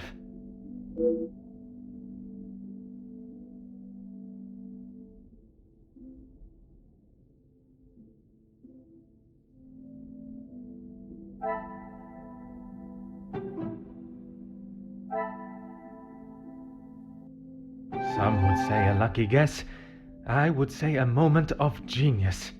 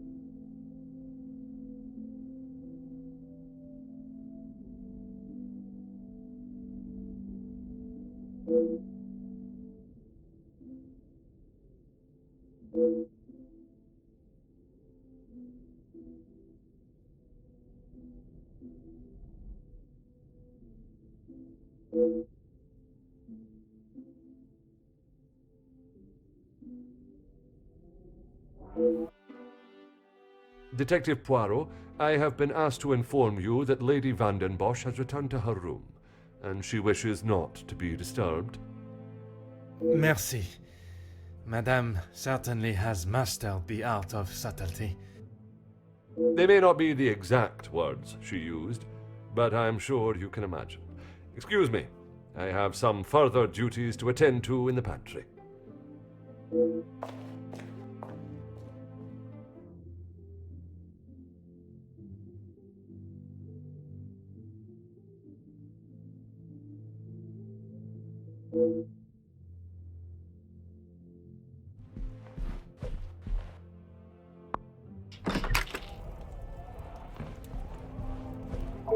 Detective Poirot, what do you think you are doing in here? I have something I wish to discuss with you. Well, I hope it is important enough to justify barging into one's bedroom. I assure you it is. Good, because this has gone on far too long. We are snowed in this house while a murderer runs amok. I can understand your frustrations, but it is not as simple as... You were once an incompetent officer, and now it seems you are just as incompetent as a detective. If I was not being lied to and misled at every turn, perhaps the murderer would already be in custody. I hope you are not suggesting I had something to do with Felix's murder. I am suggesting that if I had the support that everyone claims they are offering, we would be in a very different situation. If you have something you want to ask, I suggest you ask me now.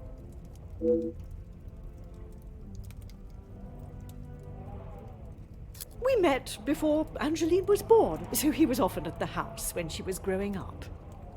And where was it you two met? I was attending an event. Felix was also in attendance as a serving officer. A conversation was struck. So it was not through the Viscount that you two met? I did not require my husband to start conversations on my behalf. It was you that instigated it then? My, detective. That active imagination of yours has taken you on quite some journey.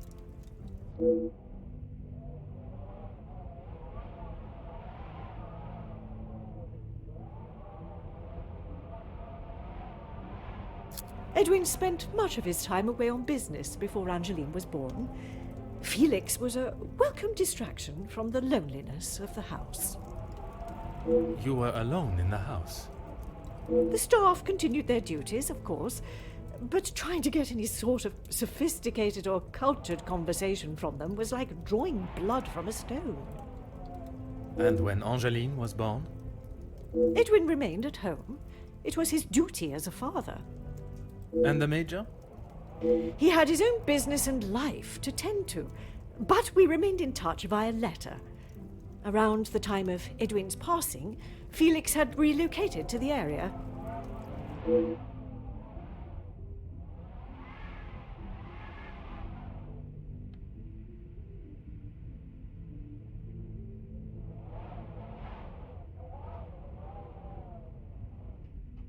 I'm sure he has hundreds of letters in there. Most of them could and should have been thrown away a long time ago.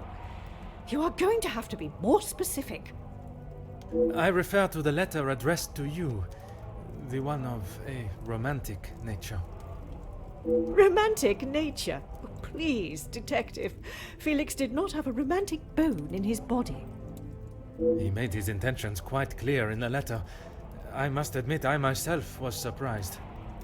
You really do have quite the active imagination, detective. If that is how you wish to interpret it, so be it. But I can assure you, the Major did not think of me that way, and certainly did not include it in a letter. I think that is all for now. Merci, madame.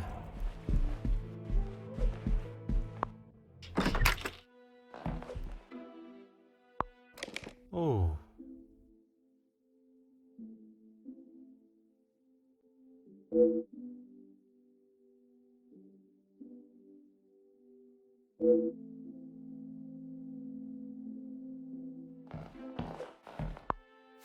Huh.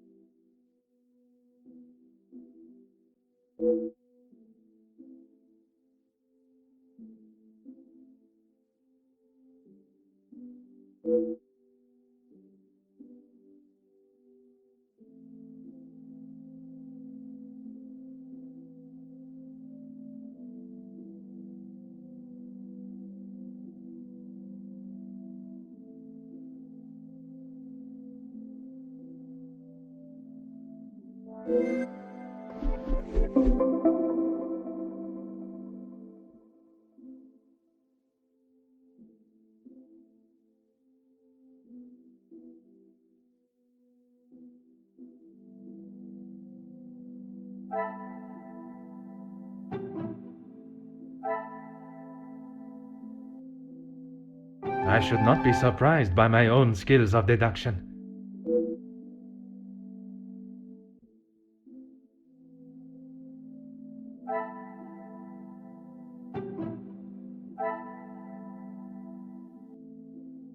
Things are beginning to become clearer.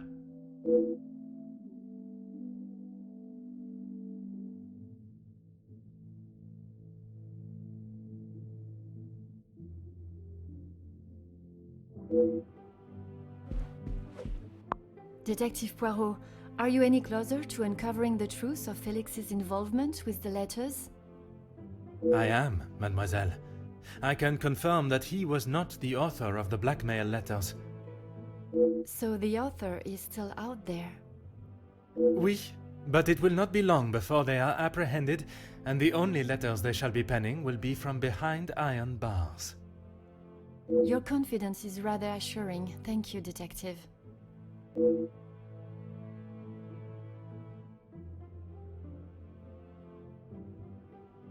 I'm sorry, Detective. I did not intend to leave your mind so full of thoughts. No apology is required. It actually made me question my whole chain of thinking. What if there had been a collusion between them, and the Major's murder was planned, organized, and orchestrated to make the investigation seem almost impossible? Oh my, Detective, that is quite a theory. Every guest has a motive. You confirmed that with the mention of Mademoiselle Conrad and the Major's fight. Supplying one another with a rock-solid alibi would surely throw off any detective. But not you. Correct, mademoiselle. It would take much more to stamp Detective Poirot.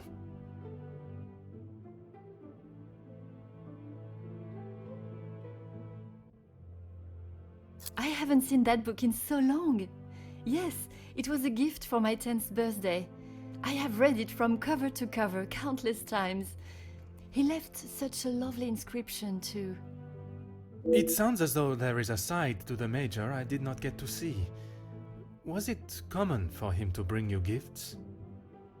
Not common, but if he had been away for some time, he would bring me a small memento from his travels. He hasn't done that in some time, though.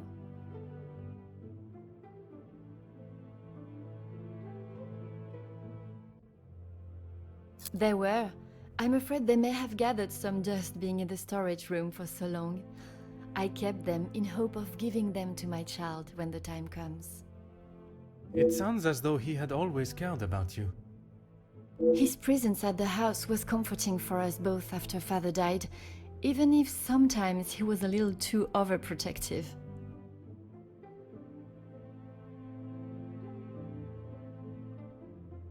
That's right. Ever since I can remember, Felix has been around. It seems as though she has a number of support networks. The Major, her friendship with the Countess, not forgetting Monsieur da Silva. Maman has many friends. I know how she may seem to Moss, but once you break the hard shell... There is a further shell waiting to be broken? Oh, very good, Detective. Forgive me, mademoiselle. I only jest. It's quite all right. You are not the only one that feels a razor tongue. She's grateful you are here, especially now, whether she shows it or not.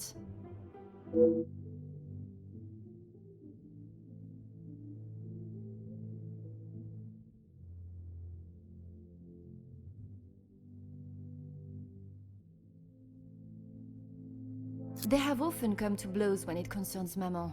They are both trying to protect her, but they themselves cannot seem to get along. She spoke of his desire to join the, how do you describe it? Social elite. This isn't the first time she has vocalized that concern. She thinks the Major was just using our family name to make his way to the top. And you do not agree? I will not deny he has shown interest in Maman's social circles, but they have been friends since even before I was born. Surely all those years of friendship was not just to raise his social standing.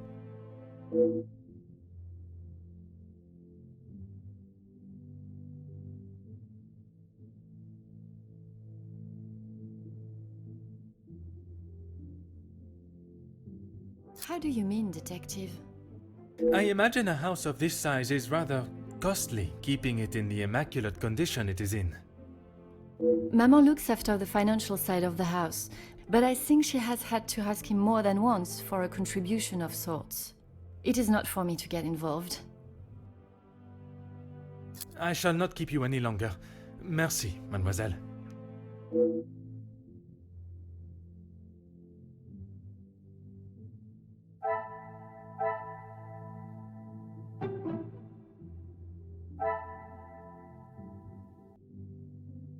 Another success. I never doubted myself.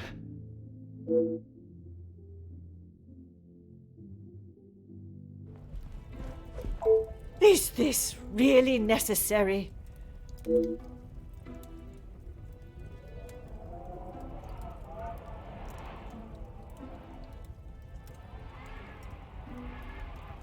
He may have stayed in my home, but Felix was a grown man, detective. What he kept, hidden or otherwise, has nothing to do with me. But it does not surprise you that he had such a photograph? We have been friends, and he has been there for Angeline for many years, but you find it strange that he keeps a reminder of us? Perhaps that says more about you, detective. What I do find strange is that if he did hold a flame for you, why he would never express it. If he did, it was not reciprocated. I have not even considered another since my husband's passing. Not that it is any of your business.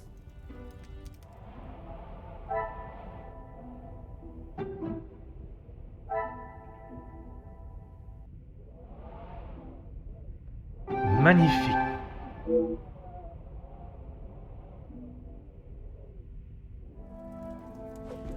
Is this really necessary?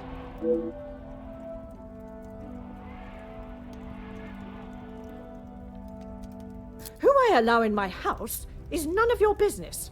I do not have to explain anything to you. I did not think you were one for charity. I would not expect you to think much of anything.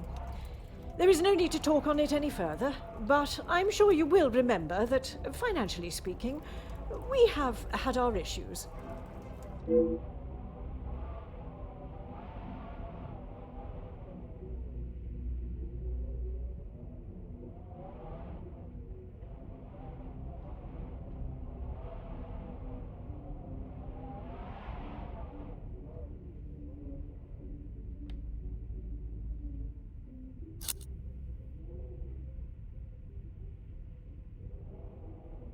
He was a man that required no protection, detective, especially from me. That is the impression I had of him, which is why your defensive stance warrants questioning. Your insistent questioning on such trivial matters are getting on my last nerve. There is a murderer and a blackmailer to be found. That is your job here.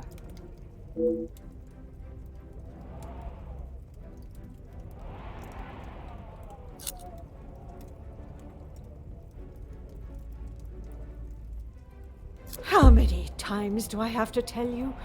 There was no romantic feelings between us. I have grown weary of this conversation, Poirot. There is nothing more to say.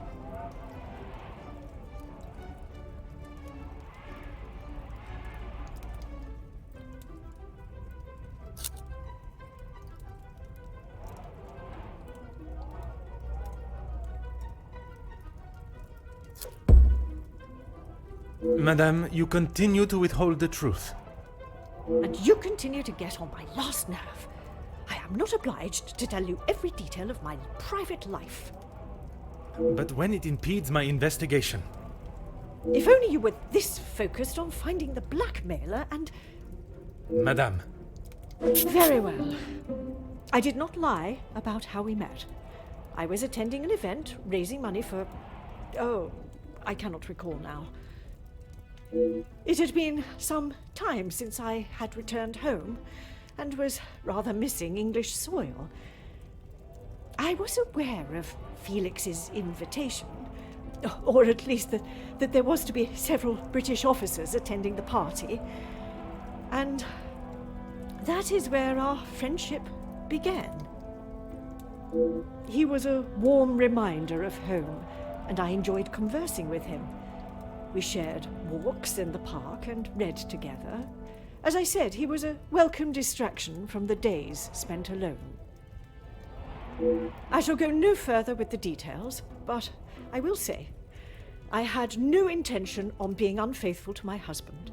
It was never our plan to go that far.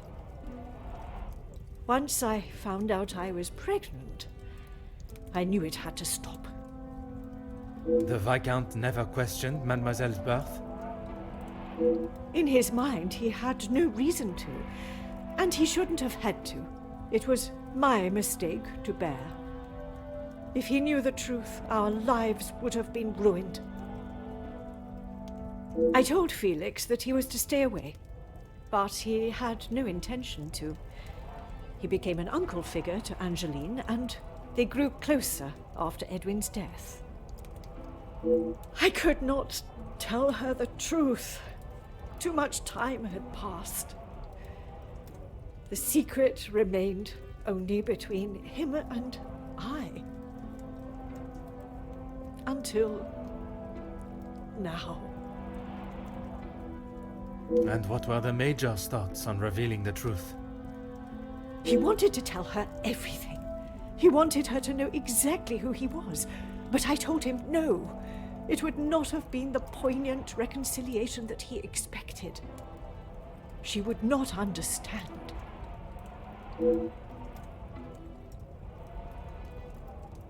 I tried to retrieve them from the safe after everyone had retired last night. But when I opened the safe, they were nowhere to be found. I assumed he must have hidden them somewhere else. When I entered the study this morning, they were as visible as a red notice on a police station wall. I would appreciate if you did not compare them to the face of a wanted felon. Pardon, madame. But that does mean someone else in the house has seen them. I don't understand. Why would they return them? A mystery that is still yet to be solved.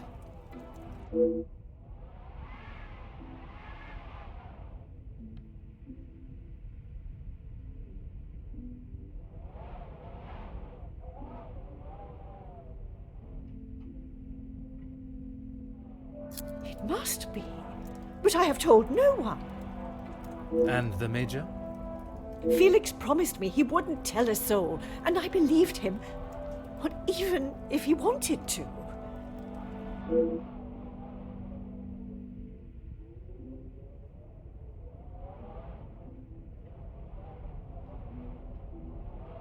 You did not think anyone knew, and that is why you disregarded the letter. If you bow to these criminals, they will only try to claw more from you. I think that is all for now. Merci, madame.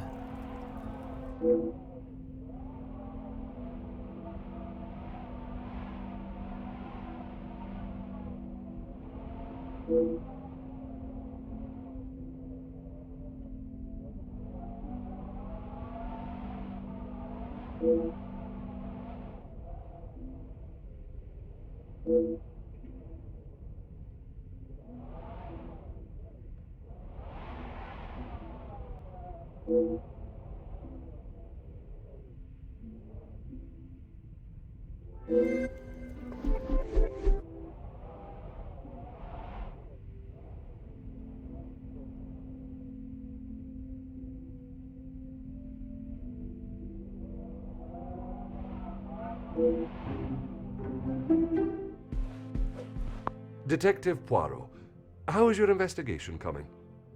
Monsieur Sterling, I must admit, I have learned much more than I was expecting to. You'll be wrapping the case up soon, then? One has never finished learning, monsieur, and in this case, I shall need to continue if I am to find the Major's killer. It might help to vocalize your thinking. I'm all ears.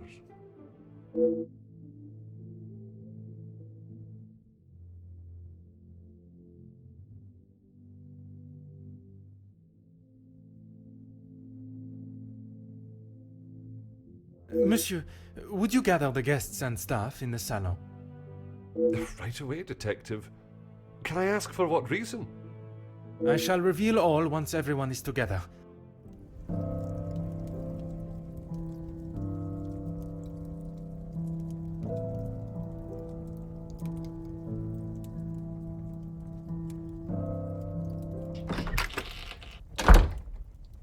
Detective, what is the meaning of all this? Madame, I ask that you all lend me your ears for only a few moments. What I have to say is of great significance to everyone.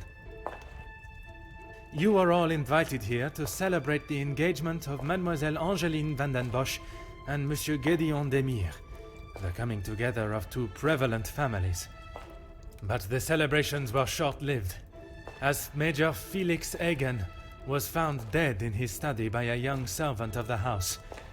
It then became my responsibility and obligation as a detective to uncover the truth behind his demise.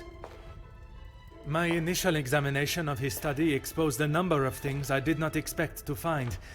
Things I have no desire to divulge at this time, but what I can say is this. It was no simple murder. A letter demanding ransom for a continued silence confirmed this.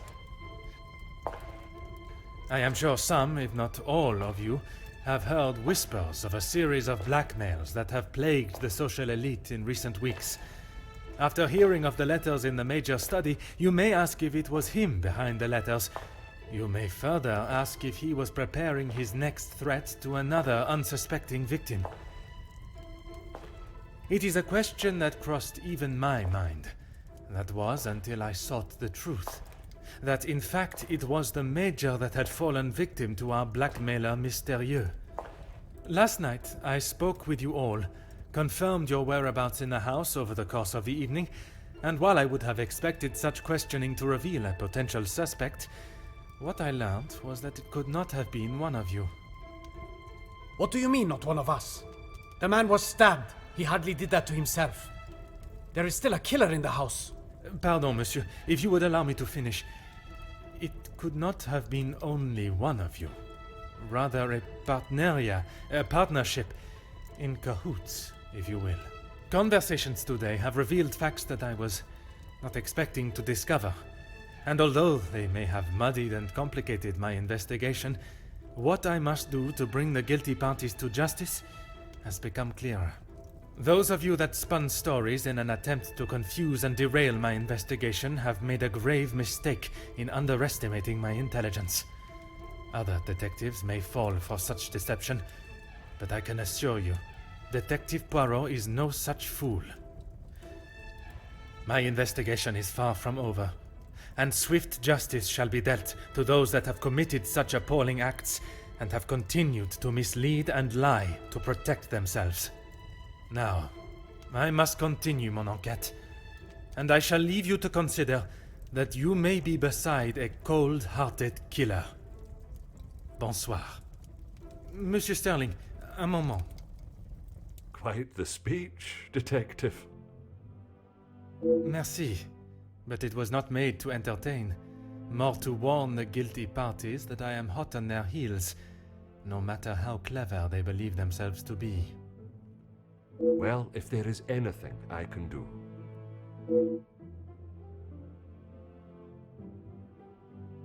Is that really necessary? The murderer remains at large, and there is still no sign of the weapon. I would say that makes them essential. Of course. I still just cannot imagine any of them being guilty of his murder. It may be hard to imagine, but it is the truth.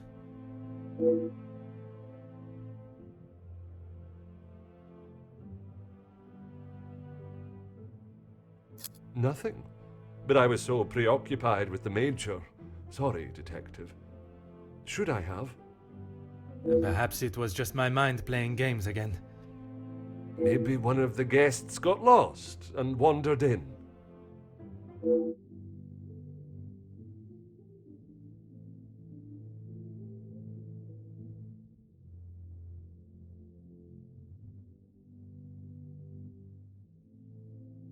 Master Hagen had a key, obviously, and Lady Vandenbosch.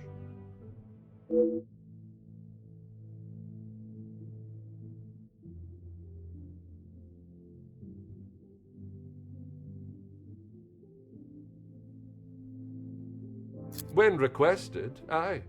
If something is required from there when Master Hagen is not around. Forgive me. If he is not around, how is it you access this safe? It's not what you think, Detective. What I think is that you have been trusted with a copy of the key, and you have lied to me about it. I only lied because of the trouble I can get into with Lady Vandenbosch. At this moment, monsieur, you should be more worried about the trouble you shall find yourself in with the law.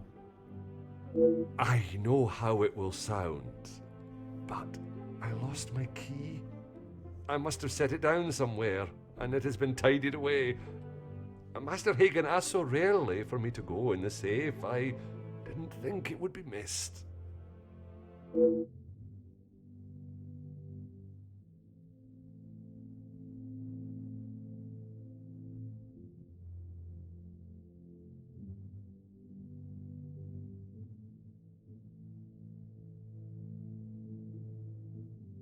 I should have said this morning. I'm sorry. Monsieur, I am not quite sure you understand the severity of what has happened.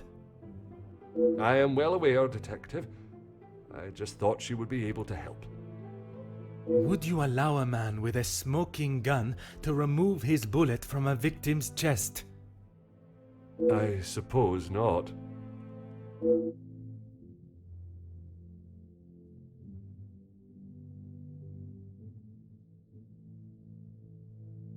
I would like to begin my searches now. Since it is closest, I will start with the west wing. I may not be back when you return. Here is the key to the other rooms. Please return it when you're done. Merci. I shall guard it with my life.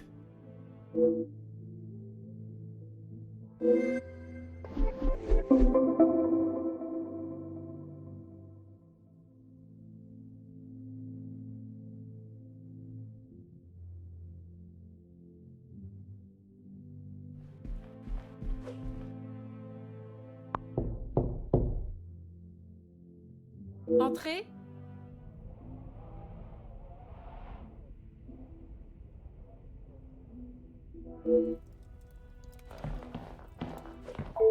Detective, what a pleasure. I did not expect to see you in my chambers. In a purely professional capacity, I can assure you. There is no need to act so stiff, Detective. Madame, after the revelation of your actions last night, I'm afraid my sense of humor is all but gone. I will not apologize again for merely trying to help. Shall we get straight to it then? Let us not waste your time any further, Detective.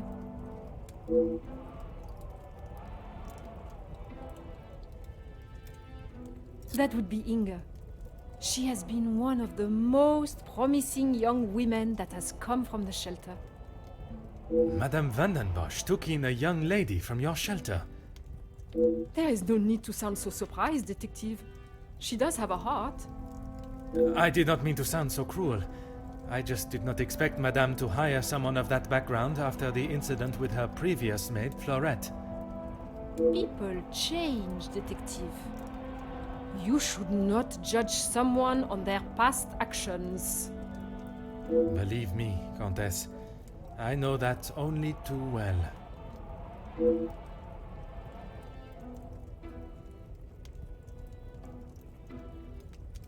Be careful, Detective. That almost sounded like a compliment. It is your actions in this house that have been questionable, Madame. Your work outside is something that many more could take note of. We do what we can.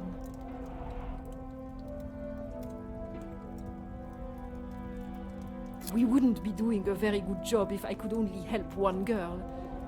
I in fact found work for one of them as a maid in Monsieur da Silva's house recently. She has fitted into Monsieur's home well. What is better, Detective? That she remained in an abusive house, or she is able to rebuild her life with an honest wage in a prosperous house. When put like that, is she happy in her position? The happiest she has been in years. I check in with them all as often as possible. And if there was a problem, I would know.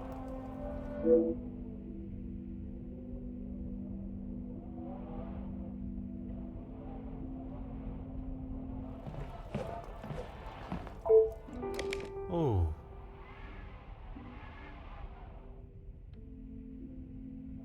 Go ahead, detective.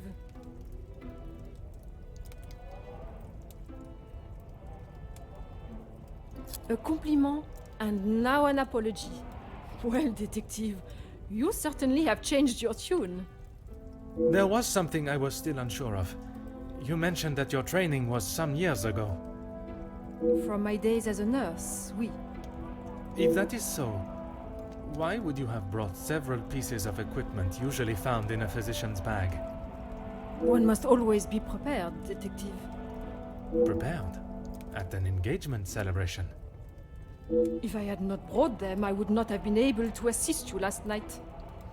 Perhaps you should be thankful for my precaution and not so suspicious.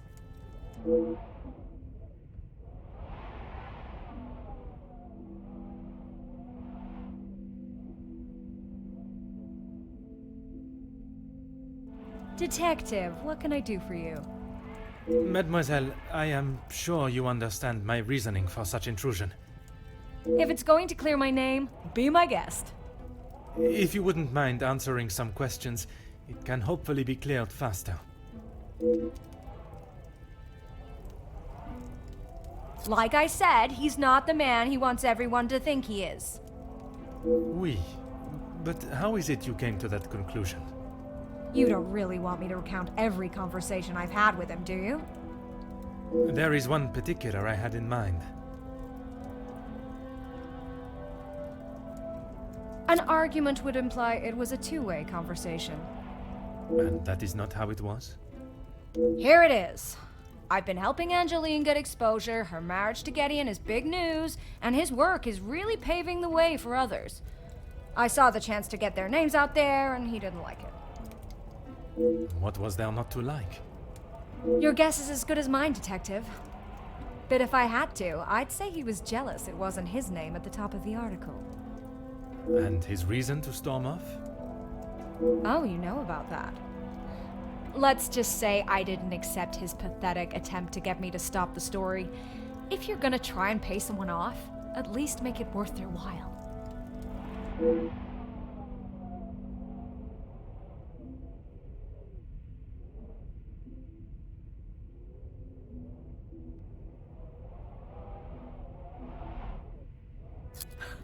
You've really got a fascination with that guy, huh?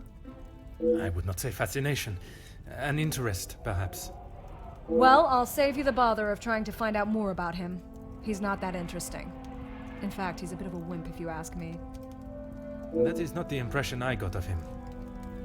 That's because you've only seen the side of him he wants you to. He knows what to say in front of the right people. But behind closed doors, he's clueless. Let me guess. The first thing he told you was that he was a union leader. No, the voice of the people. A man that is proud of his work is not something to be sneered at. Don't get me wrong, he has a way with words, and he can certainly rally a crowd. But that's about it. At the end of the day, he's a representative and nothing more. He's got to play the part, not just learn the lines.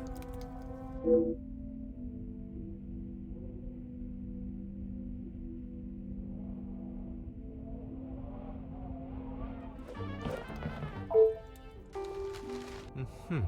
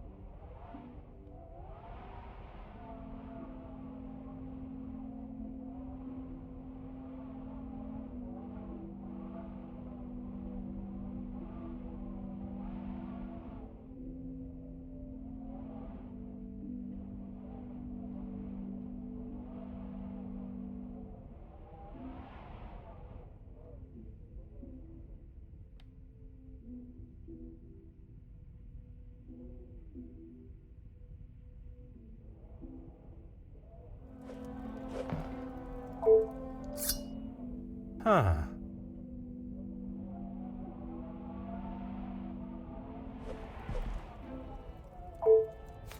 Oh.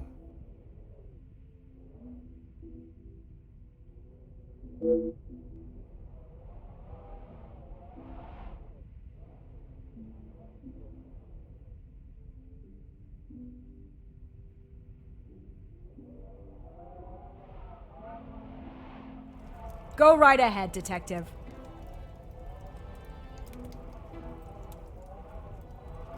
All Felix cared about was money and filling his pockets with it. That's why he got into bed with De Silver. The Major was not in need of money, though. Need and want are two very different things. Did he need to move here and leech off the Madame? No, but he wanted to. As far as I know, De Silver hired him to work security. He was worried what could happen to his precious factories if things got ugly. And your reporters were there to cover the story when it did turn that way. My reporters go where there is news to be told. And you predicted the violence that occurred? Anyone could see that was gonna happen. If you ask me, Hugo should have acted sooner.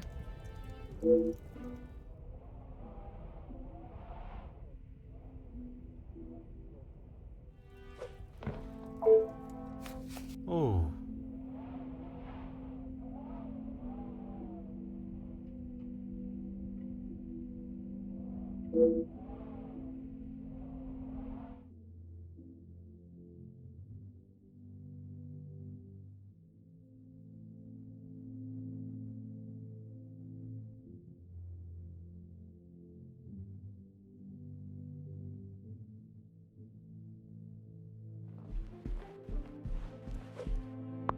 Mademoiselle, we meet again.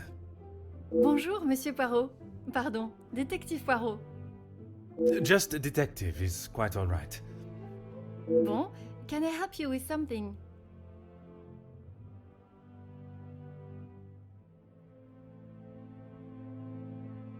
I was taking him a plate of food, but he didn't answer to my knocking.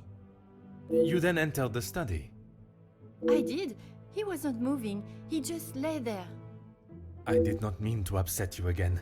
Seeing him there would be troubling for anyone, and I'm sure it is not a memory you wish to relive.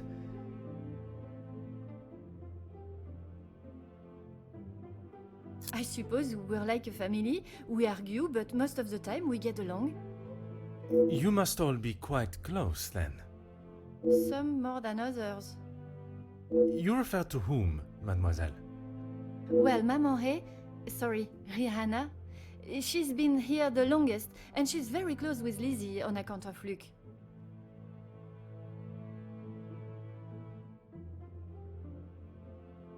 Maman Ray is Luke's sister. You didn't know that? I thought she would have said. She talks about him all the time. It must have been awful, losing him in those riots. Apparently, he was right at the front when they were charged. They didn't stand a chance. If I had been the one responsible for his death, I wouldn't want Maman Ray looking for me. Mademoiselle Rihanna, Maman Ray, she has expressed her desire for revenge. Every time she talks about what happened.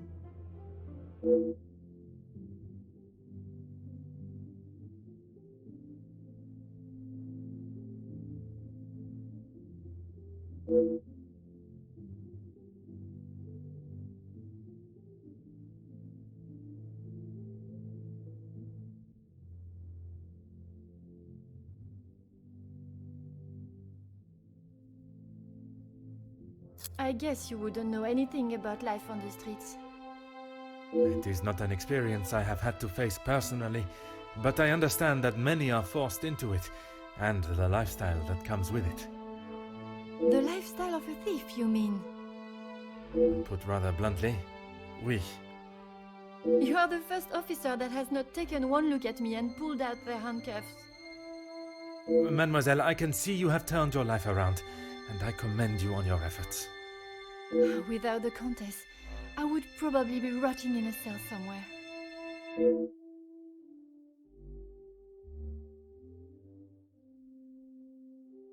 Merci, mademoiselle.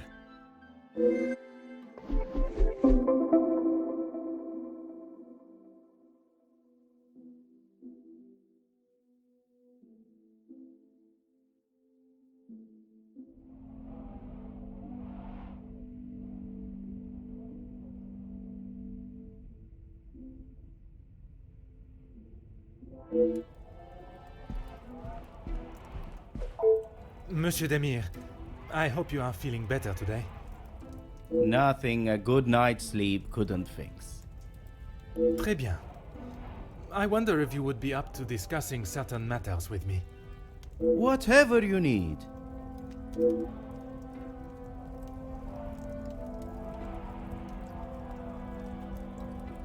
I lost my taste for death a long time ago, but it had to be done.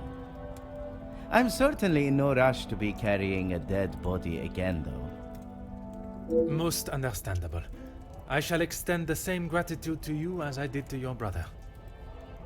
You've spoken to him already. How is he? Perhaps that should be a question you ask him yourself. Yeah, maybe. I bet he had a lot to say. He always did have an opinion on the war. When I say your past, I refer to your past as brothers. Oh. Okay, well, what did he say? It seems you both had the same sentiment for this party. Perhaps the bridges that you thought were once burnt are in fact primed to be reconstructed.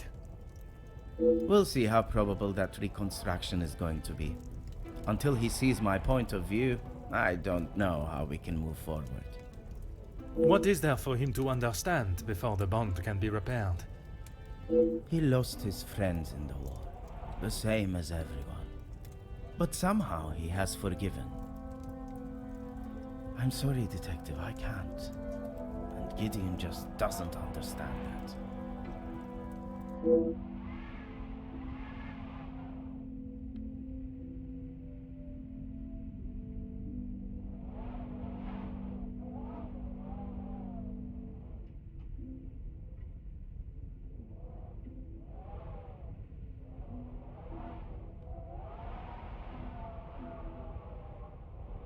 Those two, close. They must share something in common to be able to hold a conversation for the time they did. If there is one thing I know about my brother, it's that he will not. No. He cannot be rude. He just doesn't have it in him.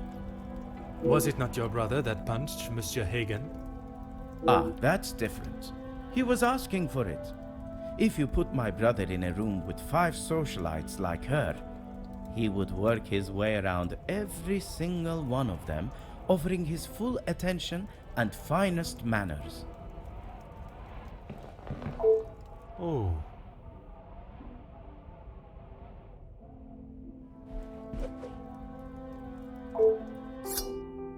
Huh. Always got time for my favorite detective.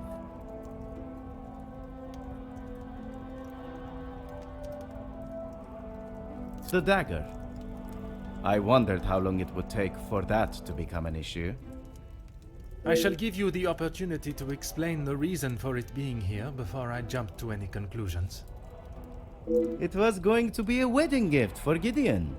I've maybe not been the best brother in recent years. I thought this could make up for some of it. After what happened to the Major, I thought it was a bit tasteless. You did not see it fitting to tell me you were harboring a rather sizable knife in your room? I wouldn't say harboring. And I wasn't expecting to be a suspect in a murder.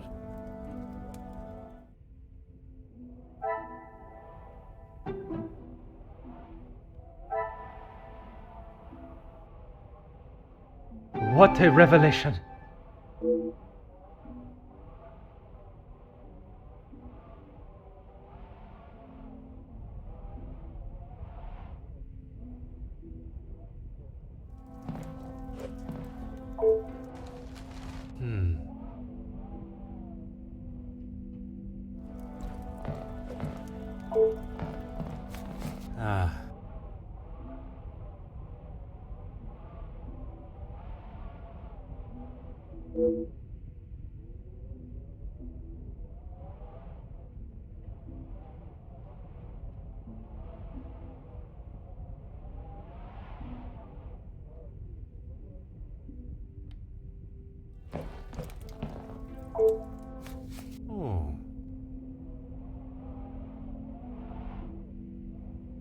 Things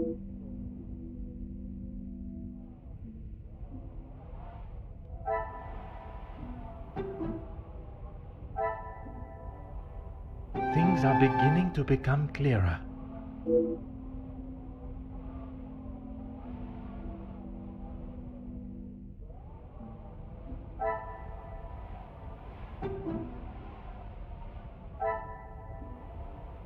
I should not be surprised by my own skills of deduction.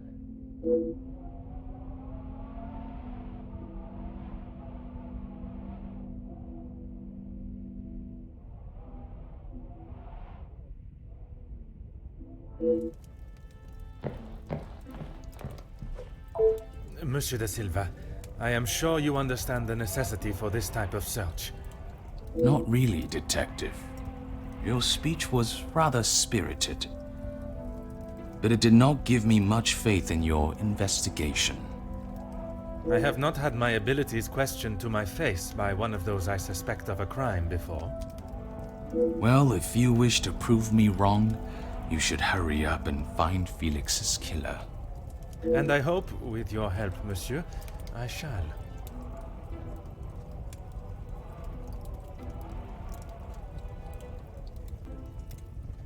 Yes, I helped him invest some money. Unfortunately, he was not the businessman he thought he was. Madame Vandenbosch had a very similar view. At least he could have taken solace that you are both in the same position. I think you're confused, Detective. It was Edwin that lost his fortune, not I. Forgive my naivete.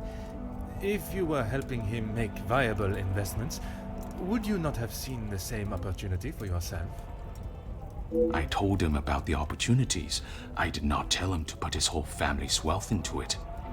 The prospect of doing good meant more to him than his profit margins. He was bound to fail. The business declared bankruptcy. It did, until it was purchased for a fraction of its worth and made the new owner a small fortune.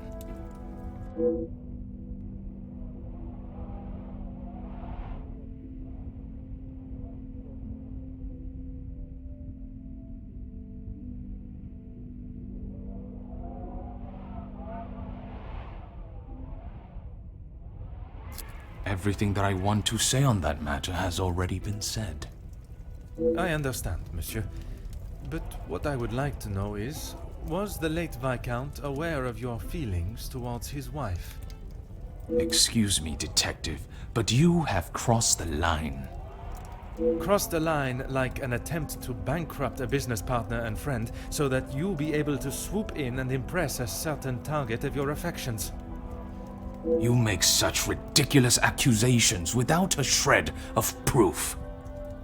Your reaction at the mere suggestion is proof enough, monsieur.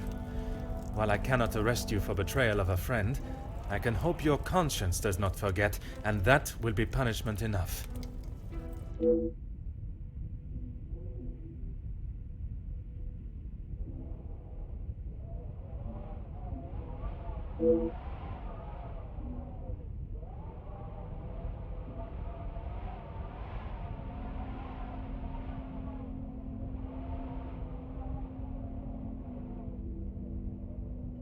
He didn't have much to speak of.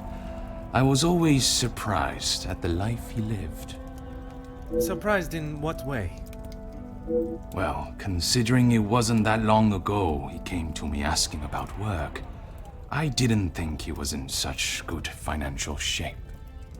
You offered him a position? Nothing that he was willing to lower himself to. That's when he began talking about what else he could do for me. If you can call what him and his team did security. For the money I paid, I did not expect them to be so reckless. It was a considerable amount you paid him? There's no need to divulge amounts, but it was certainly more than was expected.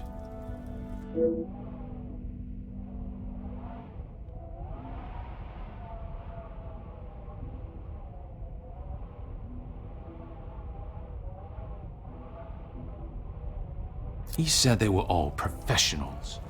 but I saw nothing of the sort. He said he had worked with them all in the army as their superior officer. They were men that could be trusted. But that was not the case? I had not even met them before they arrived on site.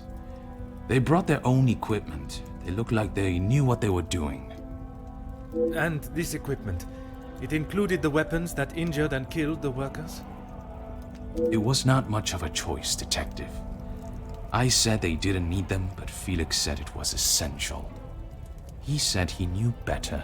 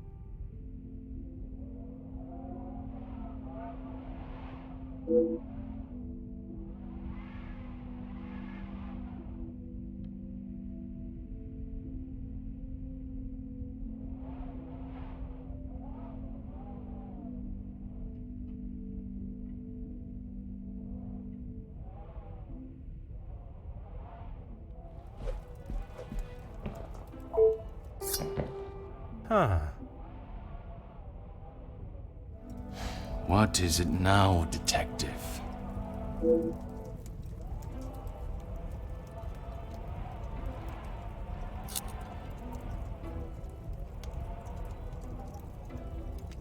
Excuse me? Detective, I think you are beginning to lose your mind. I do not think it is unreasonable to question why you would feel the need to bring a letter opener with you. Really, Detective? If I had stabbed a man with it, do you really think I would have left it lying out in my room?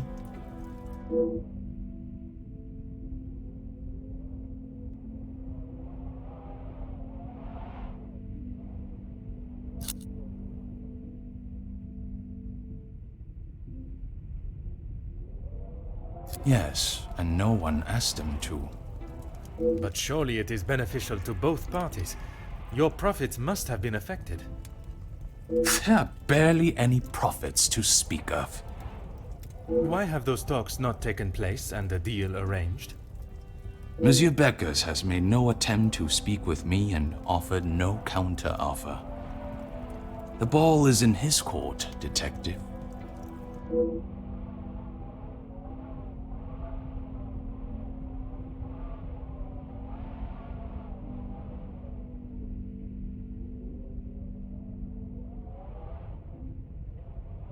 I have spoken of a potential blackmail ring, and yet you still kept your letter to yourself. It is none of your business, and it is nothing more than a cheap trick to have me admit something that is not true. If that were the case, it would be strange for you to have kept the letter and brought it with you, would it not? Your persistence is a trait I do not enjoy.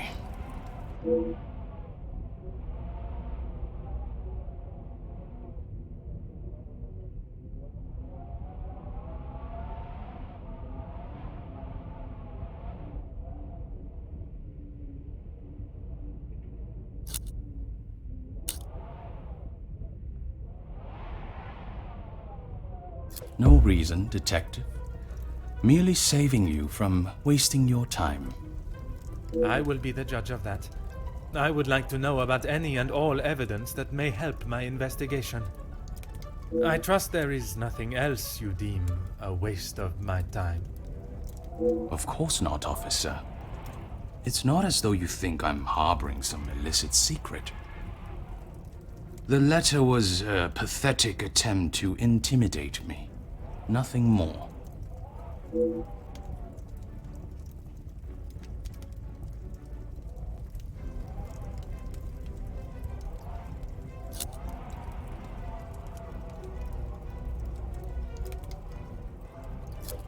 I have never heard so much rubbish in all my life.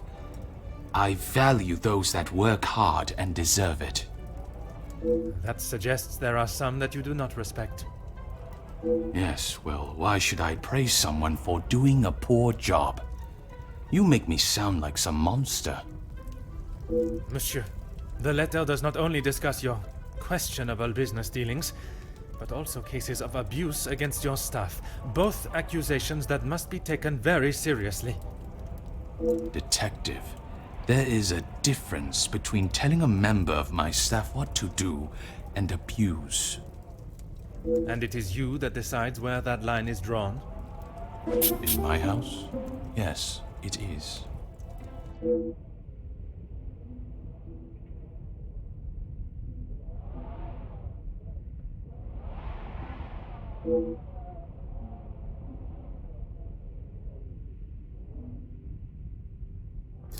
Please stop calling it that.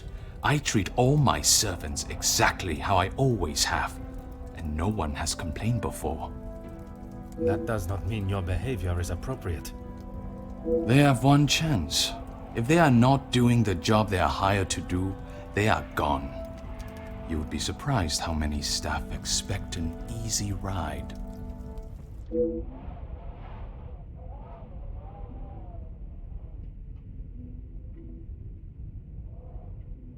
Is there a specific member of staff that may have expected such a ride?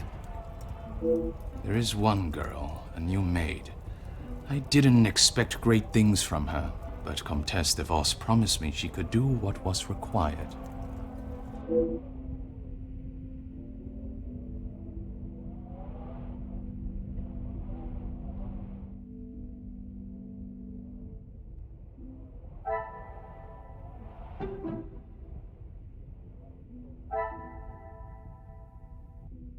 The pieces of the puzzle are finally coming together.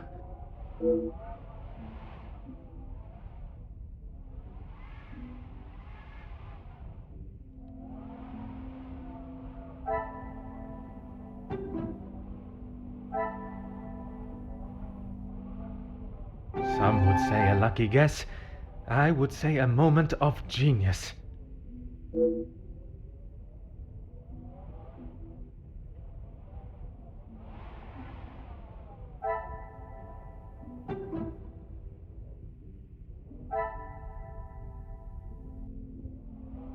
Magnifique.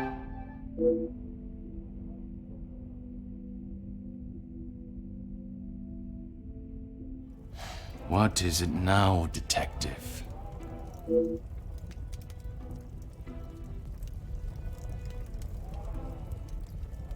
She approached me. I thought it was rather brash. In what way? Assuming that I would want to take on another servant, and one from such a troubled background. She is running the charity, not I.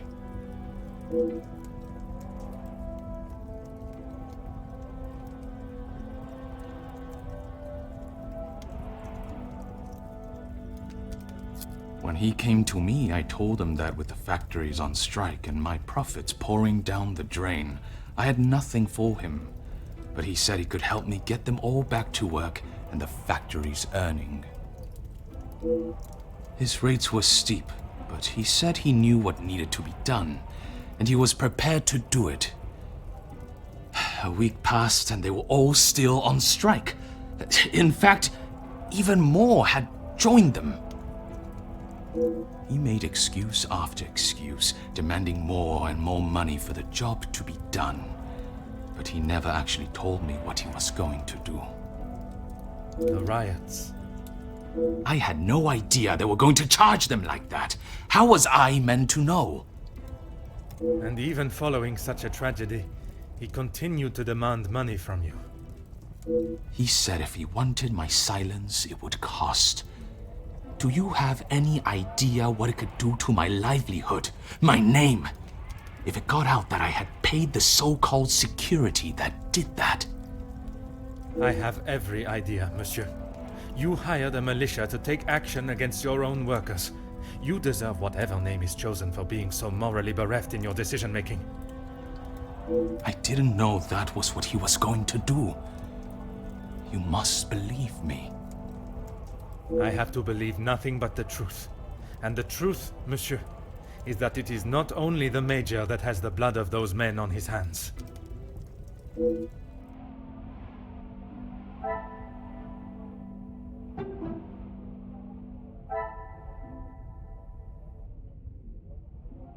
Another success. I never doubted myself.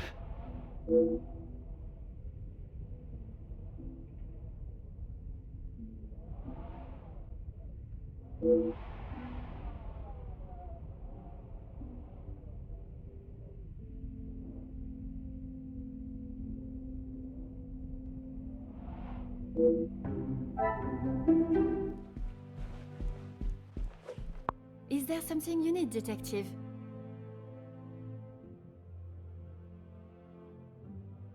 She helped me at the shelter, and with this job.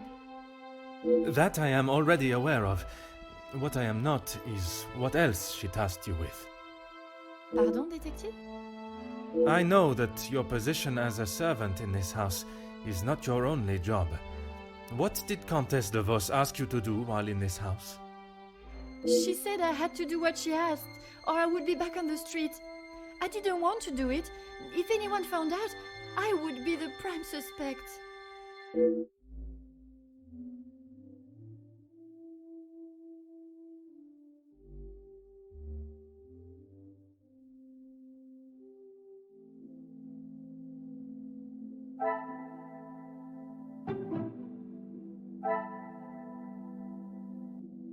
I should not be surprised by my own skills of deduction.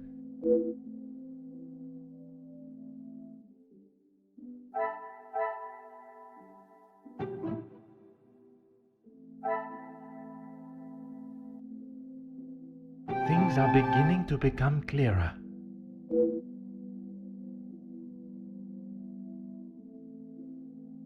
Is there something you need, Detective?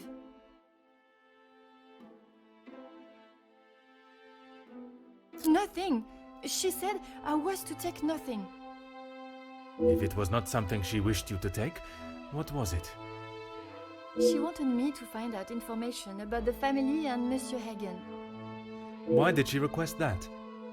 At first I didn't know, but when I heard about Mademoiselle Angeline being blackmailed, and then the Major, I knew she had used what I found.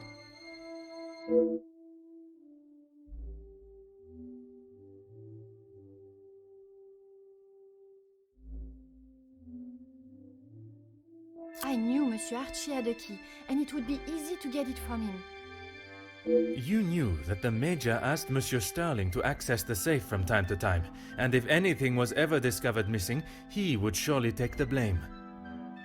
I never took anything. I only told the Countess what I had found. And that was? About Monsieur Hagen and the Madame's relationship, and Angeline. I'm sure the Countess was pleased to hear such valuable information.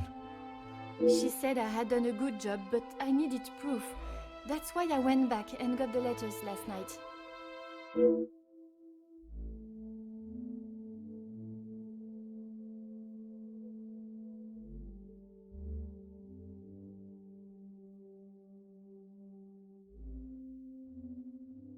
I fetched the letters again and took them to the Countess last night. But she shouted at me and said what a stupid girl I was. You were only doing as she requested. She said it was too dangerous for her to have them with you around. That's when I returned them to the study. I thought I heard someone on the stairs, So I just threw them back. It was dark as I dared not turn the light on. Someone would have seen it.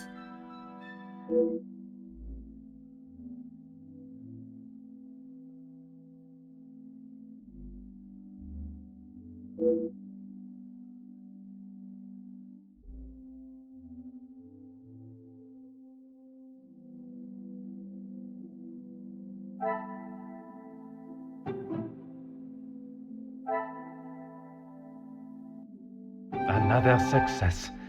I never doubted myself.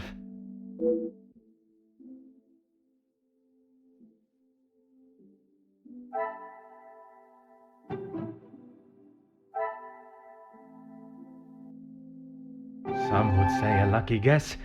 I would say a moment of genius.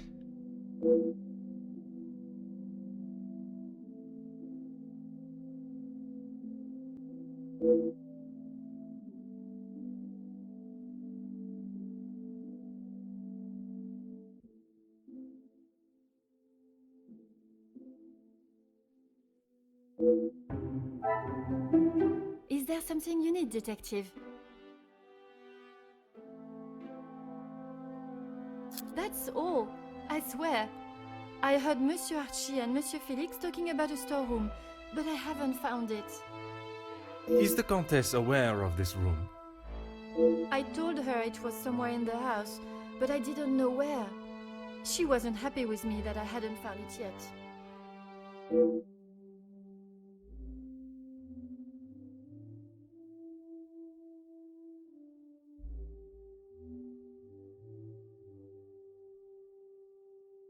Merci, mademoiselle.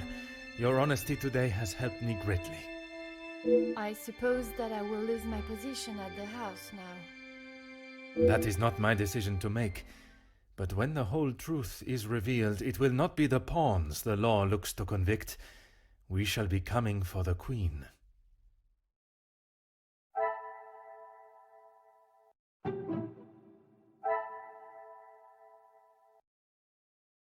What a revelation!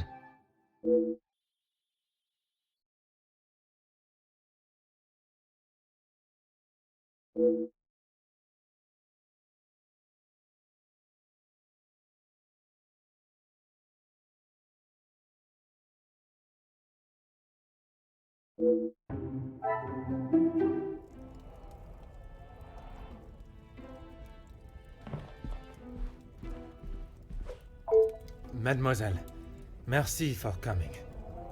Have you had a breakthrough, detective? I have. Finally, I have the news you have awaited. Please, detective, don't hold me in suspense.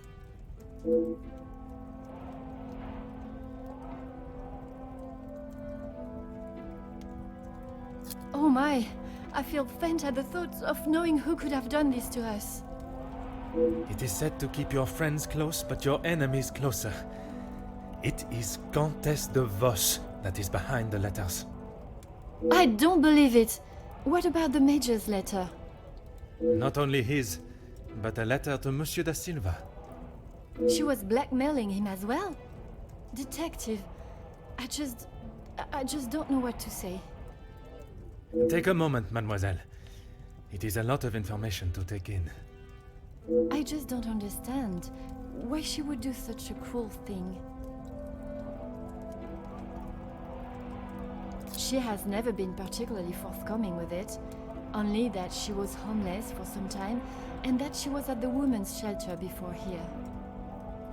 And it is there that the Countess abused her power and manipulated her to uncover secrets of the family. All this time she has been working for Margot, doing her dirty work? I am afraid so, mademoiselle.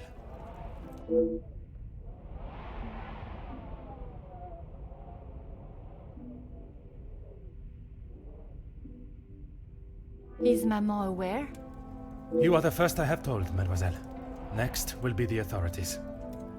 I'm afraid that we'll have to wait.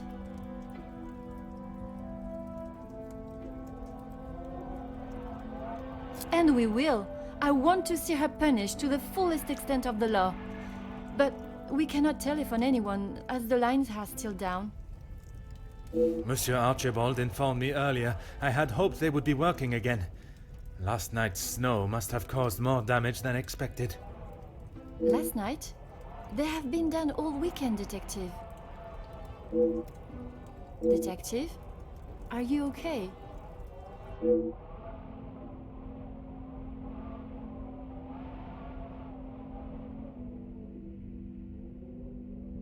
Detective Poirot?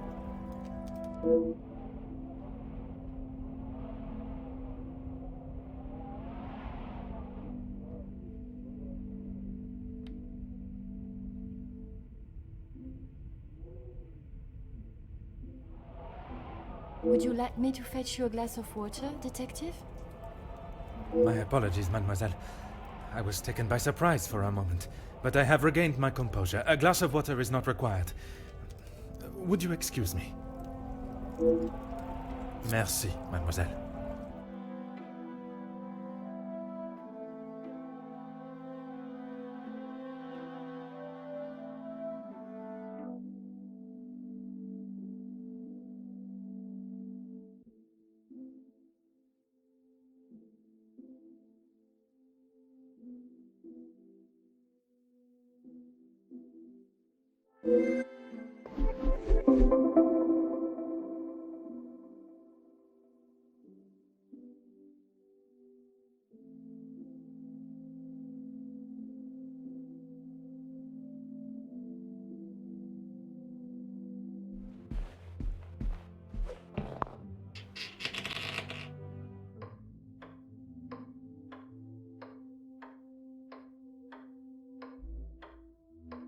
Mademoiselle, what a pleasure to see you.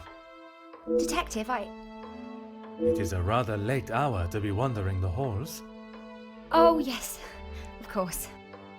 I do not feel myself, Detective. If that is the case, you should be resting. Allow me to help. No, that's quite all right. I will see to my duties and return to bed.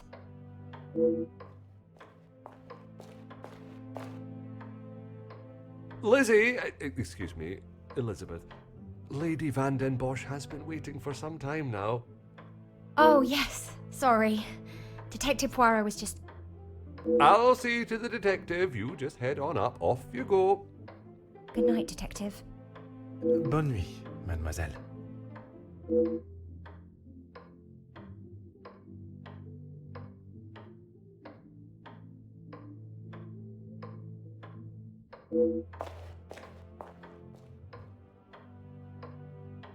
I'm sorry about her, Detective. As you can see, she is still not back to her usual bubbly self. This weekend seems to have taken quite a toll on her. She'll be right as rain in a couple of days. Now, what can I help you with? As if by magic you appeared when needed. I would like to speak with you and the remaining staff. If you could gather them in the staff pantry. At this hour, Detective? Is that really necessary? I shall be the one that determines what is and what is not necessary, and this is very much the former. As you wish, Detective. I'll see if Inge has finished preparing for breakfast. And Mademoiselle Rihanna? Yes, of course. I'll fetch her from the kitchen. Elizabeth may be some time with the lady of the house. Perhaps you'd like to start with us? Very well. I shall speak with Mademoiselle Elizabeth when her duties are complete. While I am gathering the staff, Mr. Beckers is in the library. If you wish to join him, I could bring you both a nightcap. I wish to keep a clear head, but there is something I wish to discuss with Monsieur Beckers.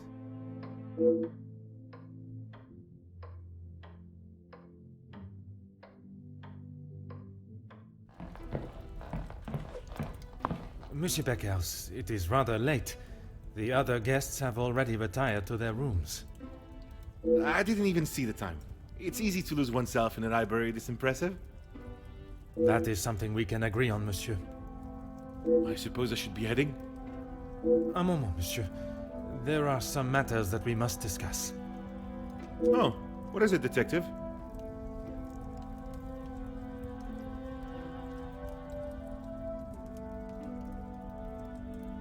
I'm not sure what you mean.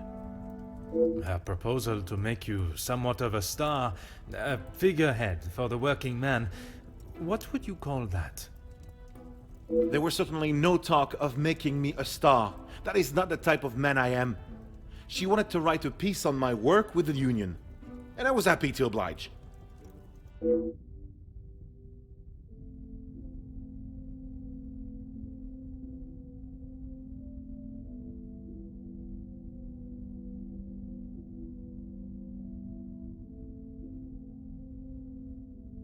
My speech? I'm not sure what speech. You may save your false ramblings for your next audience. I am aware you spoke with the Major yesterday. Whoever told you that has it wrong, Detective. Please, monsieur. The truth. Okay, fine. Yes, the Major and I spoke, but it was not for long.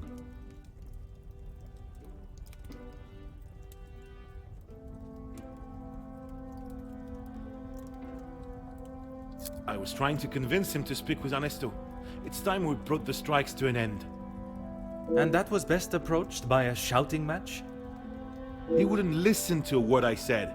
I spent so long preparing how I was going to convince him, but men like him are only swayed by one thing: money.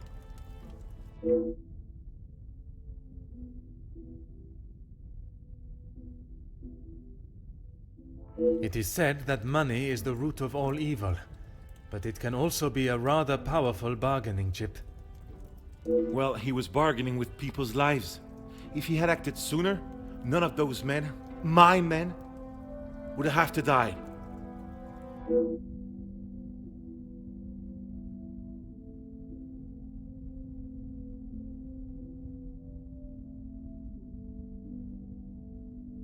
A deal? It was an insult. And that is why you did not sign it? I didn't sign it because the workers deserve so much more, not his pathetic attempts to get them back to work. Did you think there was a chance for a better deal to be made? I know there was. He's a pompous swine that cares for only himself and filling his pockets.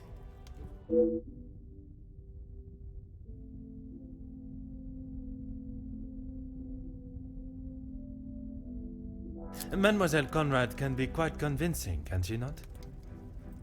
She has certainly taken several wealthy business partners by surprise with her knowledge and prowess. She knows how to use her womanly powers to get what she wants. But she did not surprise or use you? Me? Use me? Don't be ridiculous, Detective. There were no games played at my expense.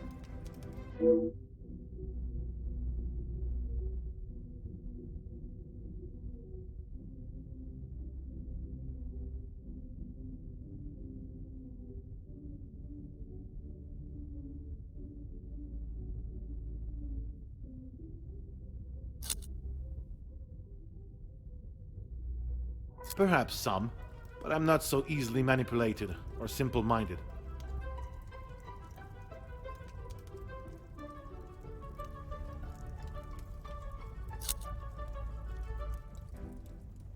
And I stand by that. It was an insult. A rather bold move to make such a decision on your own.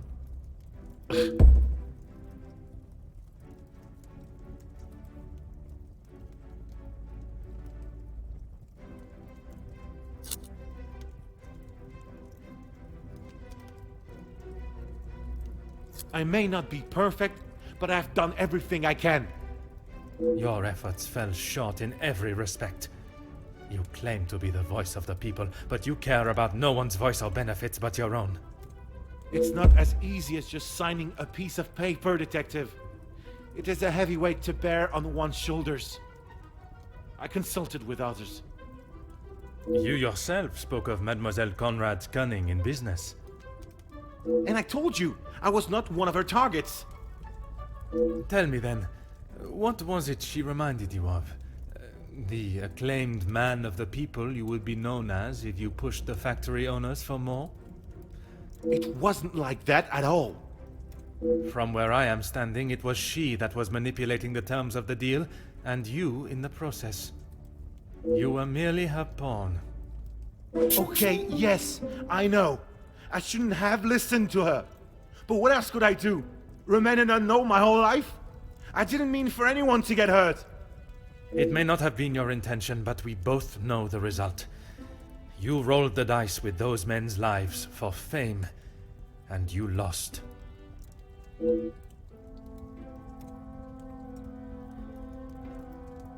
What does that have to do with anything? I have often wondered about the competition siblings face in a large family. When you're young, it is the best feeling to know you have family that will stand by you, without even being asked. It is not until everyone starts carving their own path that you realize you're walking yours solo, and those that were beside you are now miles away.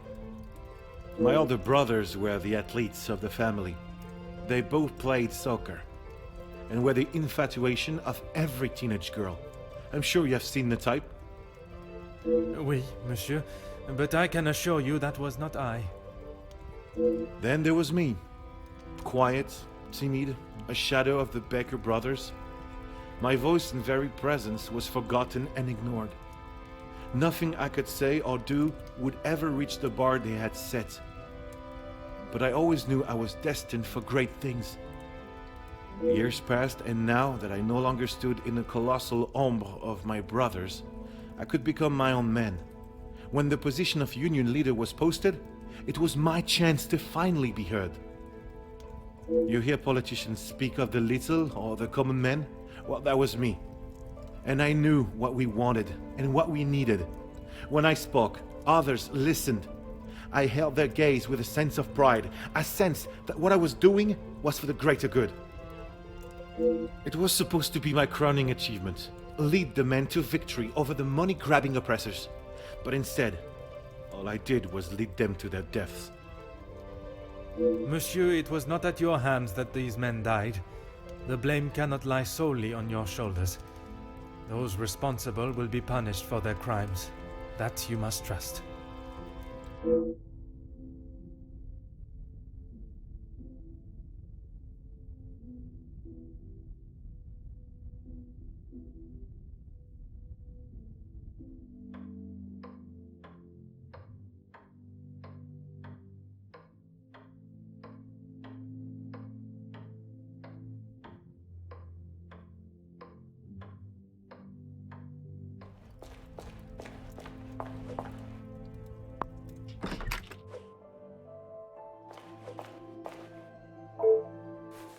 Ah.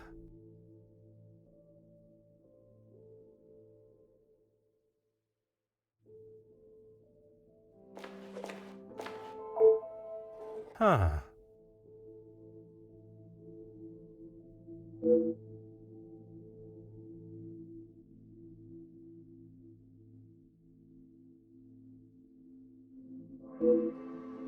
Detective, what can we do for you?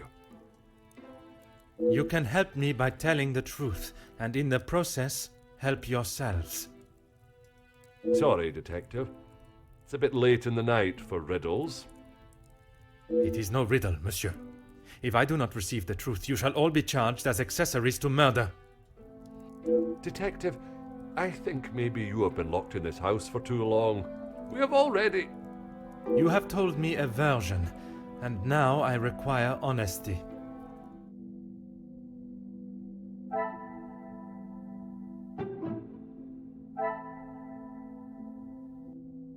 Magnifique.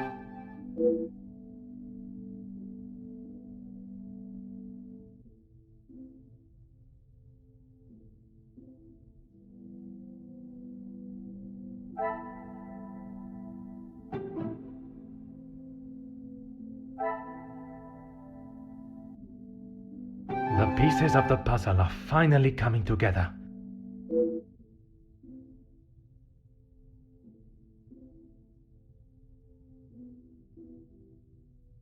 Monsieur Sterling, is there anything you would like to add to your story?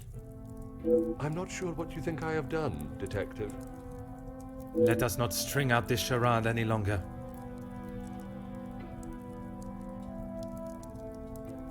From his associate.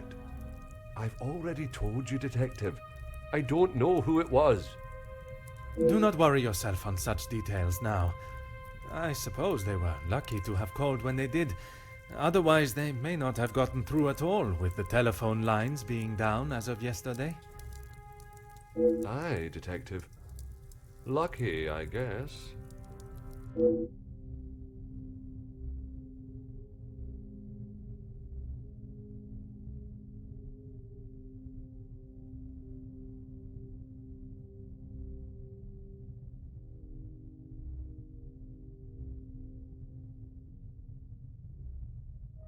Whiskey? You took a bottle of whiskey to the Major. You spoke with Monsieur Demire en route. Aye, of course. It was a bottle he picked up from his last visit to Scotland. Rather smoky number from the Highlands. He was saving it for a worthy occasion. Drowning his sorrows must have been fitting enough.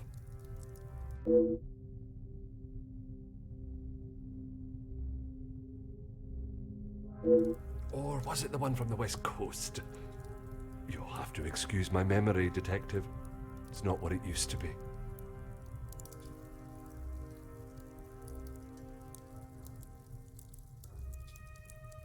Oh, you found it. Thank you, Detective. I've been looking everywhere for it. If I had lost a war medal, I would not stop until I found it. It's not what you think. I was... Exploiting a dead man's military achievements for your own personal gain? Nothing of the sort. He asked me to clean them up. I must have dropped it into my pocket when I was putting them back. An honest mistake.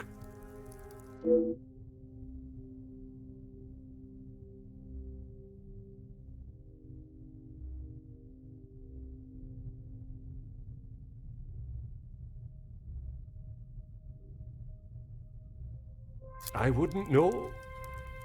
Probably. Your father was in the military for many years. That is what you told me. He was. And your family still keep his medals? They were sold. And why was that, monsieur? Is my family on trial now, Detective? Only you, monsieur. And I repeat my question. Because we needed money. Voila.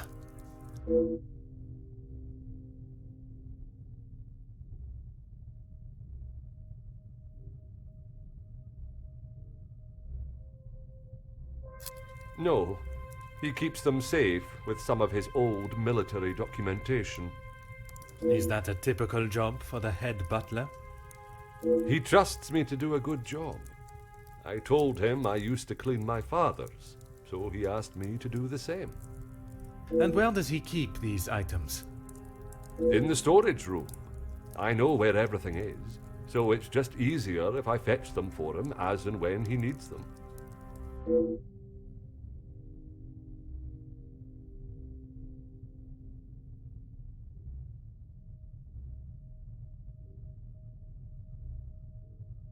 It's certainly better than my last. You are paid a fitting wage for the work that is asked of you? I'm sure the lady of the house would not want me discussing it, but I should not complain. That is not the most convincing answer, monsieur. Between you and I, we all work very hard here, and it would be nice if we were rewarded for it.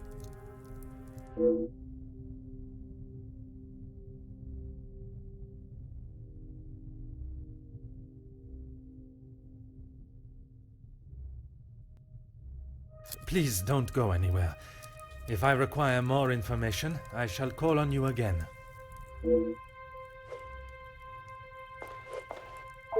Mademoiselle, I shall keep my questions brief.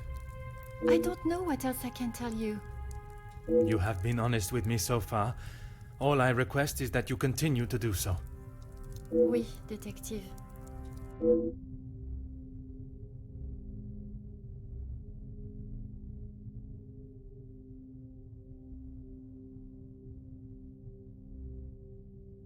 It was frantic in the pantry. We were working hard to make sure everything was up to scratch. Go on. Then Liz burst in, asking for Maman-Ray's help. Her help with what, exactly? I don't know. She took Liz to one side, and I was needed in the salon. We spoke just after that in the pantry. You did not question what she needed help with? I was too busy. I love Liz, but she sheds a tear at almost everything these days. Although, I have never seen her look so pale.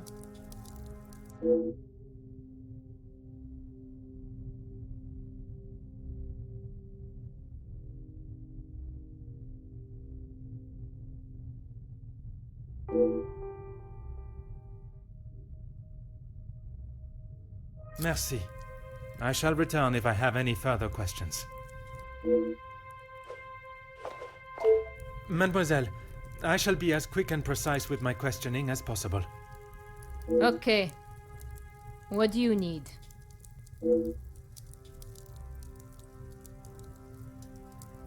Merci. He was a good man. Taken too early. Forgive me, mademoiselle, for not extending them earlier, but I was not aware of your relationship. He was my only brother. And he died doing what he believed was right. If I ever get my hands on who took him from me.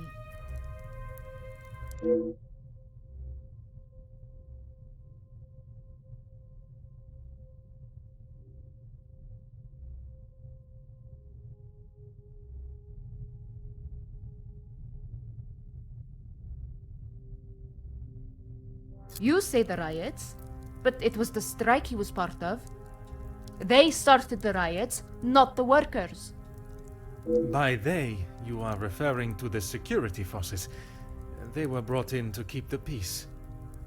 Security, huh? They were brought in to make an example of them.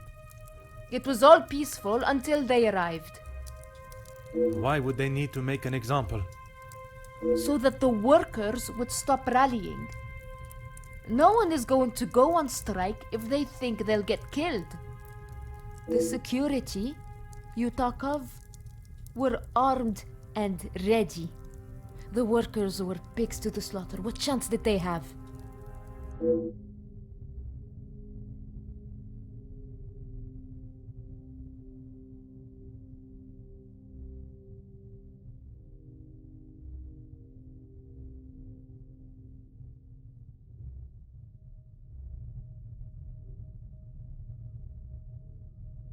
Yes. This was before or after Archibald took him a bottle of whiskey? Before. You are sure? It may have been after. The whiskey is kept in the cellar with all the alcohol? It is. Then you must have noticed him going into the cellar and returning with a bottle through the pantry, no? Yes, I suppose I did. It must have been before then.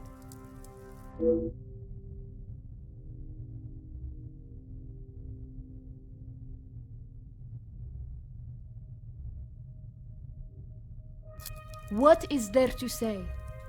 Being locked away in the pantry, I don't see her for most of the day. That may be, but she came looking for your help before dinner was served, did she not? She wasn't feeling well, that's all.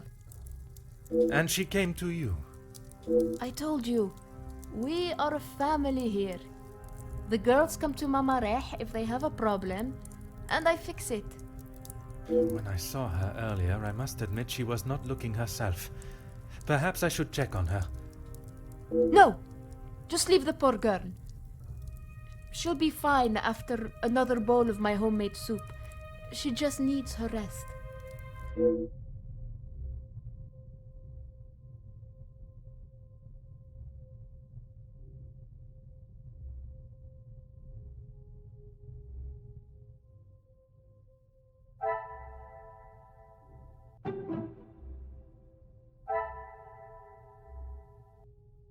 Magnifique.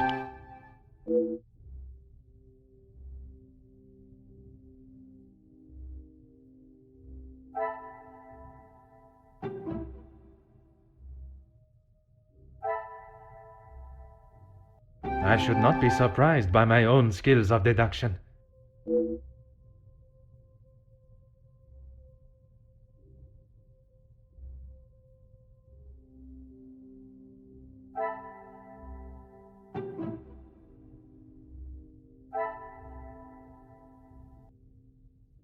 Another success. I never doubted myself.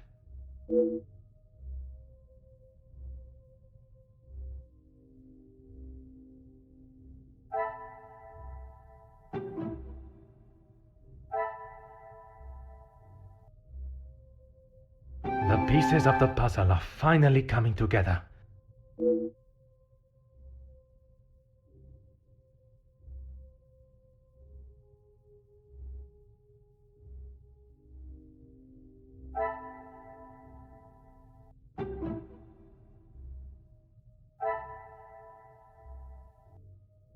Things are beginning to become clearer.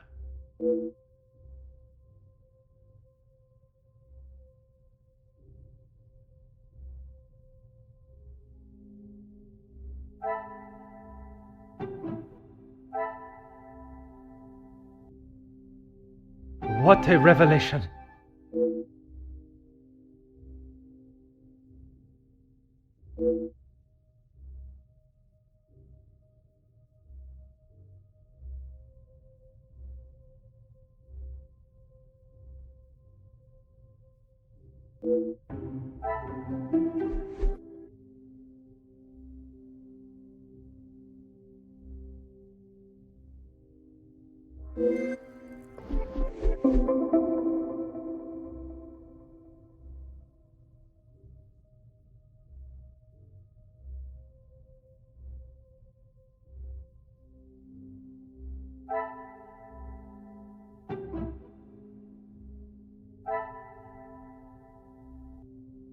Some would say a lucky guess. I would say a moment of genius.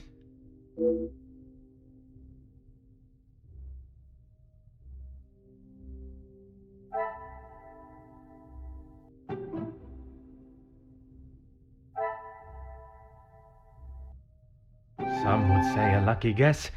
I would say a moment of genius.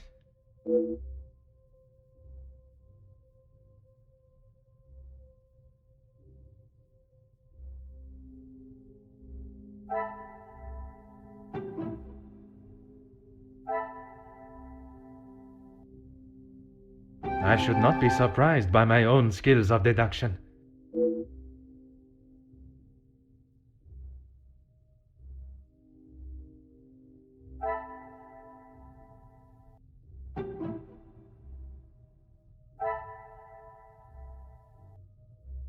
What a revelation!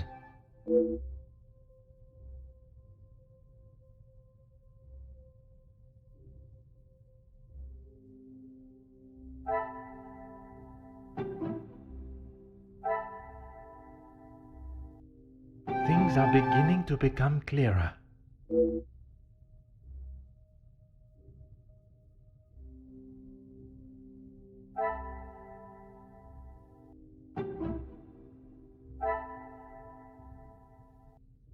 Magnifique.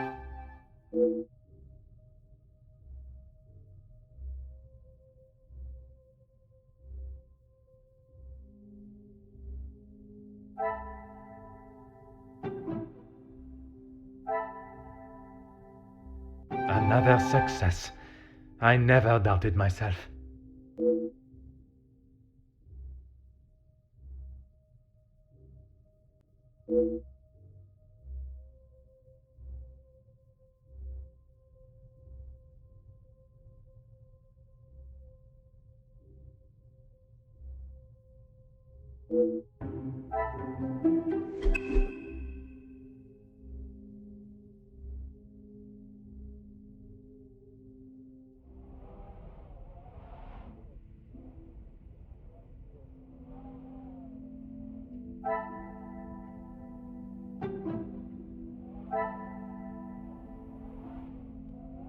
The pieces of the puzzle are finally coming together.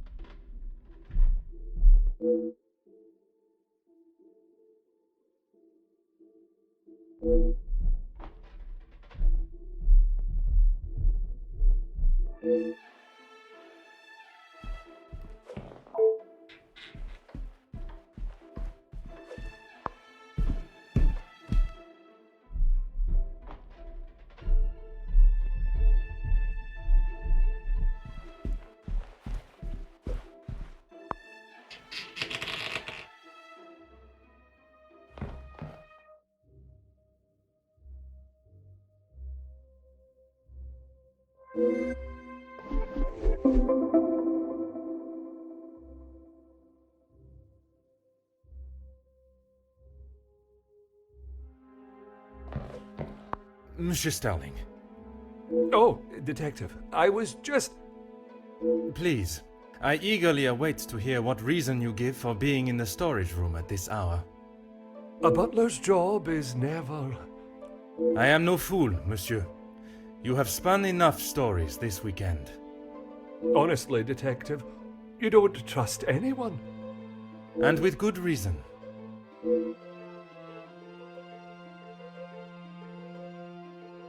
I've been thinking about my time with the family.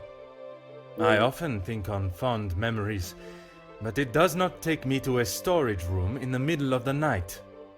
There are many memories held within these walls. I just wanted to see them again.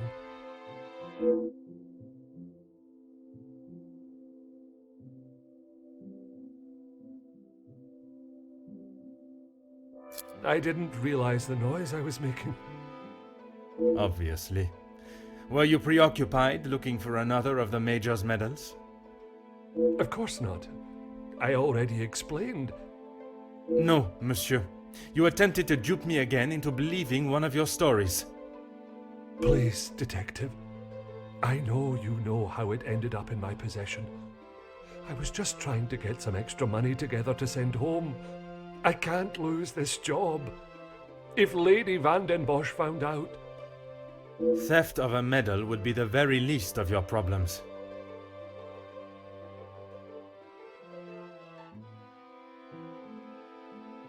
Deceive? I'm sorry that I lied to you about the medal.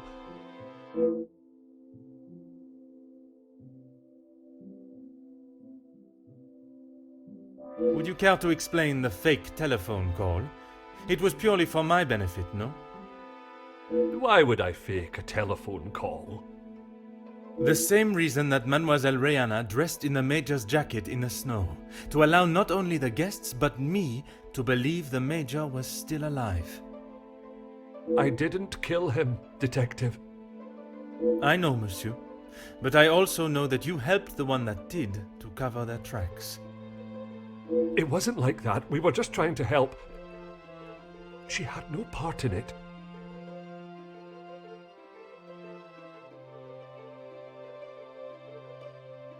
You never let on. How long have you known it was her? Monsieur, I am Detective Hercule Poirot. I only show my hand when I deem it necessary. You will be taking her away then? She will stand trial for what she has done. But you don't know the full story. She is just a servant in this house. If she is arrested, that will be the end for her. If Mademoiselle was only protecting herself, as you both have claimed, she will surely be found innocent.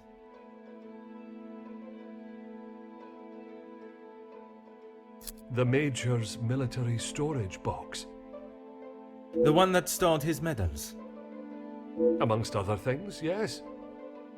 And those other things are? I had to protect her. If you found it when searching the study, you would have carted her off then and there. Whatever it is you have hidden, it will not remain that way for much longer.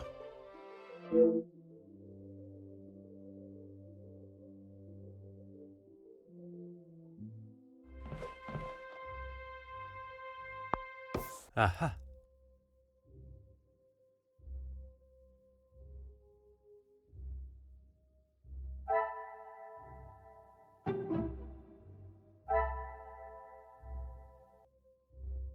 Things are beginning to become clearer.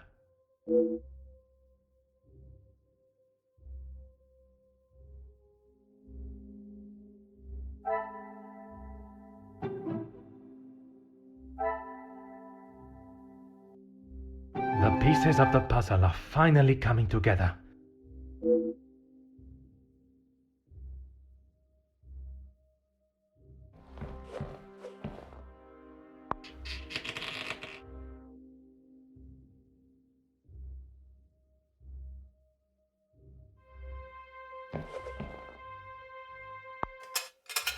Oh.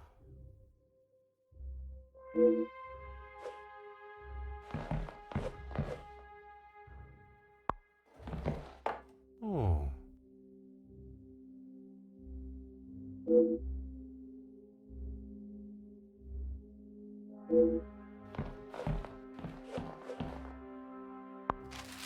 Huh.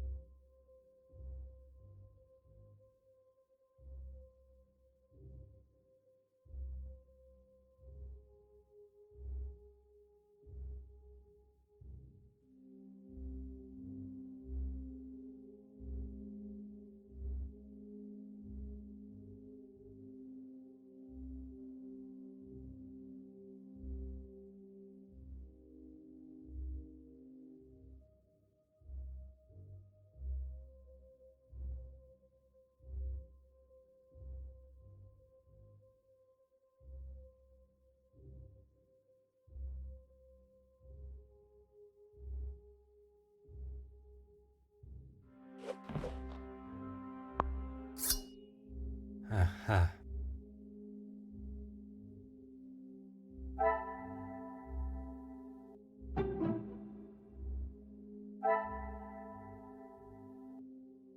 Another success. I never doubted myself.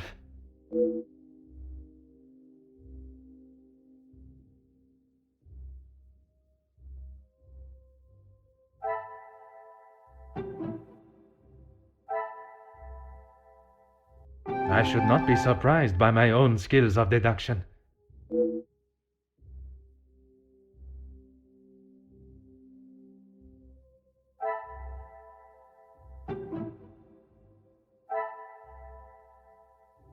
What a revelation!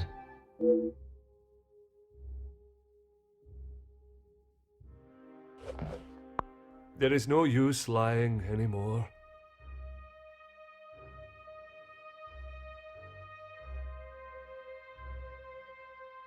He always had his regiment lighter that he received in the war on his person. And yet, it was not his regiment emblem that was engraved on it. My father's. It must have fallen out of my pocket. You still have it, detective. Monsieur, you have stashed evidence, manipulated a crime scene, obscured my investigation, and yet it is a lighter that you worry about most? If it is my path to end up behind bars for what I have done, so be it. It is Elizabeth that you cannot allow to be locked up without the truth being told. I have heard how you fought for that young maid before. Fleurette, is it? I only ask that you do the same for Elizabeth.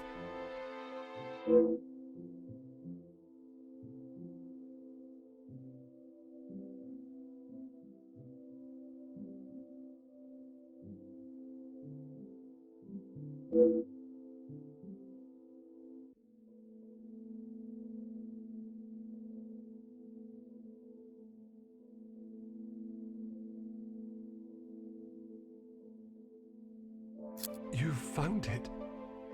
Even the secret area that has been created here is not concealed enough to stop Detective Hercule Poirot. I couldn't just leave it at the scene for you to find. The Major was killed by his own knife. The knife that protected his life during the war would eventually be the one that ended it. It was in his holster when he attacked her. He had hold of her arm. What else was she meant to use to get him off of her?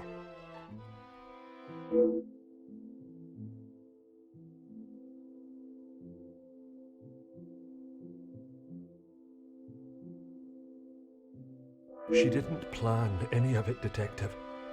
She was only defending herself. That is what Mademoiselle told you? She did, and I believe her. You think you knew the Major, but you had no idea. He was a monster and had more secrets than all of us combined. That may be true, but that does not excuse what she has done. Put yourself in her shoes for a minute. If a man like that had attacked me the way he did Lizzie, I would have done a lot worse to him.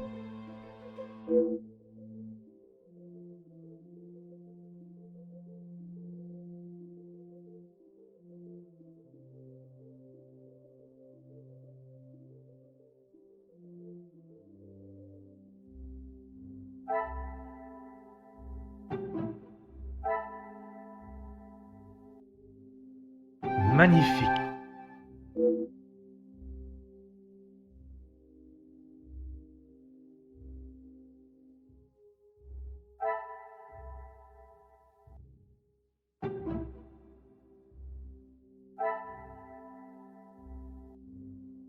Some would say a lucky guess. I would say a moment of genius.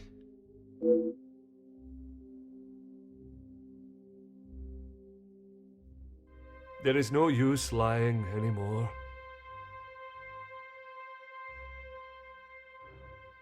When you asked me yesterday about seeing someone out there, I thought the game was up. That does not explain what you were doing out there. When Lizzie took me to the study, the knife was still in the Major's chest, and I knew I had to get rid of it. I dropped it out of the window, knowing no one would be going outside. It was fine for the time being, but I couldn't risk it being found when the snow melted. So you collected it under the cover of darkness and stowed it away in here where you thought no one would find it. After your questioning in the pantry, I knew you were onto something, and I couldn't leave it here. And where did you plan on moving it to? Honestly, I don't know.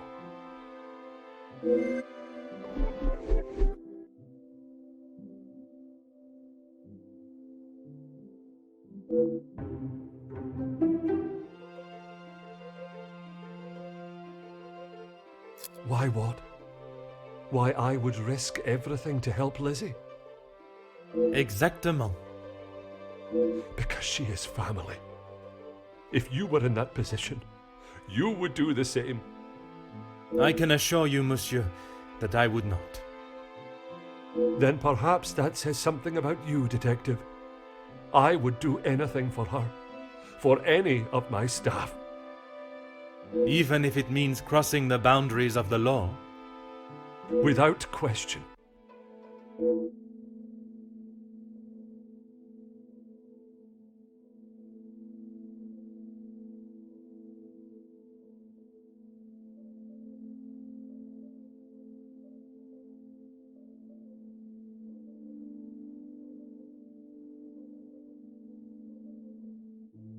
Aye, Detective, but please, you have to help Lizzie. It was all an accident. She doesn't deserve to spend the rest of her days behind bars because of that man. If she is put behind bars, it is because that is what the courts have decided upon. Detective, you can't be so cruel. It is not cruelty, monsieur. It is the law.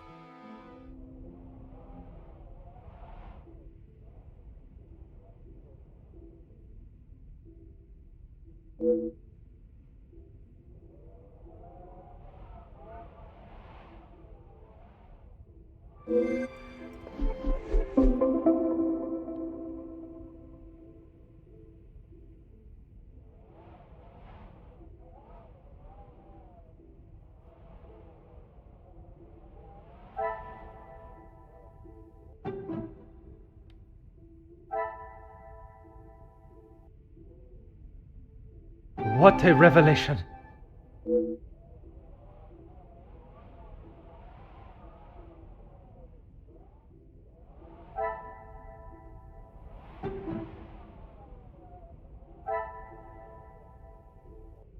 I should not be surprised by my own skills of deduction.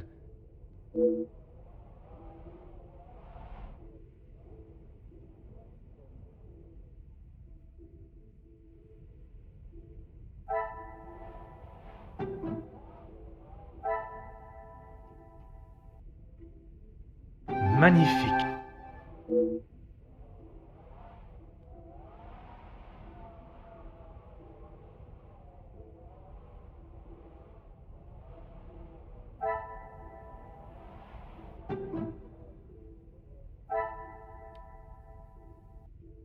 The pieces of the puzzle are finally coming together.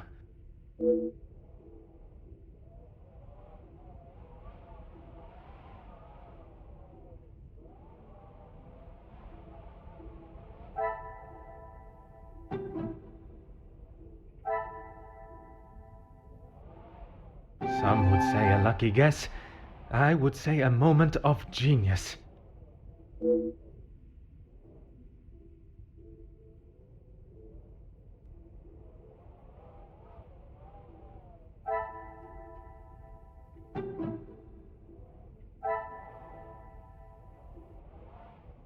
Another success.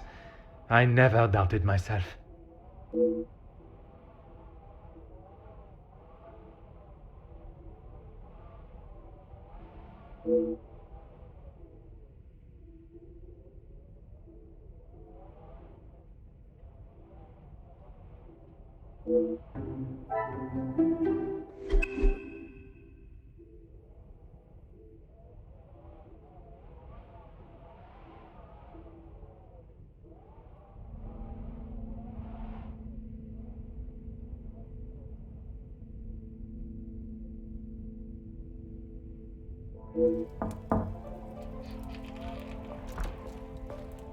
Detective Poirot, I'm glad you're awake. Bonjour, mademoiselle. It has certainly not been a night of peaceful sleep. There is something that we must discuss. Please, Detective, I'm not sure I can take any more surprises like last night. I'm afraid this may be the most upsetting of them all. You have found Felix's killer, haven't you? I have. And the guilty party will certainly come as a shock. Detective, please. It was Mademoiselle Elizabeth that was behind the Major's death. You must be mistaken. Elizabeth could not do such a thing. I assure you I am not. It is something I spent much of last night deliberating. When you spoke of the telephone lines being out of order, it made me question the conversation I thought I had heard Monsieur Sterling make with the Major before connecting the call to him. But it hasn't been working all weekend. Exactement, mademoiselle. That is when I knew I had once again been lied to.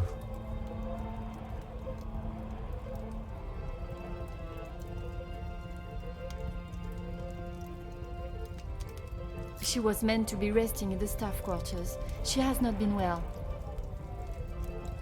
I am afraid that was yet another lie, orchestrated to keep her from incriminating herself.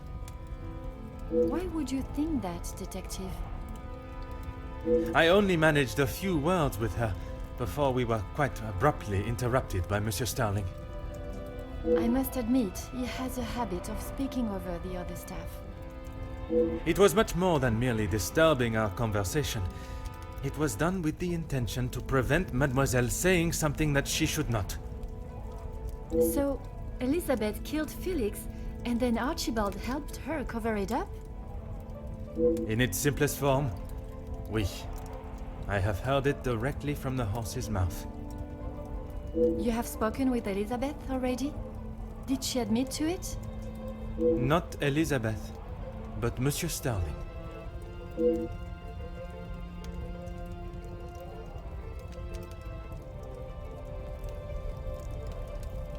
I wasn't. What were you doing in there, Detective? It was Monsieur Sterling that I found in there. I was taken by some surprise to hear anyone awake at that hour. What on earth was he doing? He claimed he was merely reminiscing of his time with the family.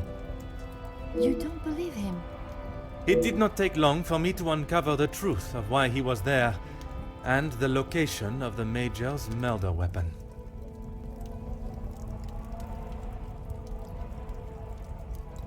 Hidden area? A room that held all of the Major's secrets. I had no idea. Did you discover the reason for his blackmail? I did. Were you aware he was dishonorably discharged from the army? Dishonorably? What does that mean?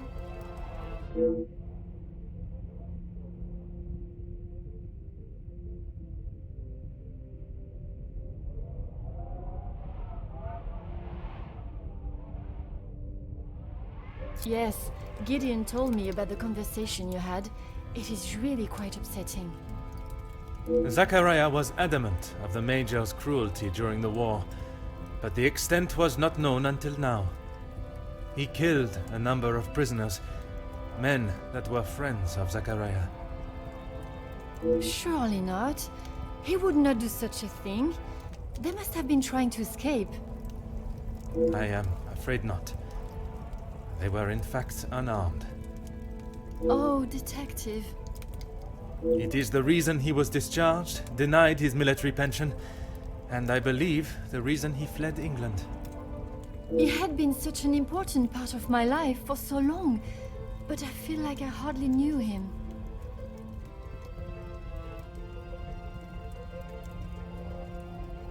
Innocence? You said it was she that killed him. It was her hand that held the knife, but he was quite insistent it happened in self-defense. In all of the years I have known her, she has barely even raised her voice. I cannot believe she would do something like that out of malice. The whole truth cannot be known until Mademoiselle Elizabeth has told her story.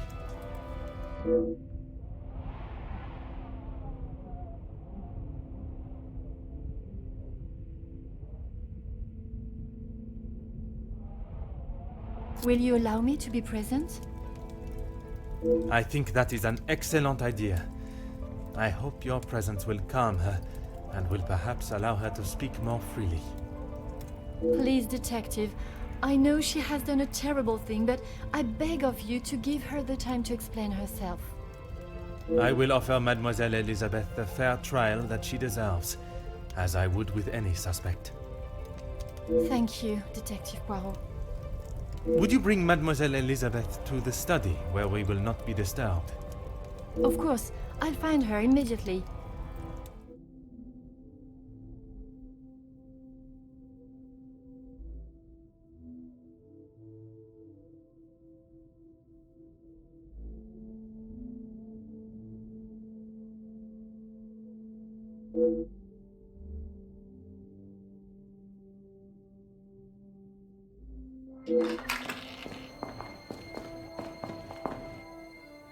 Mademoiselle Elizabeth, merci for joining us. Miss Angeline said you requested to see me urgently. We have some serious matters to discuss, and I would like to waste no further time. Oh, yes, Detective. Still not quite myself. I was surprised when Monsieur Sterling hurried you to assist Madame Vandenbosch last night. I should not have avoided my duties for so long. The house does not stop because I'm feeling a little under the weather. That is true, but you cannot be expected to complete all your tasks if you are not in the right frame of mind. Honestly, Detective, it was best for me to not sit and wallow anymore.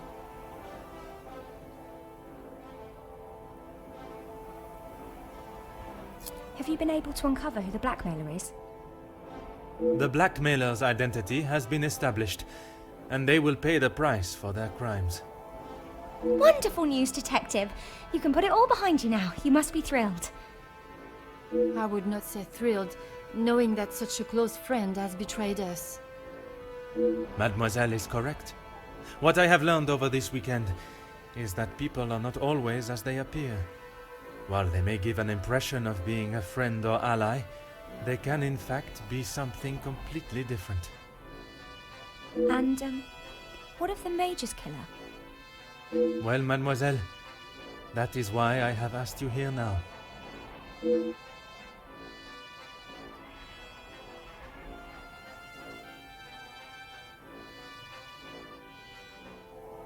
I'm not quite sure what you want me to say, Detective. Your honest opinion is all I ask, and, s'il te plaît, do not hold back. No one else felt it necessary. We only spoke when there was something in the house to be done. We did not speak of interests or pastimes.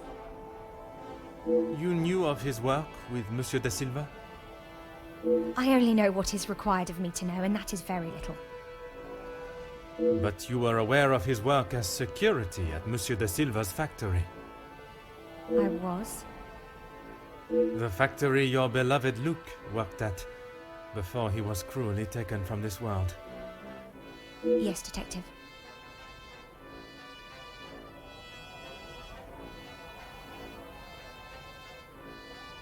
Yes, that is where he spent his last moments. Standing shoulder to shoulder with his fellow workers. The resulting riots were a terrible tragedy. One that I hope we will not have to see or experience again. Something that could have been avoided had the Major and his team done what was required of them. Nobody deserved to die that day. Not my Luke. Detective, what kind of question is that? It is a straightforward one. Mademoiselle, if there is something you wish to tell me, now is that time. I'm sorry, Detective, I just don't know how to answer it. Let us consider what we know of the Major. He fronted the militia that attacked the workers at the strike. You were aware of this?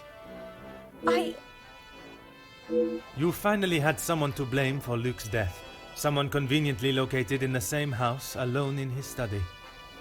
No, Detective. It wasn't like that.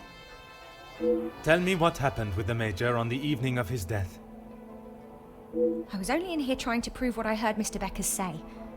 I was going to report him, I swear. Miss Angeline, you believe me, don't you? I want to. I am still trying to understand it all myself. Why don't you start from the beginning? I was delivering Miss Angeline's dress to her room when I heard Mr. Beckers arguing with the Major in his study. They were ever so loud. I thought the whole house would have been listening to what they were saying. Mr. Beckers was talking about the factory strikes and how it was the Major's fault. He told him that if he didn't own up to his crimes, he would go to the newspapers. I cannot imagine the Major would have taken kindly to Monsieur Becker's threat. He didn't. He called him some rather uncouth names before Mr. Beckers left and went downstairs, and made sure to keep out of sight. After the altercation between the Major and Master Gideon, you went to speak with him outside, and I thought I could look around his study without anyone knowing. I had to know for sure. If it was true, he deserved to be held accountable.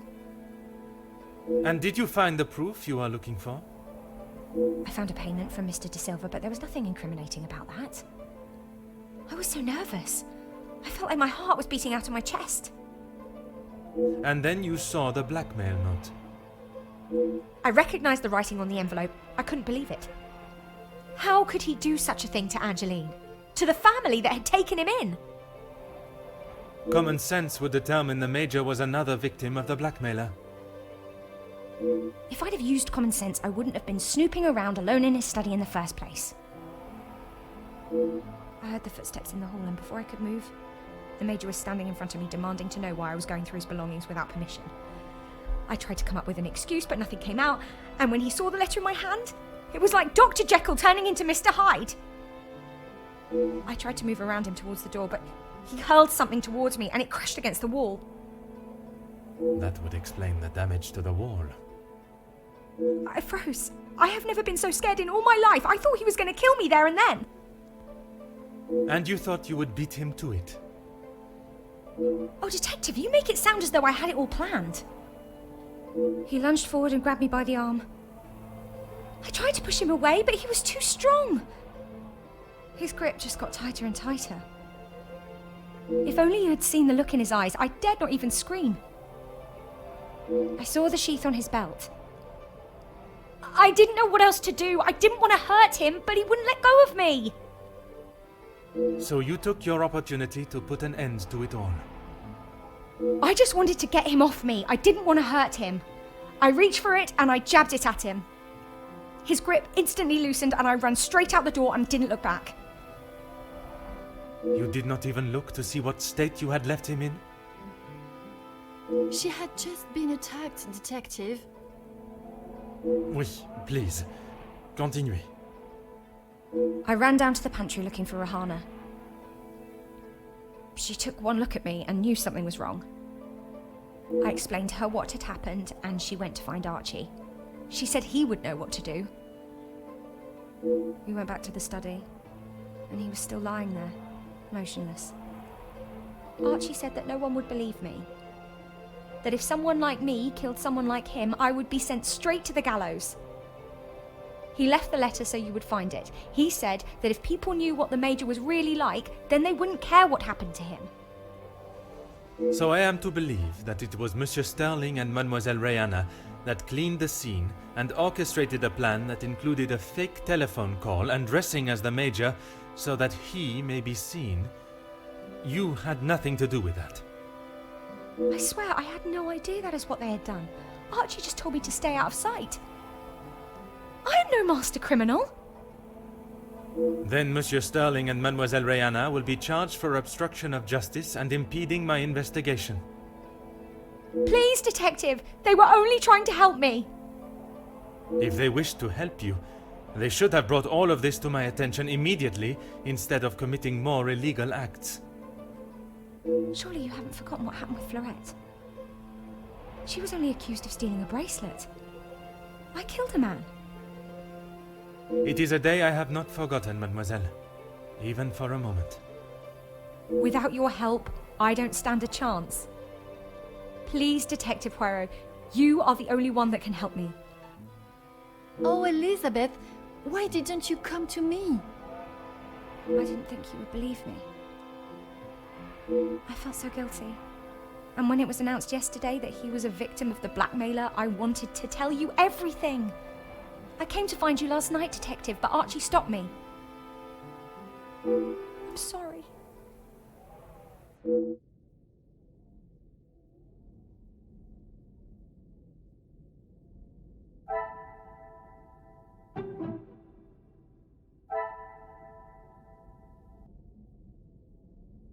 Things are beginning to become clearer.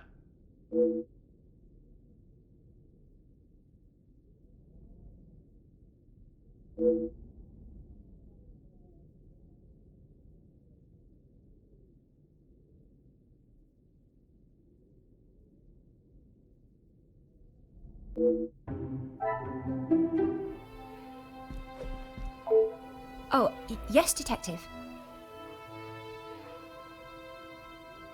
I don't know where it is. If you have been honest with me until now, I ask that you continue. I'm sorry, I really don't know.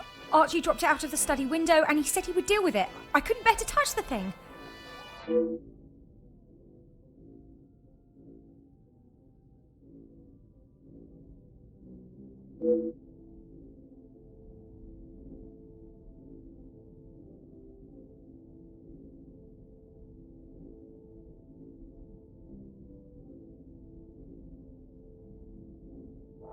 Please, I was only protecting myself. I didn't want to hurt him. He just wouldn't let me go. Oui, mademoiselle. I know.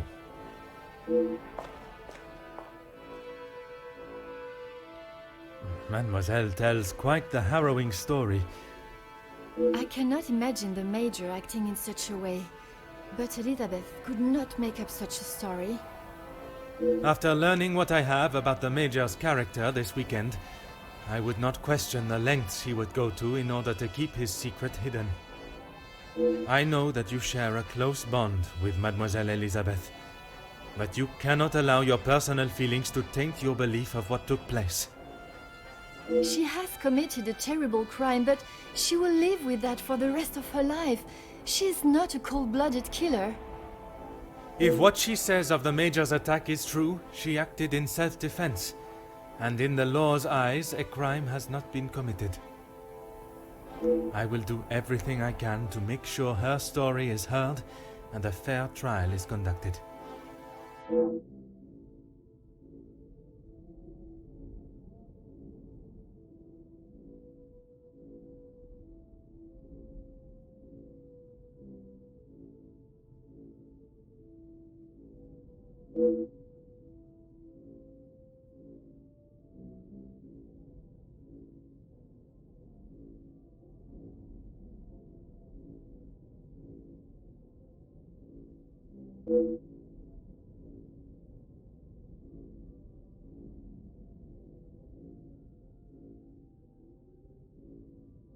Mademoiselle, it is time I addressed the house. Are you sure? What will you say? What if they do not listen? I can assure you, they will. Elizabeth was right, though. She's just a servant. What if they... Mademoiselle, when Detective Poirot speaks, they will listen. Would you ask the guests to convene in the library? Of course. And what of the staff? I have told Monsieur Starling to remain in the staff quarters with the others. When the authorities arrive, they shall be dealt with.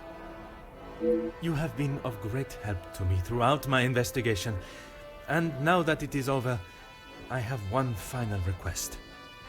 You only need to ask. While I am speaking with the guests in the library, would you watch over Mademoiselle Elizabeth in my room? You don't think she will try and escape, do you? In her position, I do not know what she might try. But I trust with you there, any potential ideas of such a thing will be squashed.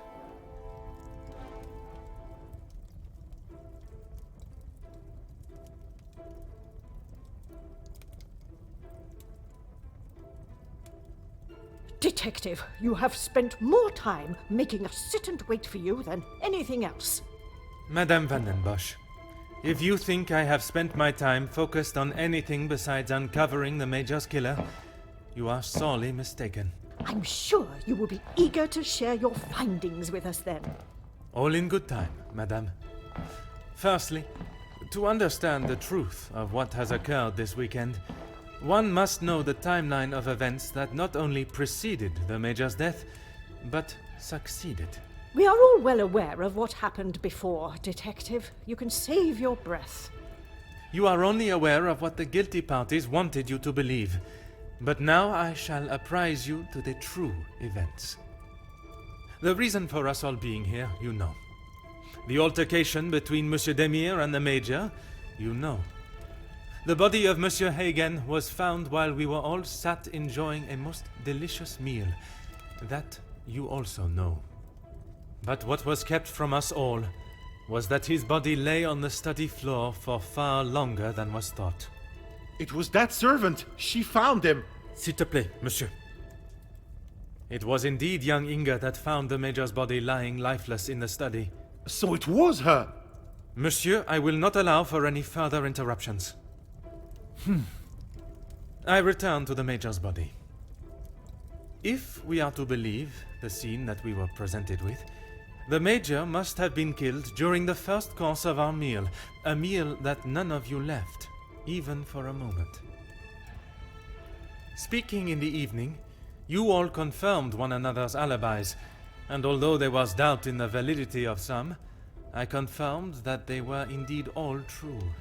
What I could not understand was how a man came to be found dead, and every guest accounted for at the time of death.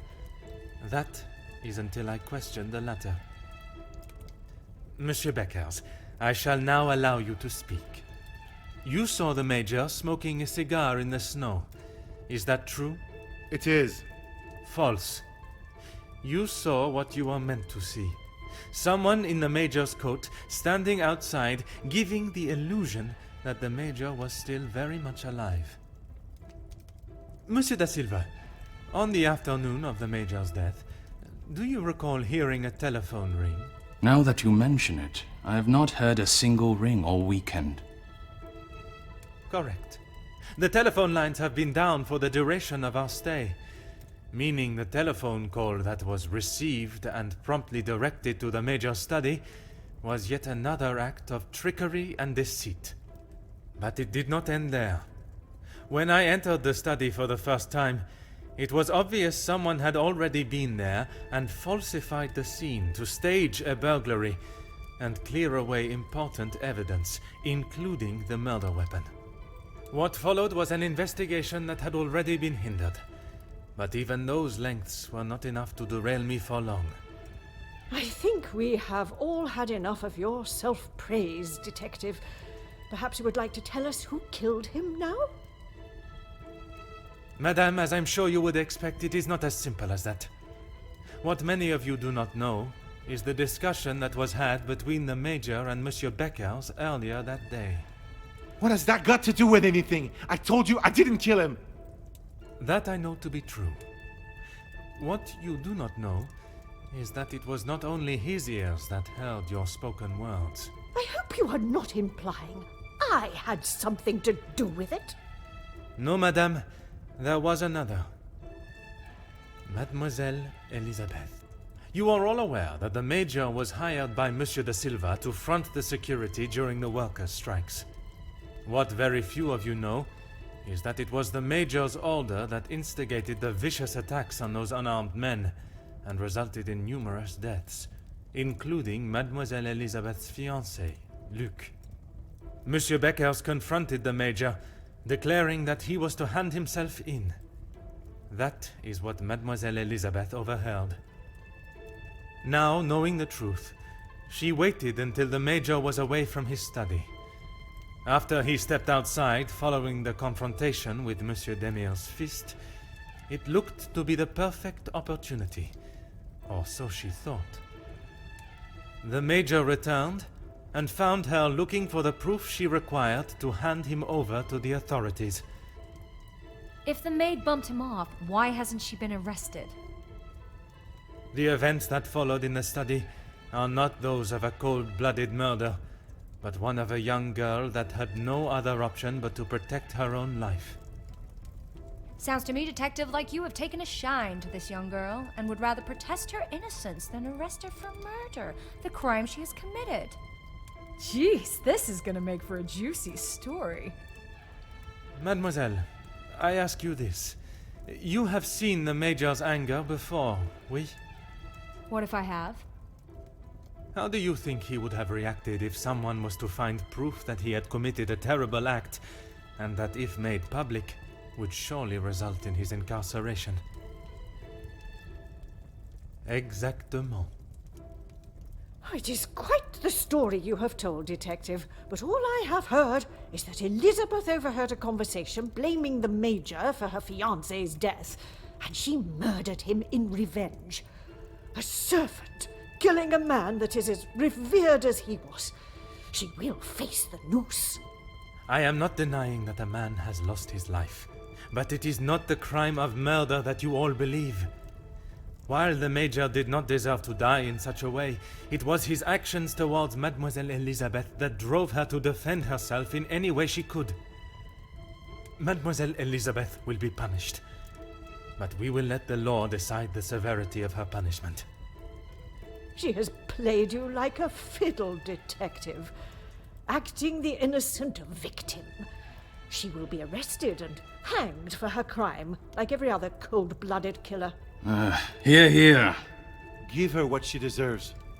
The girl has got to pay for what she's done.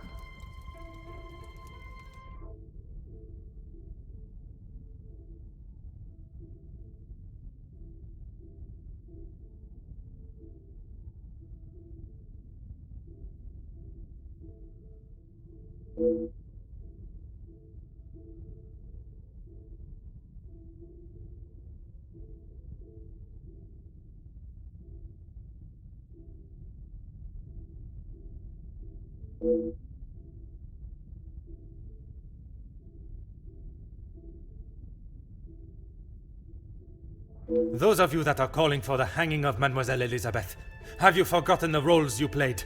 Your actions have been far from innocent.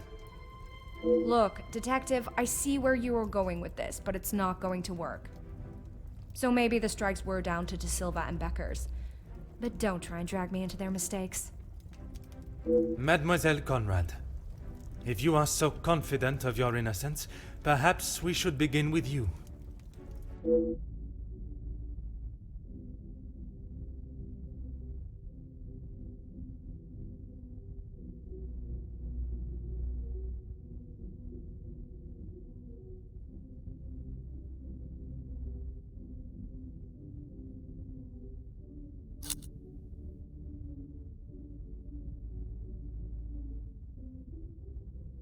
You don't need to imply it's only me that does. Ask any of my journalists, they'll say the same. Even if in the process people are hurt? You knew the situation surrounding the strikes, and only sought to swell the anger in people and create further chaos. Mademoiselle, you so often have something to say. Now is not the time for silence. You really are delusional. Maybe you should just keep your theories and claims to yourself.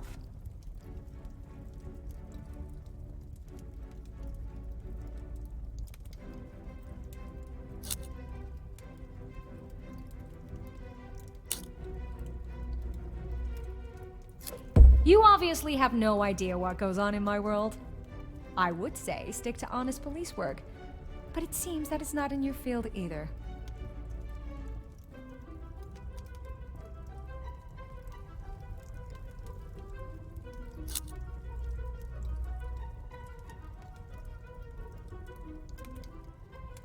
Look, it's...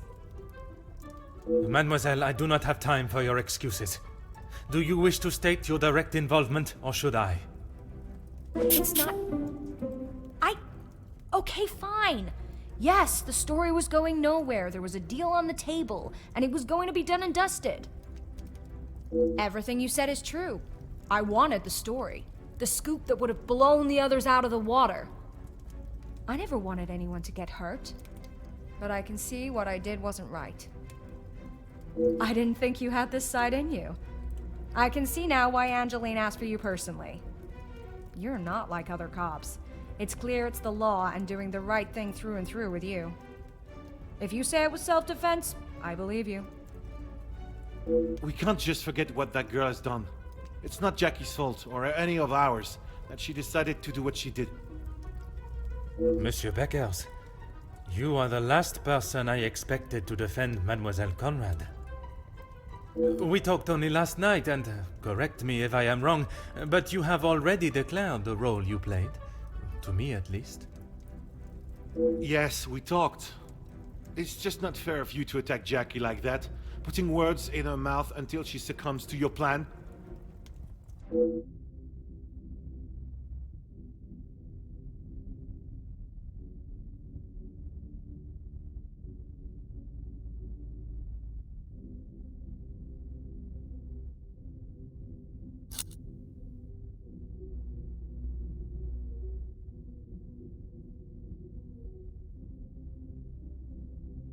Detective, I'm afraid you're misunderstood. That is not how it was. It was not my intention for things to escalate as they did. I could not have predicted that would happen. Jackie was documenting everything to do with the strikes. She wanted our story to be heard and wanted to know how I was handling the negotiations. And they were handled by yourself? Naturally. If I cannot handle simple negotiations, I am not fit to be in the position I am in.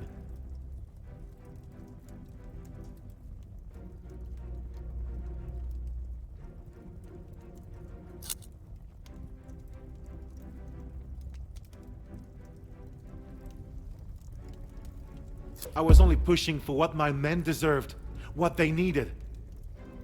Hindsight is a wonderful thing, Detective. Surely you must know that. Nothing is ever simple, Detective. I'm sure you understand that better than anyone.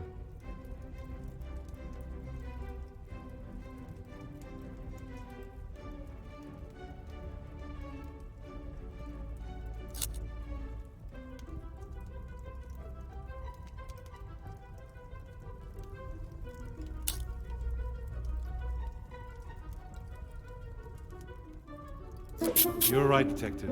I have tried so hard to deny my part, but I know only too well that my decisions led to the death of those men. I know I cannot excuse what I've done. I just want you all to know that I am not a hateful or malicious man. I only wanted to prove that I was the right man. I have lived in other shadows for so long. I thought I would be able to finally step into the light and be the one that everyone remembered, not forgot. Monsieur da Silva offered me a deal and I turned it down. I thought I was doing right by the workers, but it was only myself I was thinking about. What more proof do you need? He said it himself. I made a generous offer to reach a resolution, and he turned his nose up at it. It was not that simple, though. Oui, an offer was made, but Monsieur Beckers and the workers would never have been forced into that position had their working conditions been satisfactory to begin with. This is outrageous! Do you plan on blaming everyone for doing their jobs? I suppose it makes you feel better about yourself, doesn't it?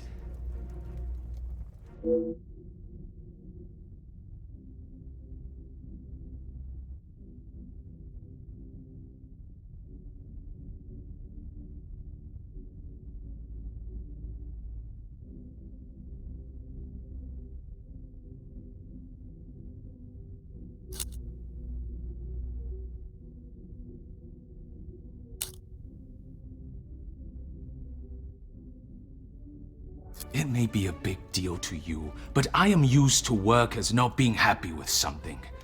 And most of the time, that unhappiness is directed at me. When you're in charge of your own factory, you'll understand. I handle the situation the best I could. If you think otherwise, maybe you have proved us all right, that you aren't the great detective you claim to be.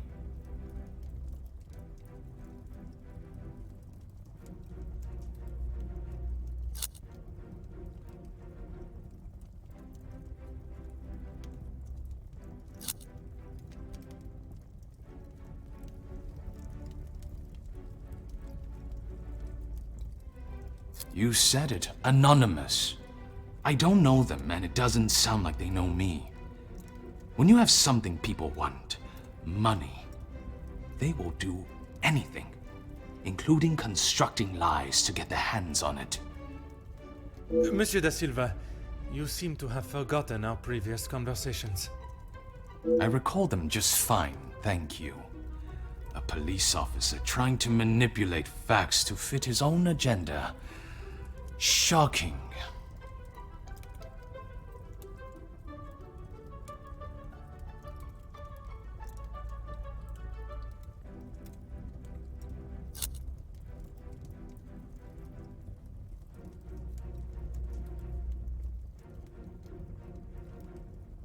Do you really think this is the first time blame has fallen at my feet? Although I don't think I've seen someone try so hard before to even convince themselves of what they're saying. Have you not learnt enough already from having your factories closed? If you have any hope to return to normality, you must admit your faults and accept the repercussions. I may have been a little harsh with my staff. I only wanted to prepare them for the realities of this world. I was never given the opportunities that they have today, and I succeeded. All they do is demand more and more at the factories and at the house.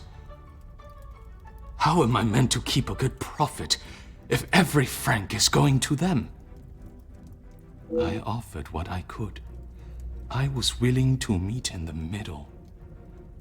But maybe that wasn't enough.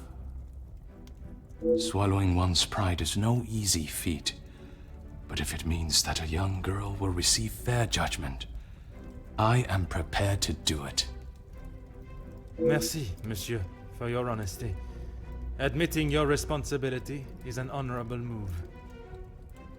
What now, Detective? Is this absurdity going to continue much longer? Even after all your attempts, Detective, Felix was still murdered. Self-defense or not, she chose to hide what she had done because she knew what she had done was wrong, and she will be punished for it. It was not choice to hide anything, madame. If in her position, I ask, what would you have done? The Major has already furiously thrown an object at you, barely missing your head, and now has hold of your arm. I wouldn't have driven a knife into him, that I can tell you for sure. She is no fool. She intended to kill, not to defend.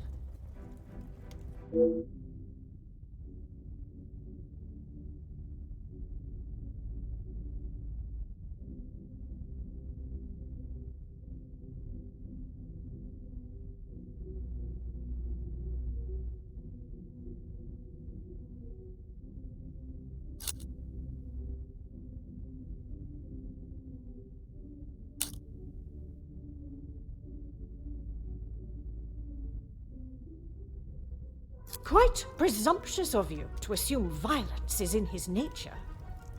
Putting my own feelings towards the Major aside, he was not an honorable man, at least at some time in his life. He must have been for you to allow him in your house for so many years. So, even you confirm he had a history of aggression.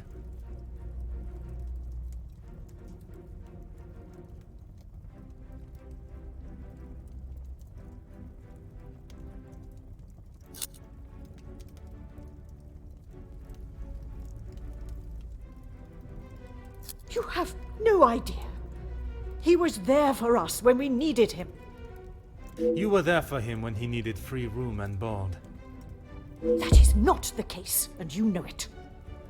His actions are unforgivable and should not be defended by anyone. You judge him so harshly, but I return the question. What would you have done in his position? He had made mistakes. I will not deny that. In those moments when a decision had to be made, it fell to him, and he did what he saw fit.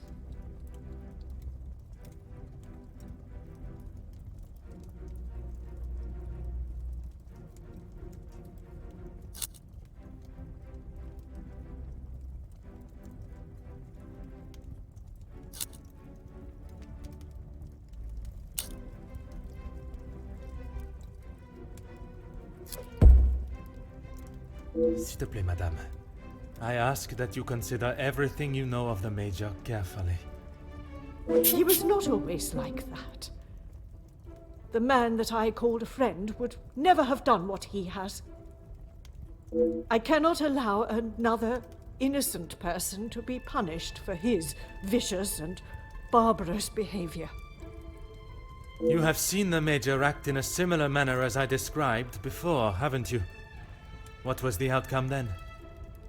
You have convinced me that I am wrong, in both my opinion on Elizabeth's punishment and in the friendships I keep. Is that not enough for you? Not when a potential crime has been committed, and I fear an innocent party may have been punished for it. He was just a boy. I told him to stop, but he was like a wild animal. The confrontation with Mademoiselle Elizabeth was not the first time he has come close to killing another. It was following the officers' ball. A young man, no older than 16, stopped us on the street, begging for some change. Felix pushed him away, but he was persistent. He only wanted a few coins. Like a flash, Felix snapped and wouldn't let go of him. He would not stop punching him. I have never seen anything so brutal. But he was never charged for the attack. Felix called the captain at the station and said that the boy had tried to rob him, and he was merely defending himself. The boy was thrown behind bars without a second thought. It was a full week before the bruises on Felix's knuckles finally faded. And even after witnessing such a brutal assault, you still support him. You still believe that he had not attacked Elizabeth. The days following, he showed no signs of remorse, no apology to him or to me. I blamed it on the amount he had had to drink.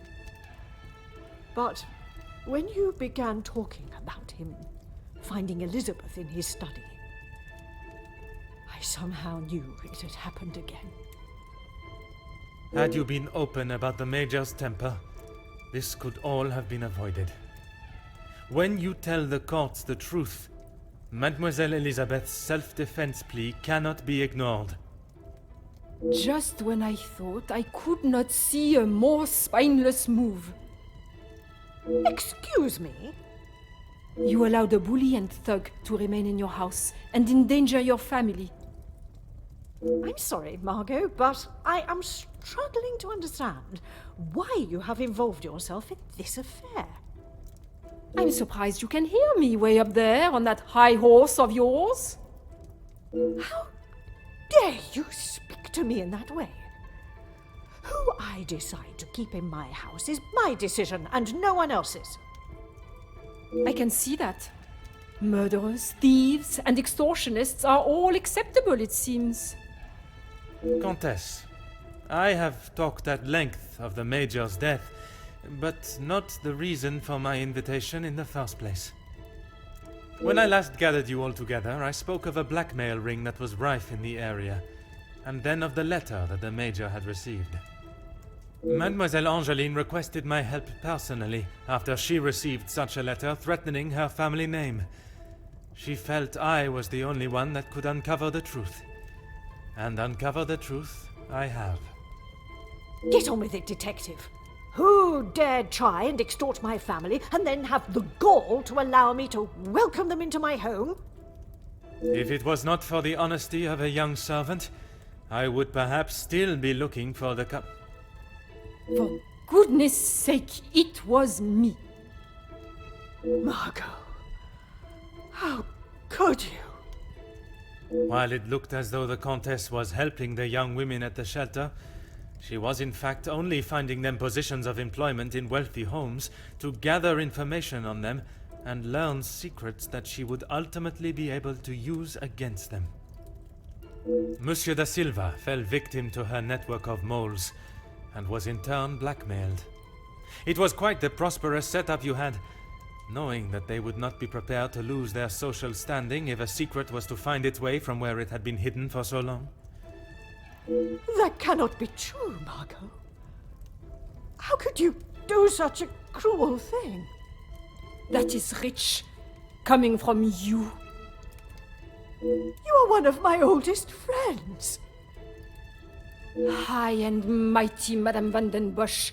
You think you can do what you wish when you wish it and there will be no repercussions. You are as bad as all of them. If I do not get a straight answer out of you, I will march you to the police station myself. I'm surprised it took the Major this long to start living with you.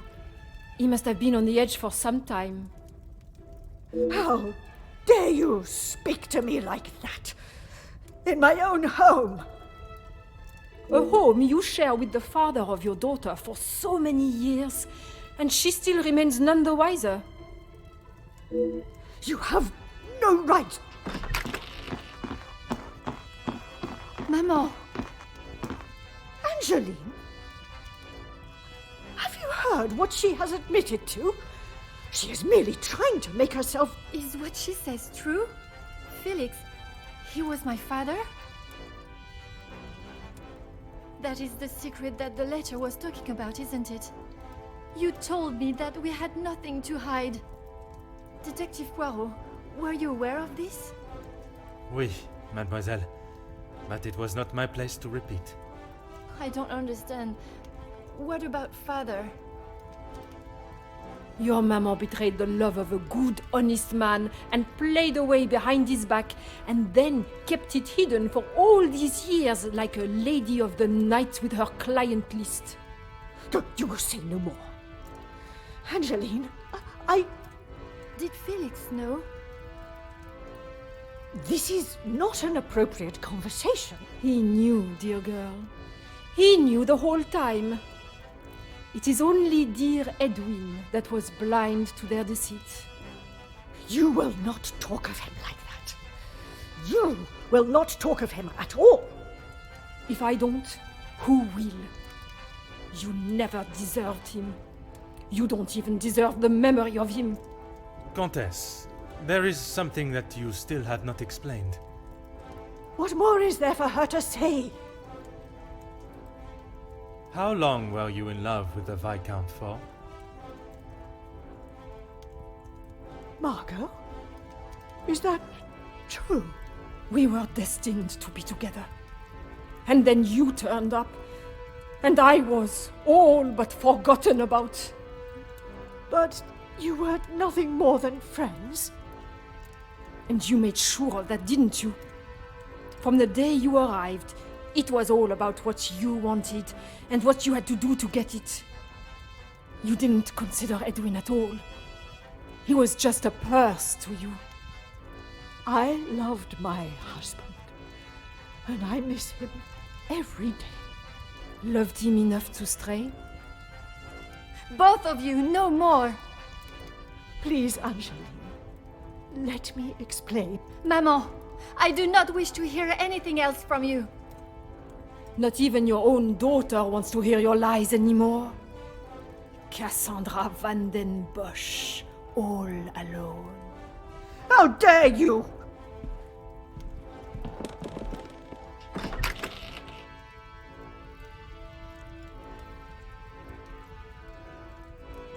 While I feel a sense of satisfaction and pride in solving both cases, there is still a part of me that is reluctant to revel in triumph. I am content with the unmasking of Comtesse de Vos as the blackmailer, and knowing that she will pay for her crimes. But it is the justice for Mademoiselle Elizabeth that worries me. She will stand in a court of law, and I can only hope that they can see she acted in self-defense. I must trust that our legal system and justice will prevail, and a fair sentencing will be given. In protecting her own life, she took the life of another. Perhaps the guilt she must live with is a greater punishment than any sentence she can receive.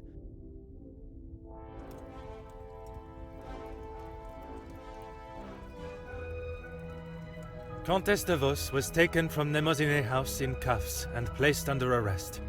Although she initially tried to plead her innocence, Inga, along with a number of other girls that the Comtesse had found employment for, came forward and made full statements. She was charged with 5 counts of blackmail and extortion and sent to a house of corrections, where she will have a new life to become accustomed to. Monsieur Sterling and Mademoiselle Rihanna were also reprimanded for their participation. While they may not be facing time in prison, tampering with a crime scene and obstruction of a police investigation are certainly not something that houses and new employers will look positively on.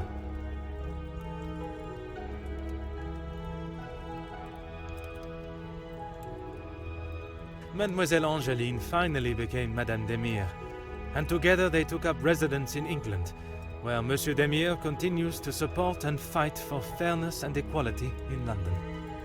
I am happy to say that we have remained in contact, and Madame Demire has become a regular correspondent of mine, and the latest joyous news is that they are expecting a child of their own.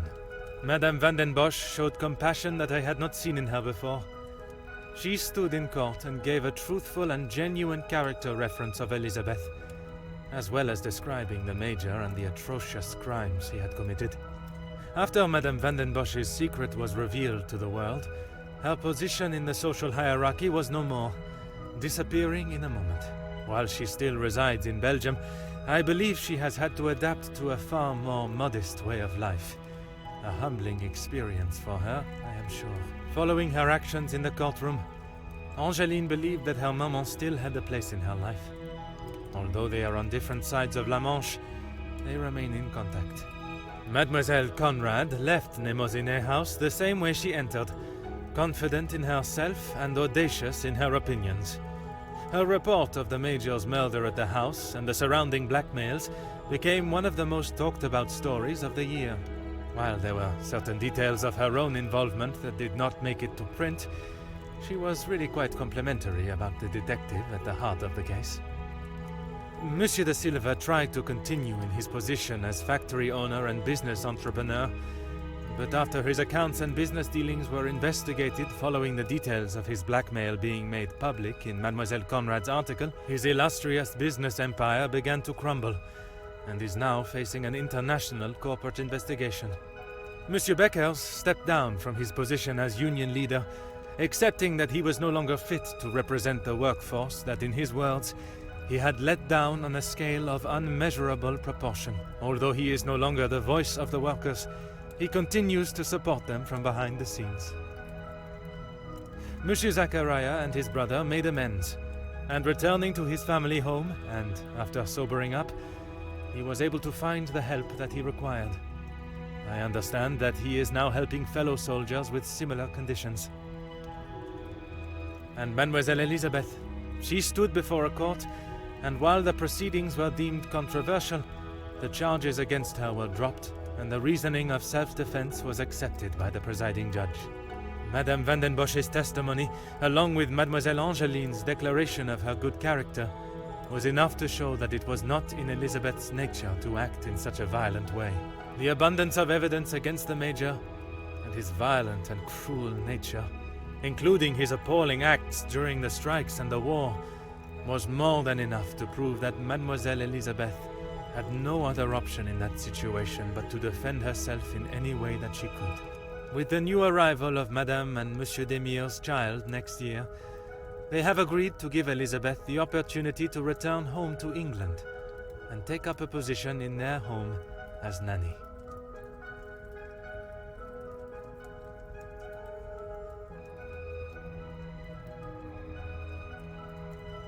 The death of Elizabeth's beloved Luc has been at the center of everything.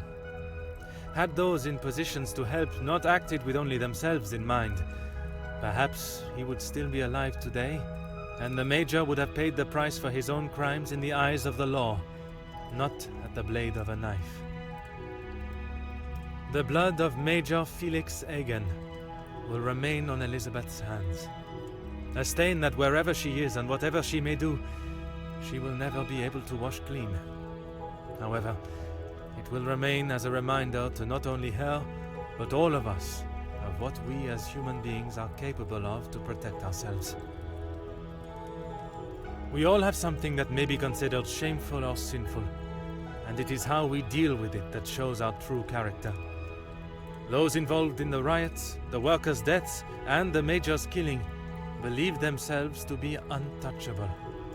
Whether it was from their social standing or their confidence in themselves, they learned that everyone is accountable for their actions. There is no exemption because of the suit you wear or the money in your bank account. There is no price to a man's life. It cannot be bought or traded or discarded. No man is better than another, including Detective Hercule Poirot.